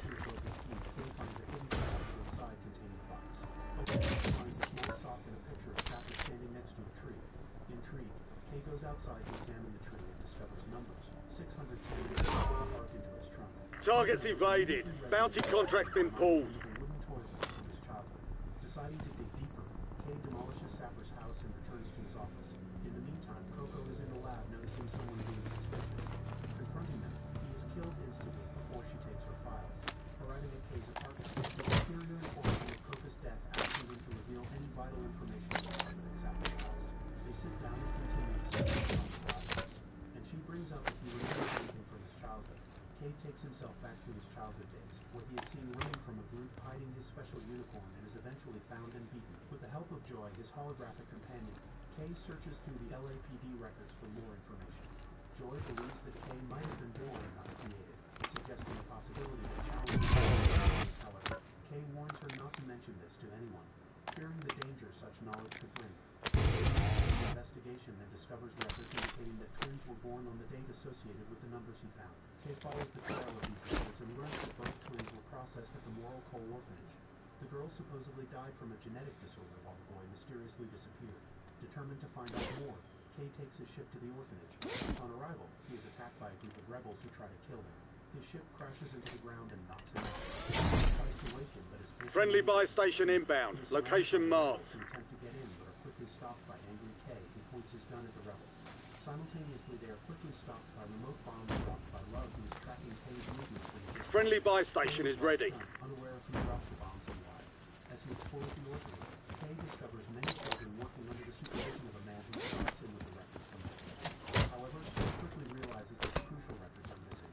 While searching the orphanage, Kay has a sudden flash of memory from his own childhood. Eager to understand the significance of his memories, Kay decides to visit Dr. Anna Stalin, a renowned memory designer who specializes in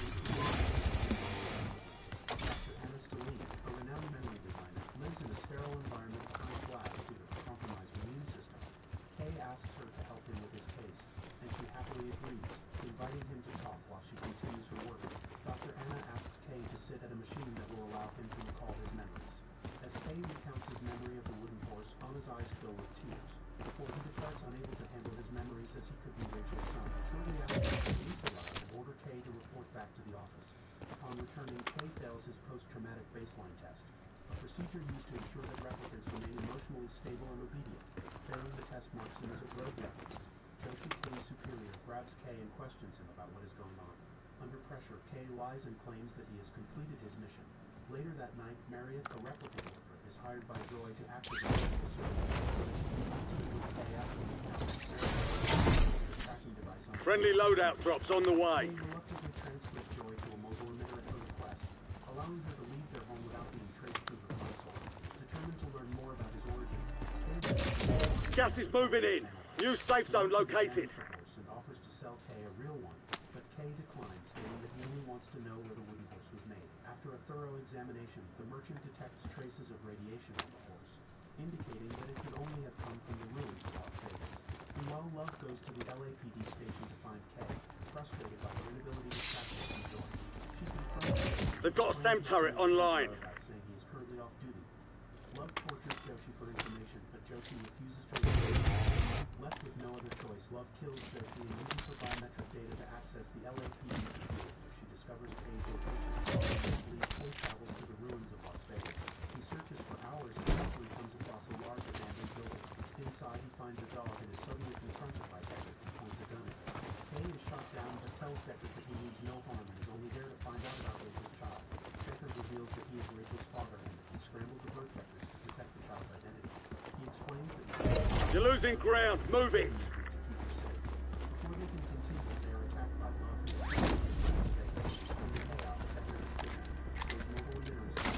However, the replicant Freedom Movement, alerted by the tracker Marriott placed on Kay, arrives just in time to rescue her.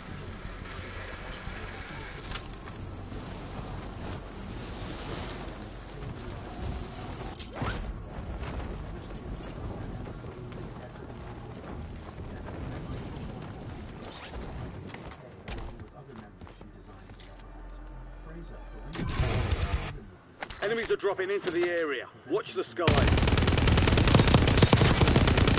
Enemy SAM turret active.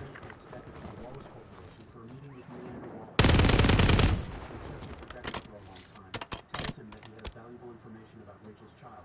During the meeting, Wallace shows Deckard the remains of Rachel and questions him about the child's location. In a twisted attempt to manipulate Deckard, Wallace offers him a clone of Rachel in exchange for the information. The clone is eerily like Rachel, but Deckard, with tears in his eyes, refuses the offer, asserting that he knows what is real and what is not. He points out a flaw in the clone, noting that Rachel's eyes were green, not the color of the clone's eyes. Frustrated by Deckard's defiance, Love kills the clone in front of him. As Love prepares to leave with Deckard, Kay, who has been following them, scrambles into a shuttle and attempts a daring rescue. Kay intercepts their ship and tries to free Deckard, engaging in a fierce battle with Love. During the fight, Love manages to stab Kay with a knife, severely wounding him. She turns to secure Deckard at the end of the ship, but Kay, refusing to give up, finds the strength to fight. Kay manages to despite his injury, Kay quickly works to save Deckard as the water level continues to rise. Kay and Deckard swim to safety, reaching a secure location where they can finally rest. Exhausted but determined, Kay informs Deckard that he is now free to meet his daughter, Dr. Anna Stalin. Kay leads Deckard to Anna's facility and answers his toilets. Simple of his connection to his daughter. All the best memories are hers, Kay says, recognizing the significance of the horse in both of their lives. Deckard approaches the entrance filled with anticipation and emotion.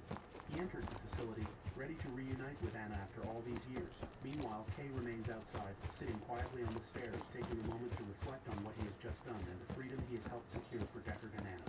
The Peter Whalen Files begin in Long Beach, California, 2023, where a young Peter Whalen is set to give a TED Talk. Walking into the audience and receiving a massive applause, it is clear he is one respected and admired man.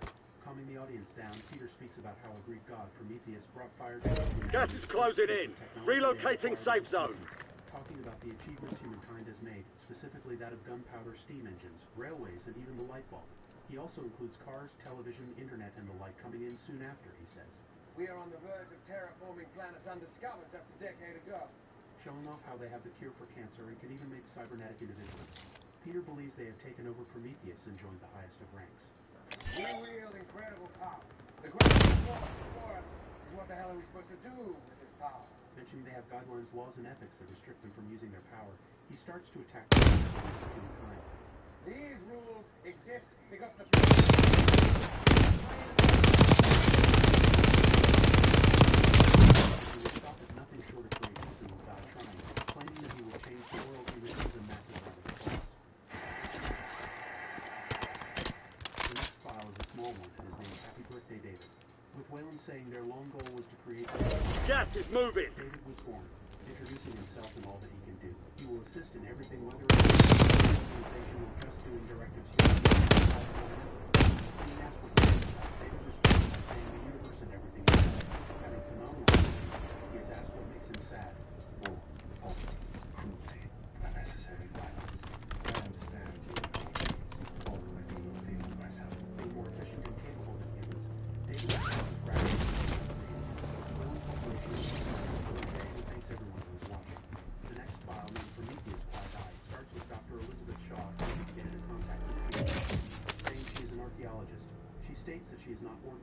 knows that all the science in the world cannot prove where they came from.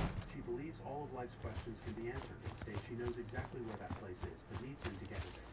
The last file is titled Prometheus Transmission and will make much more sense in the opening minutes of the movie. But here we're receiving a transmission from the members of the Prometheus team. Going from one person, we are introduced to all the characters aboard the vessel and discover that David is among them. With his mission to carry the crew, all participants state their objective and job in the expedition. With that, we're shown the planet the crew plan on making their journey to, and it does look quite similar to Earth, both its beauty and design.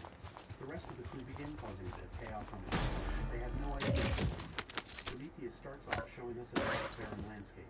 With miles of empty wasteland, the desolate location is brought to life by a massive spaceship or satellite.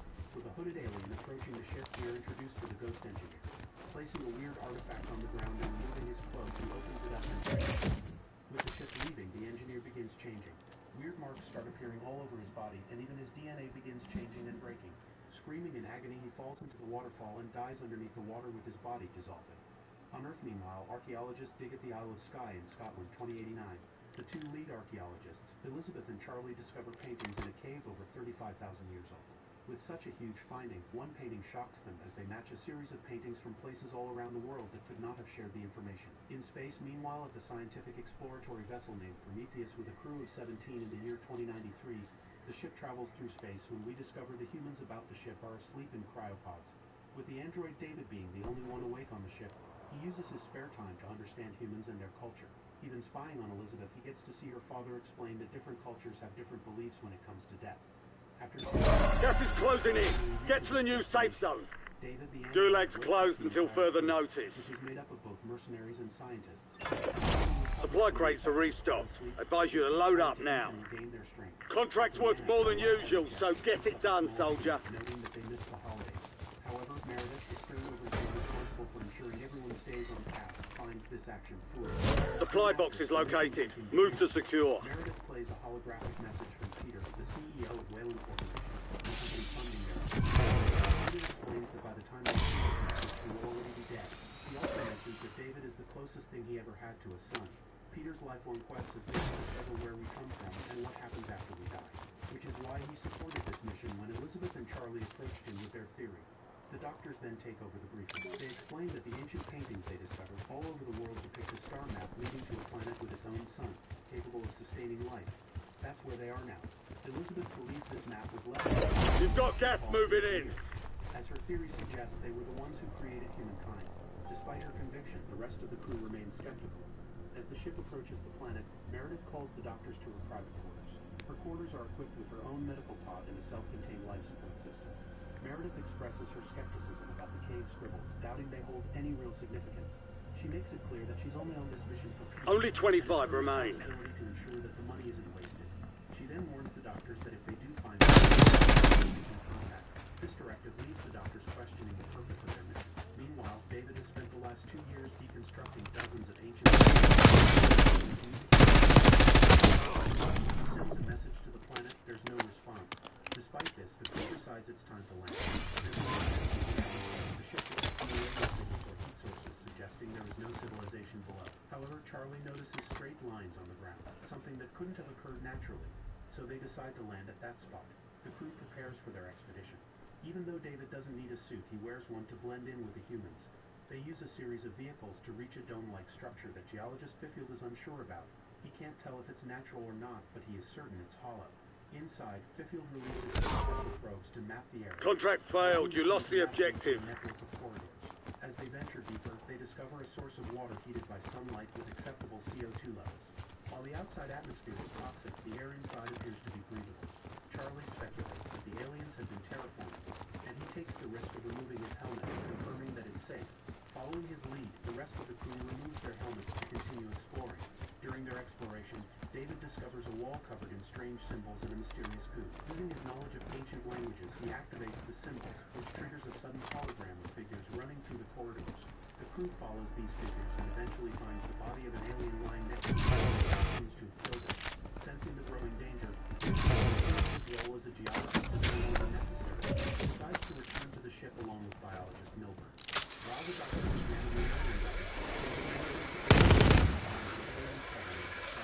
You've got gas Gas inbound. Safe zone relocated. More bodies, indicating the species might be extinct. This room also contains worms, suggesting that life is possible here. Additionally, There's an increased payout for this job. Be sure to collect. Murals on the ceiling and several stone cylinders. David notices that the cylinders are sweating, and one begins to release a black organic substance. Meanwhile, Elizabeth, focused on the murals that have started to change, realizes the atmosphere in the room might be affected and insists they leave.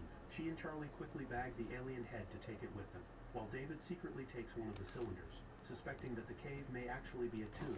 At that moment, Yannick discovers a dangerous storm approaching and urgently contacts the doctors to warn them. Meredith gives them just 15 minutes to Gas is closing in.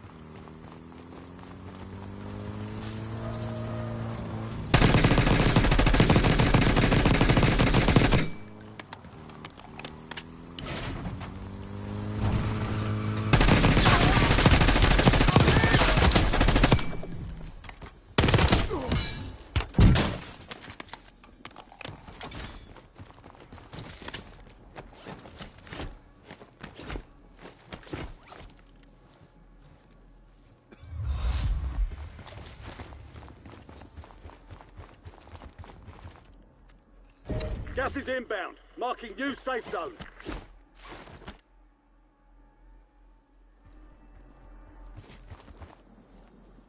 Got an extra valuable opportunity here. Don't miss your shot.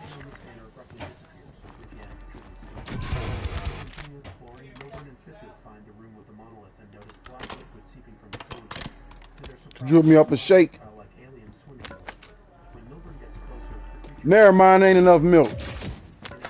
You're losing ground. Move it.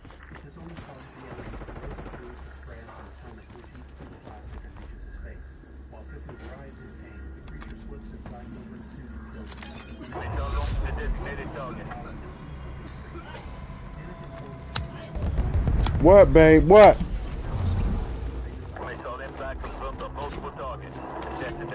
Okay.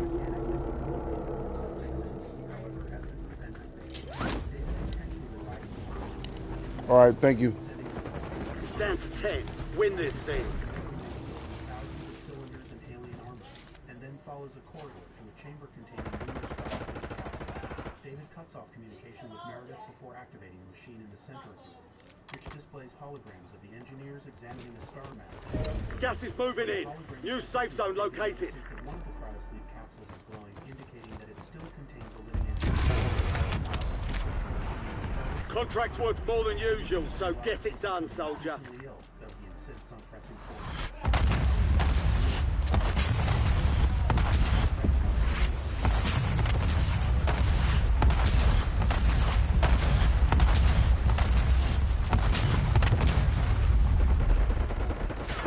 Gas is inbound.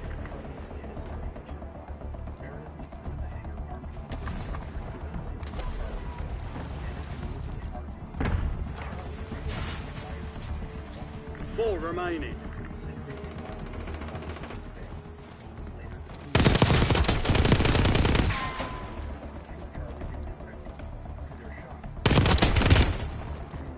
Taking effective fire!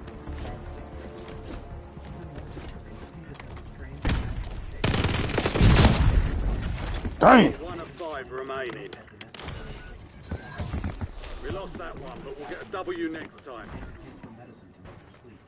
A short time later, a few crew members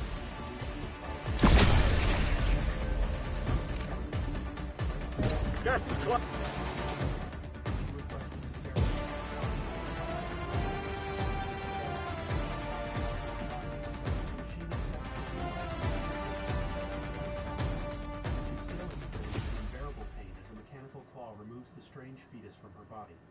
soon as the fetus is out, it bursts open, revealing a creepy alien that immediately begins flailing its tentacles.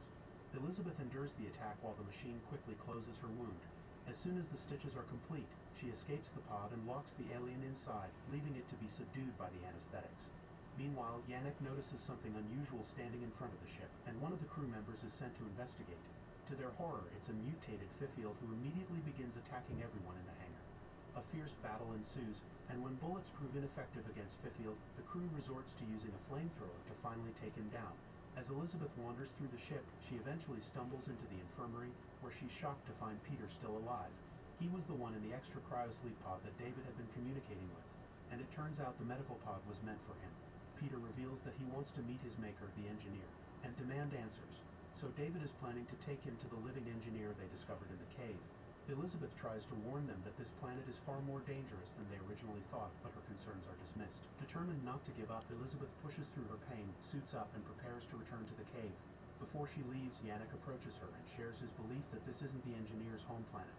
He suspects the cave is actually a military installation, where the engineers were developing the black liquid as a weapon of mass destruction, which ultimately leaked and killed them.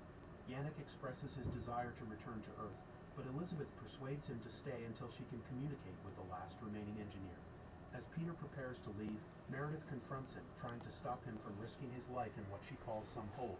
She addresses him as father, but despite her pleas, Peter ignores her warnings and continues with his plan. Taking off, the crew soon arrives at the cave, and David instructs everyone to remove their helmets, revealing that the disease isn't airborne, hinting that he was the one who put the black liquid in Charlie's drink. As they proceed to a new room filled with thousands of cylinders, David refers to it as a cargo hold. This new perspective makes Yannick and Meredith realize that they aren't in a cave at all, they're inside a starship. David activates the ship's machinery, explaining that the engineers were preparing to leave for Earth when they lost control of the black liquid, which ultimately killed them. The last remaining engineer is awakened, and while Elizabeth tries to ask questions, Peter silences her by having one of his weapons will be deploying shortly.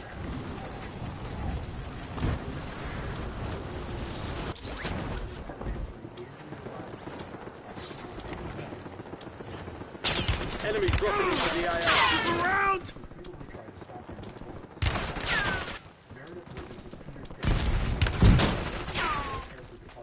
Meanwhile, the engineer activates his system, intending to fly to Earth. Manages to escape. She realizes that if the engineer succeeds, the black liquid will reach Earth and contacts the enemy, pleads with him to stop the engineer. All stations, green light. Deploying to the war zone. He orders his pilots to prepare the ship's ion propulsion, effectively turning.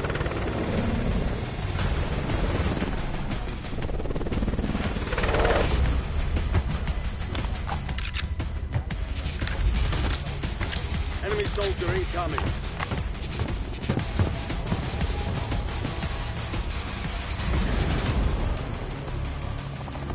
Battle Royale.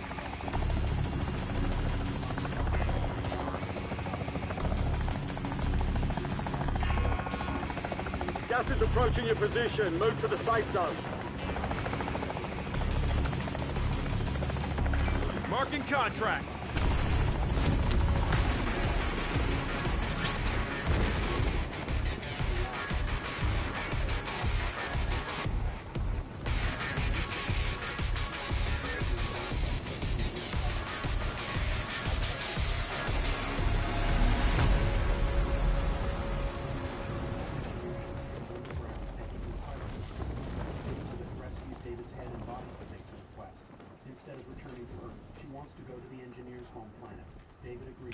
Marking contract.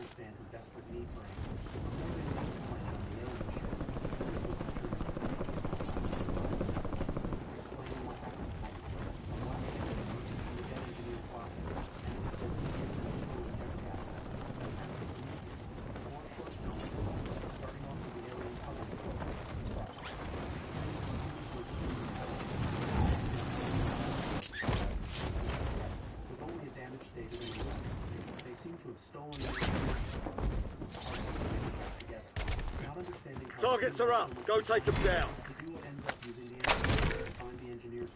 Your objective's simple. Eliminate all bounty targets.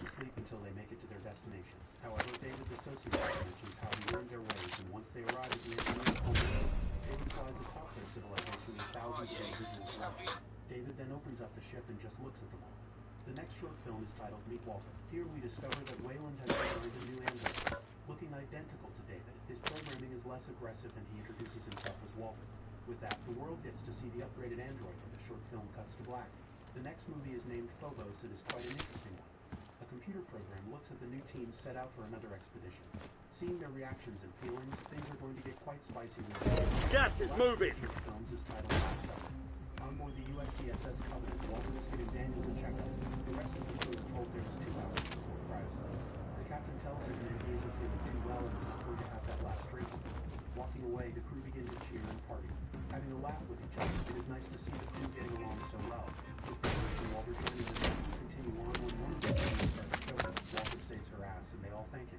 After that, Daniels goes to give a speech before they sleep, with it being their first ever large-scale colony. She tells the members they are all making history.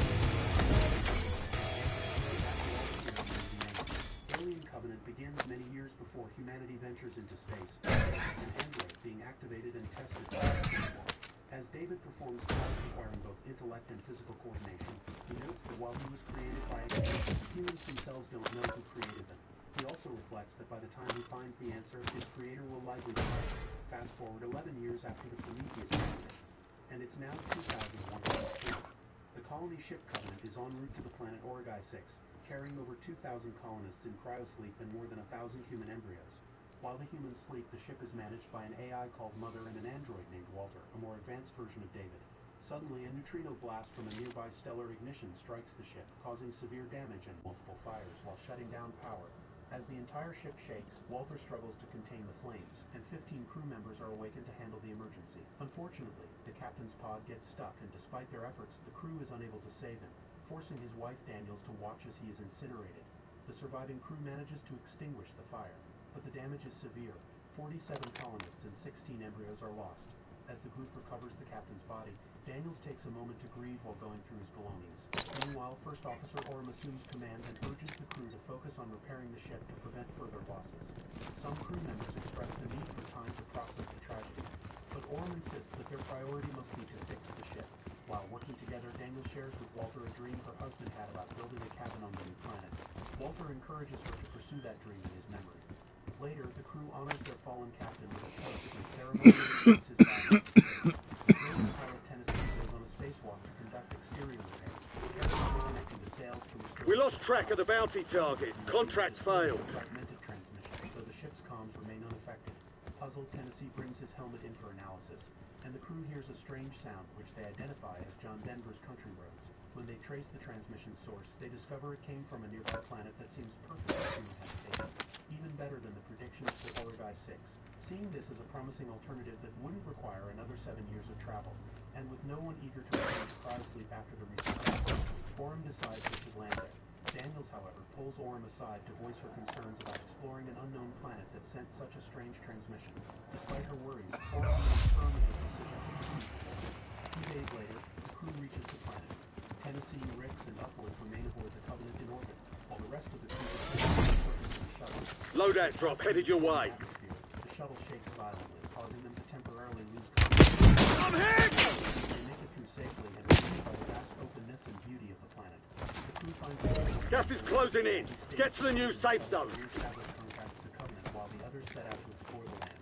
The planet is full of rich vegetation and has breathable air, but oddly there are no signs of animal life. Mold was clearly cultivated by someone. As they explore further, Kareem decides to stop and take some samples. While Kareem unknowingly steps on some small pods, allowing tiny bacteria to come out. Weirdly enough, it enters his ear and puts itself into the body. Meanwhile, the team ventures further.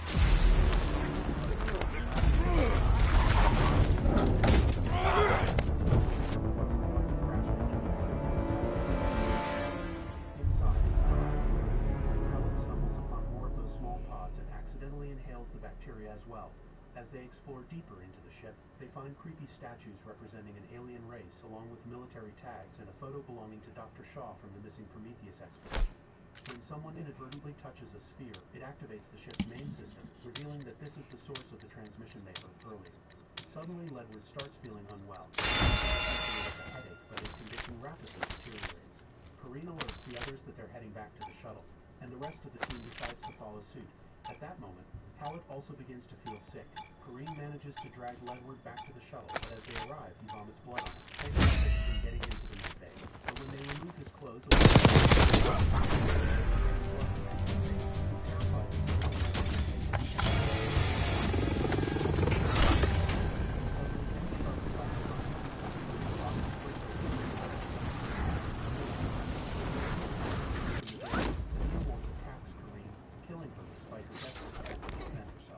Maggie, in a panic, grabs a weapon and tries to kill the creature, but fails and is forced to flee.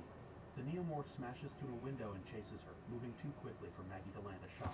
In the chaos, a stray bullet hits flammable tanks, causing an explosion that kills Maggie and destroys the shuttle, though the neomorph manages to escape. At the same time, Hallett's condition worsens and his mouth suddenly bursts open, giving birth to a second neomorph, which quickly flees into the wild. Meanwhile, Tennessee grows increasingly worried about the lack of communication between neomorphs to check on them.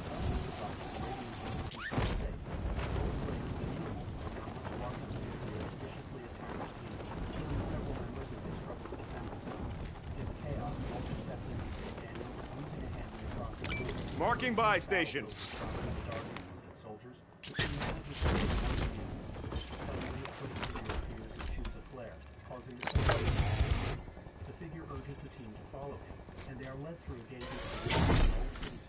You've got a loadout drop inbound. The team enters a temple filled with giant statues, where the hooded figure reveals himself to be David, who arrived on the planet 10 years ago, taking the Prometheus with Dr. Elizabeth Shaw. He explains that the ship's cargo of weaponized black liquid accidentally spilled over the city upon their arrival, wiping out all fauna and infecting the planet. The crash also killed Shaw, leaving David alone. David assures the team that the temple is safe and that if anyone were infected, they would have seen the effects by now. After the crew informs David of their mission, they head to the roof to try contacting the Covenant, but the storm prevents any communication. Meanwhile, back on the ship, Tennessee, despite protests from Riggs and Upward, orders them to fly through the storm to rescue the team. Orem, feeling remorseful for not listening to Daniels earlier, apologizes, but Daniels remains supportive of his leadership. David, referring to Walter as brother, leaves to cut his hair. Curious about this older model, Walter explores David's quarters, finding numerous... You've got gas inbound! Safe zone relocated! ...some flutes he crafted and offers to teach him how to play. During their conversation, it becomes clear that... Contractor! ...designed with the ability complete contracts and get paid! ...like Walter were made without this capability due to David's rebellious nature. Later, David takes Walter outside, where he begins to recall the day he arrived on the planet. After what he told the others, the release of the black liquid was no accident. After arriving on this planet, the inhabitants were all outside watching the massive ship in the sky. But when it suddenly opened and David appeared, the engineers realize something is wrong just as David releases the deadly weapon from the ship, which ruptures in the sky and starts landing on the inhabitants. With all of them attempting to flee, each and every one suffered a gruesome and horrific death that David had intended. Quoting a poem about Ozymandias, which he attributes to Byron, David shows Walter, claiming he loved her. Walter, skeptical, dismisses this, arguing that an end confusing duty with love. While this takes place, the now fully grown alien scales the massive wall to sneak in. You've got gas moving in! Finally gets a moment's rest after the tragic event of the day. She cleans up one of her wounds only to hear a weird sound from behind and looks around to find nothing but death. The Covenant in the meantime continues to attempt to contact the team down below and finally get a response. Being told there were significant casualties and they need help, Tennessee demands Mother the AI to take them down. She initially refuses until she's overridden. Back to the ground, Orem and David go to see why one of their crew members is responding. Discovering that the alien has returned and is festering, I'll let the scene play out for you.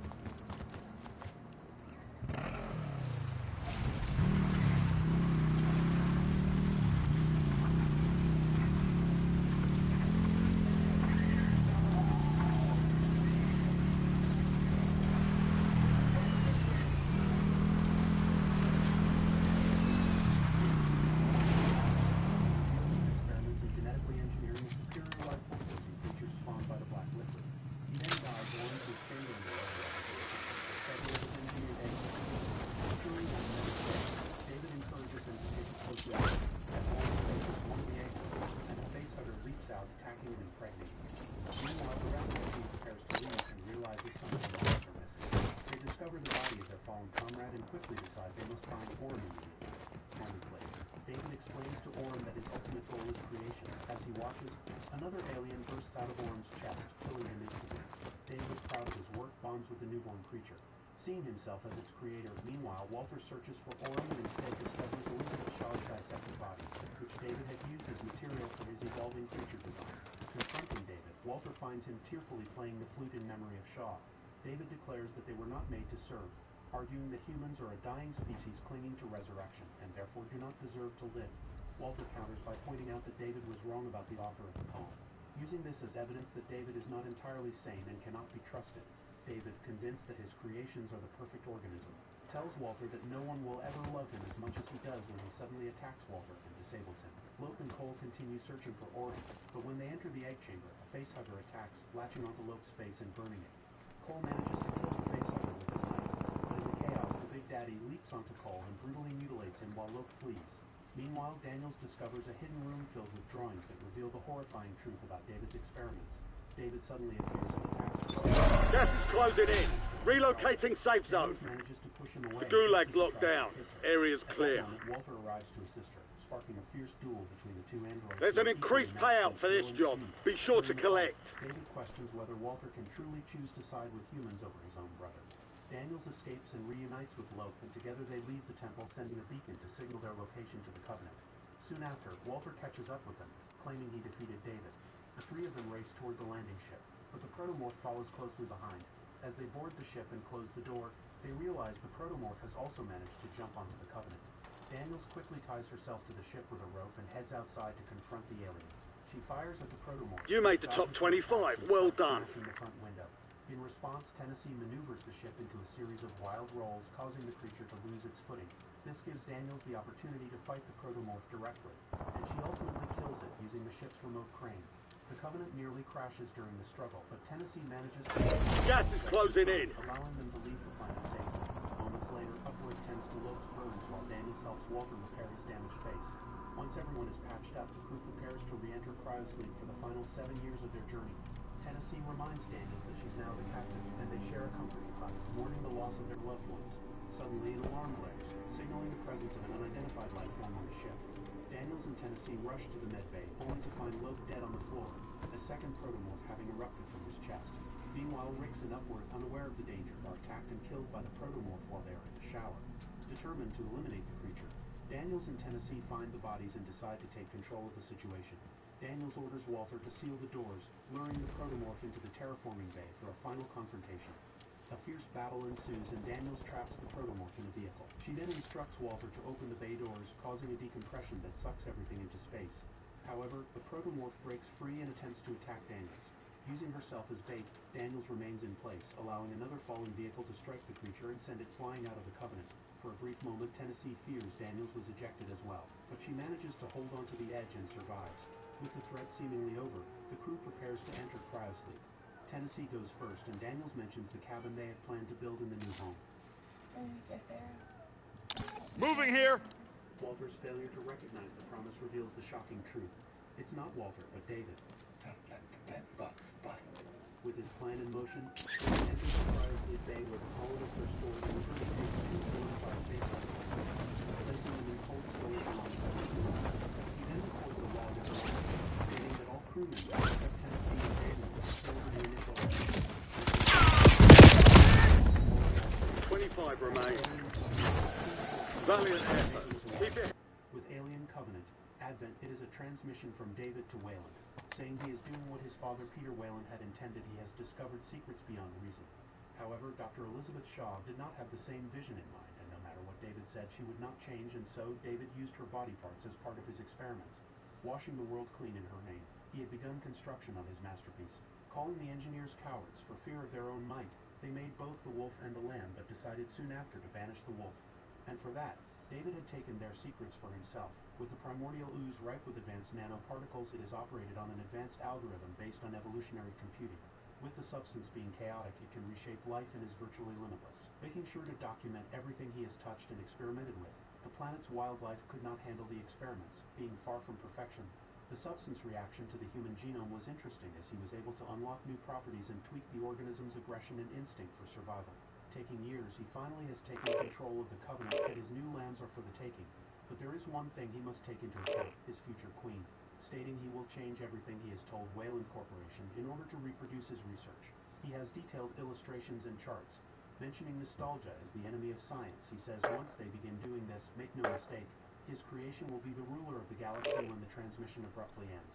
The final short film, titled Last Signs of Life, begins back at David's lab, with a member from Wayland Corporation investigating the room and both analyzing and recording everything inside. I'd personally run for my life. This demonic room is no joke, and after seeing multiple skulls, corpses, dead insects, or animals, it confirms it. Finding multiple unidentified specimens, the man finds a massive egg in the room, placing a camera right on it. The system scans the egg and finds organic matter inside. Continuing to analyze and process the shape, matter, and everything else about the weird object, the inside is more grotesque than the outside. With the man finding multiple illustrations about the egg, the operator is told to prepare for data collection. As the man stupidly goes... The war zone. Get geared up and stand by.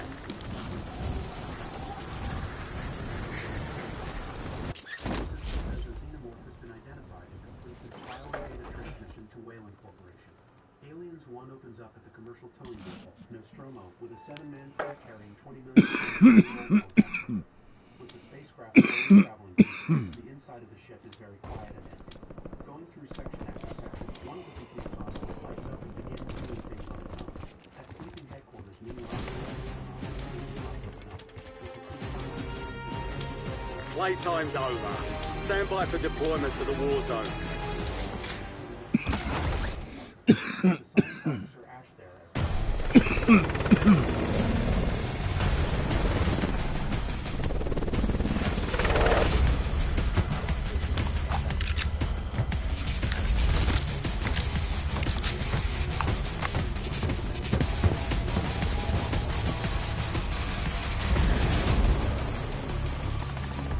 Battle Royale. Marking contract.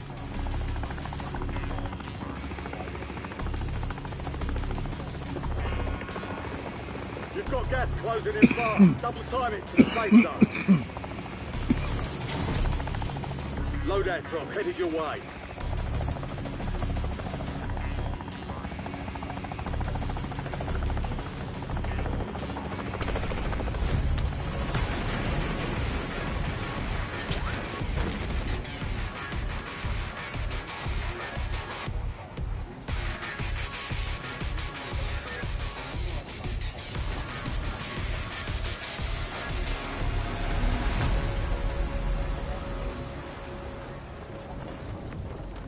Loadout marked.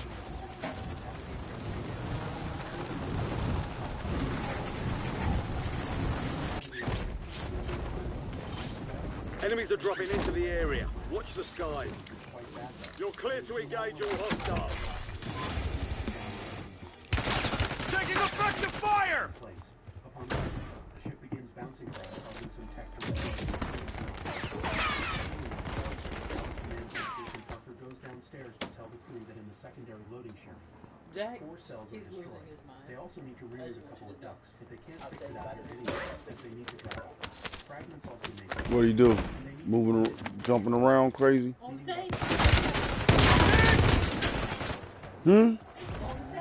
Which table?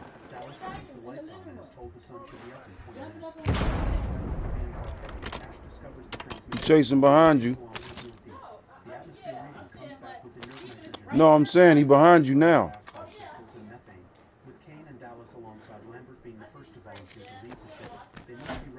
Hostile UAV in the area.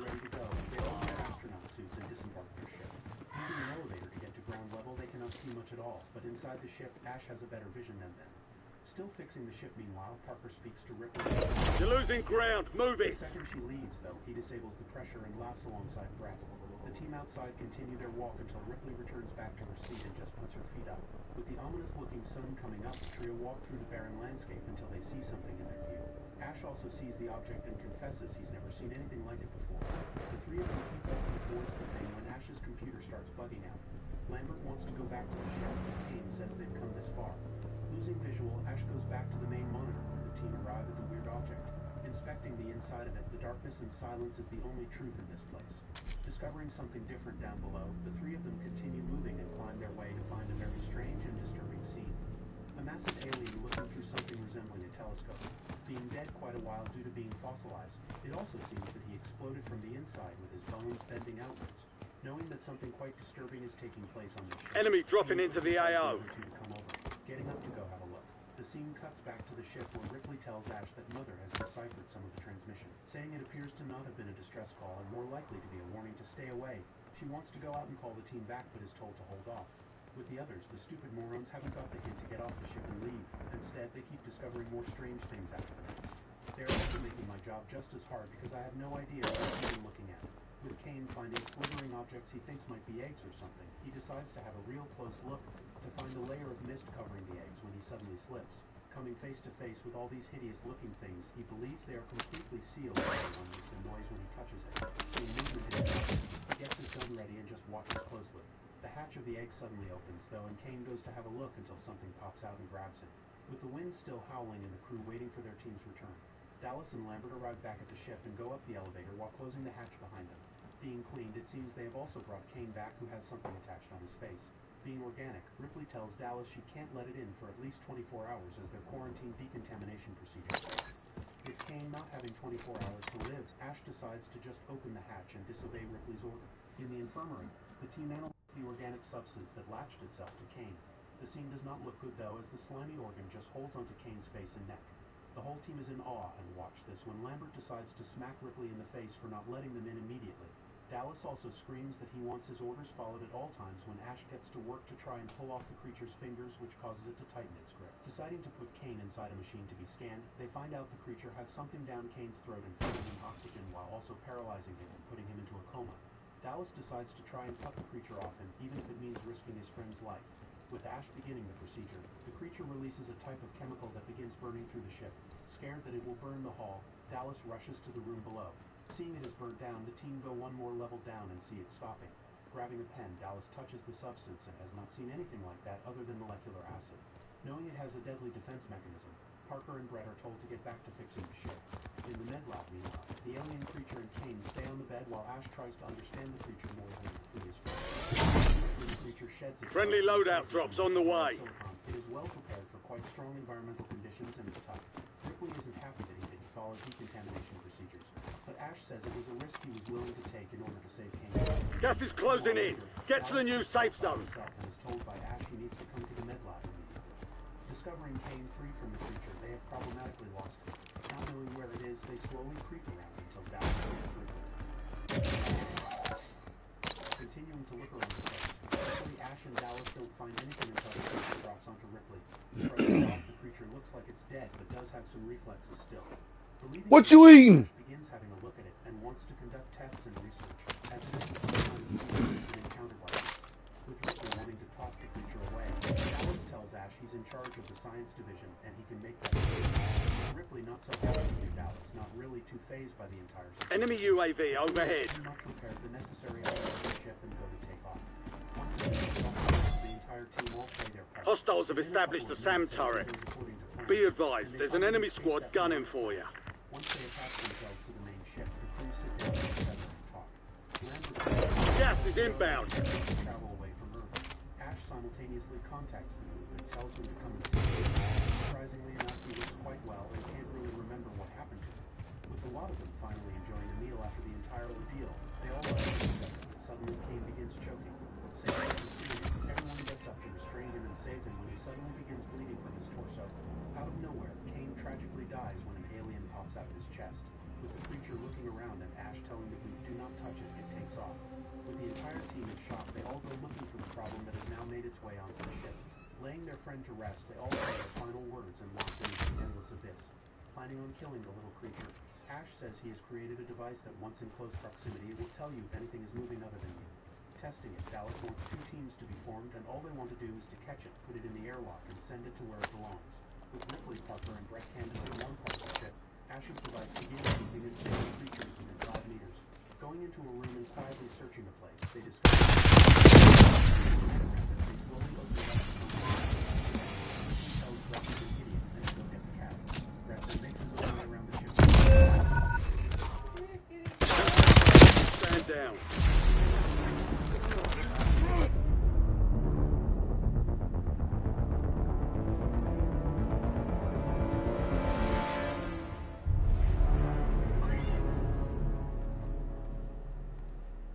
Finding what is most likely the creature's excess skin. Brett continues to look for the cat.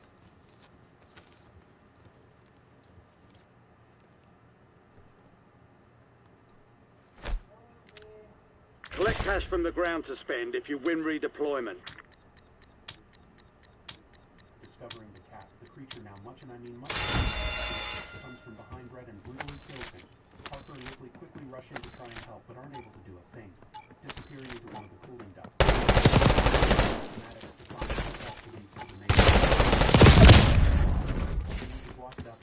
You gave it a solid strike. Time to get back. Around! Target down! Hit us hard that time. Dust yourself off, regroup, and get back out there. Dallas gets to the first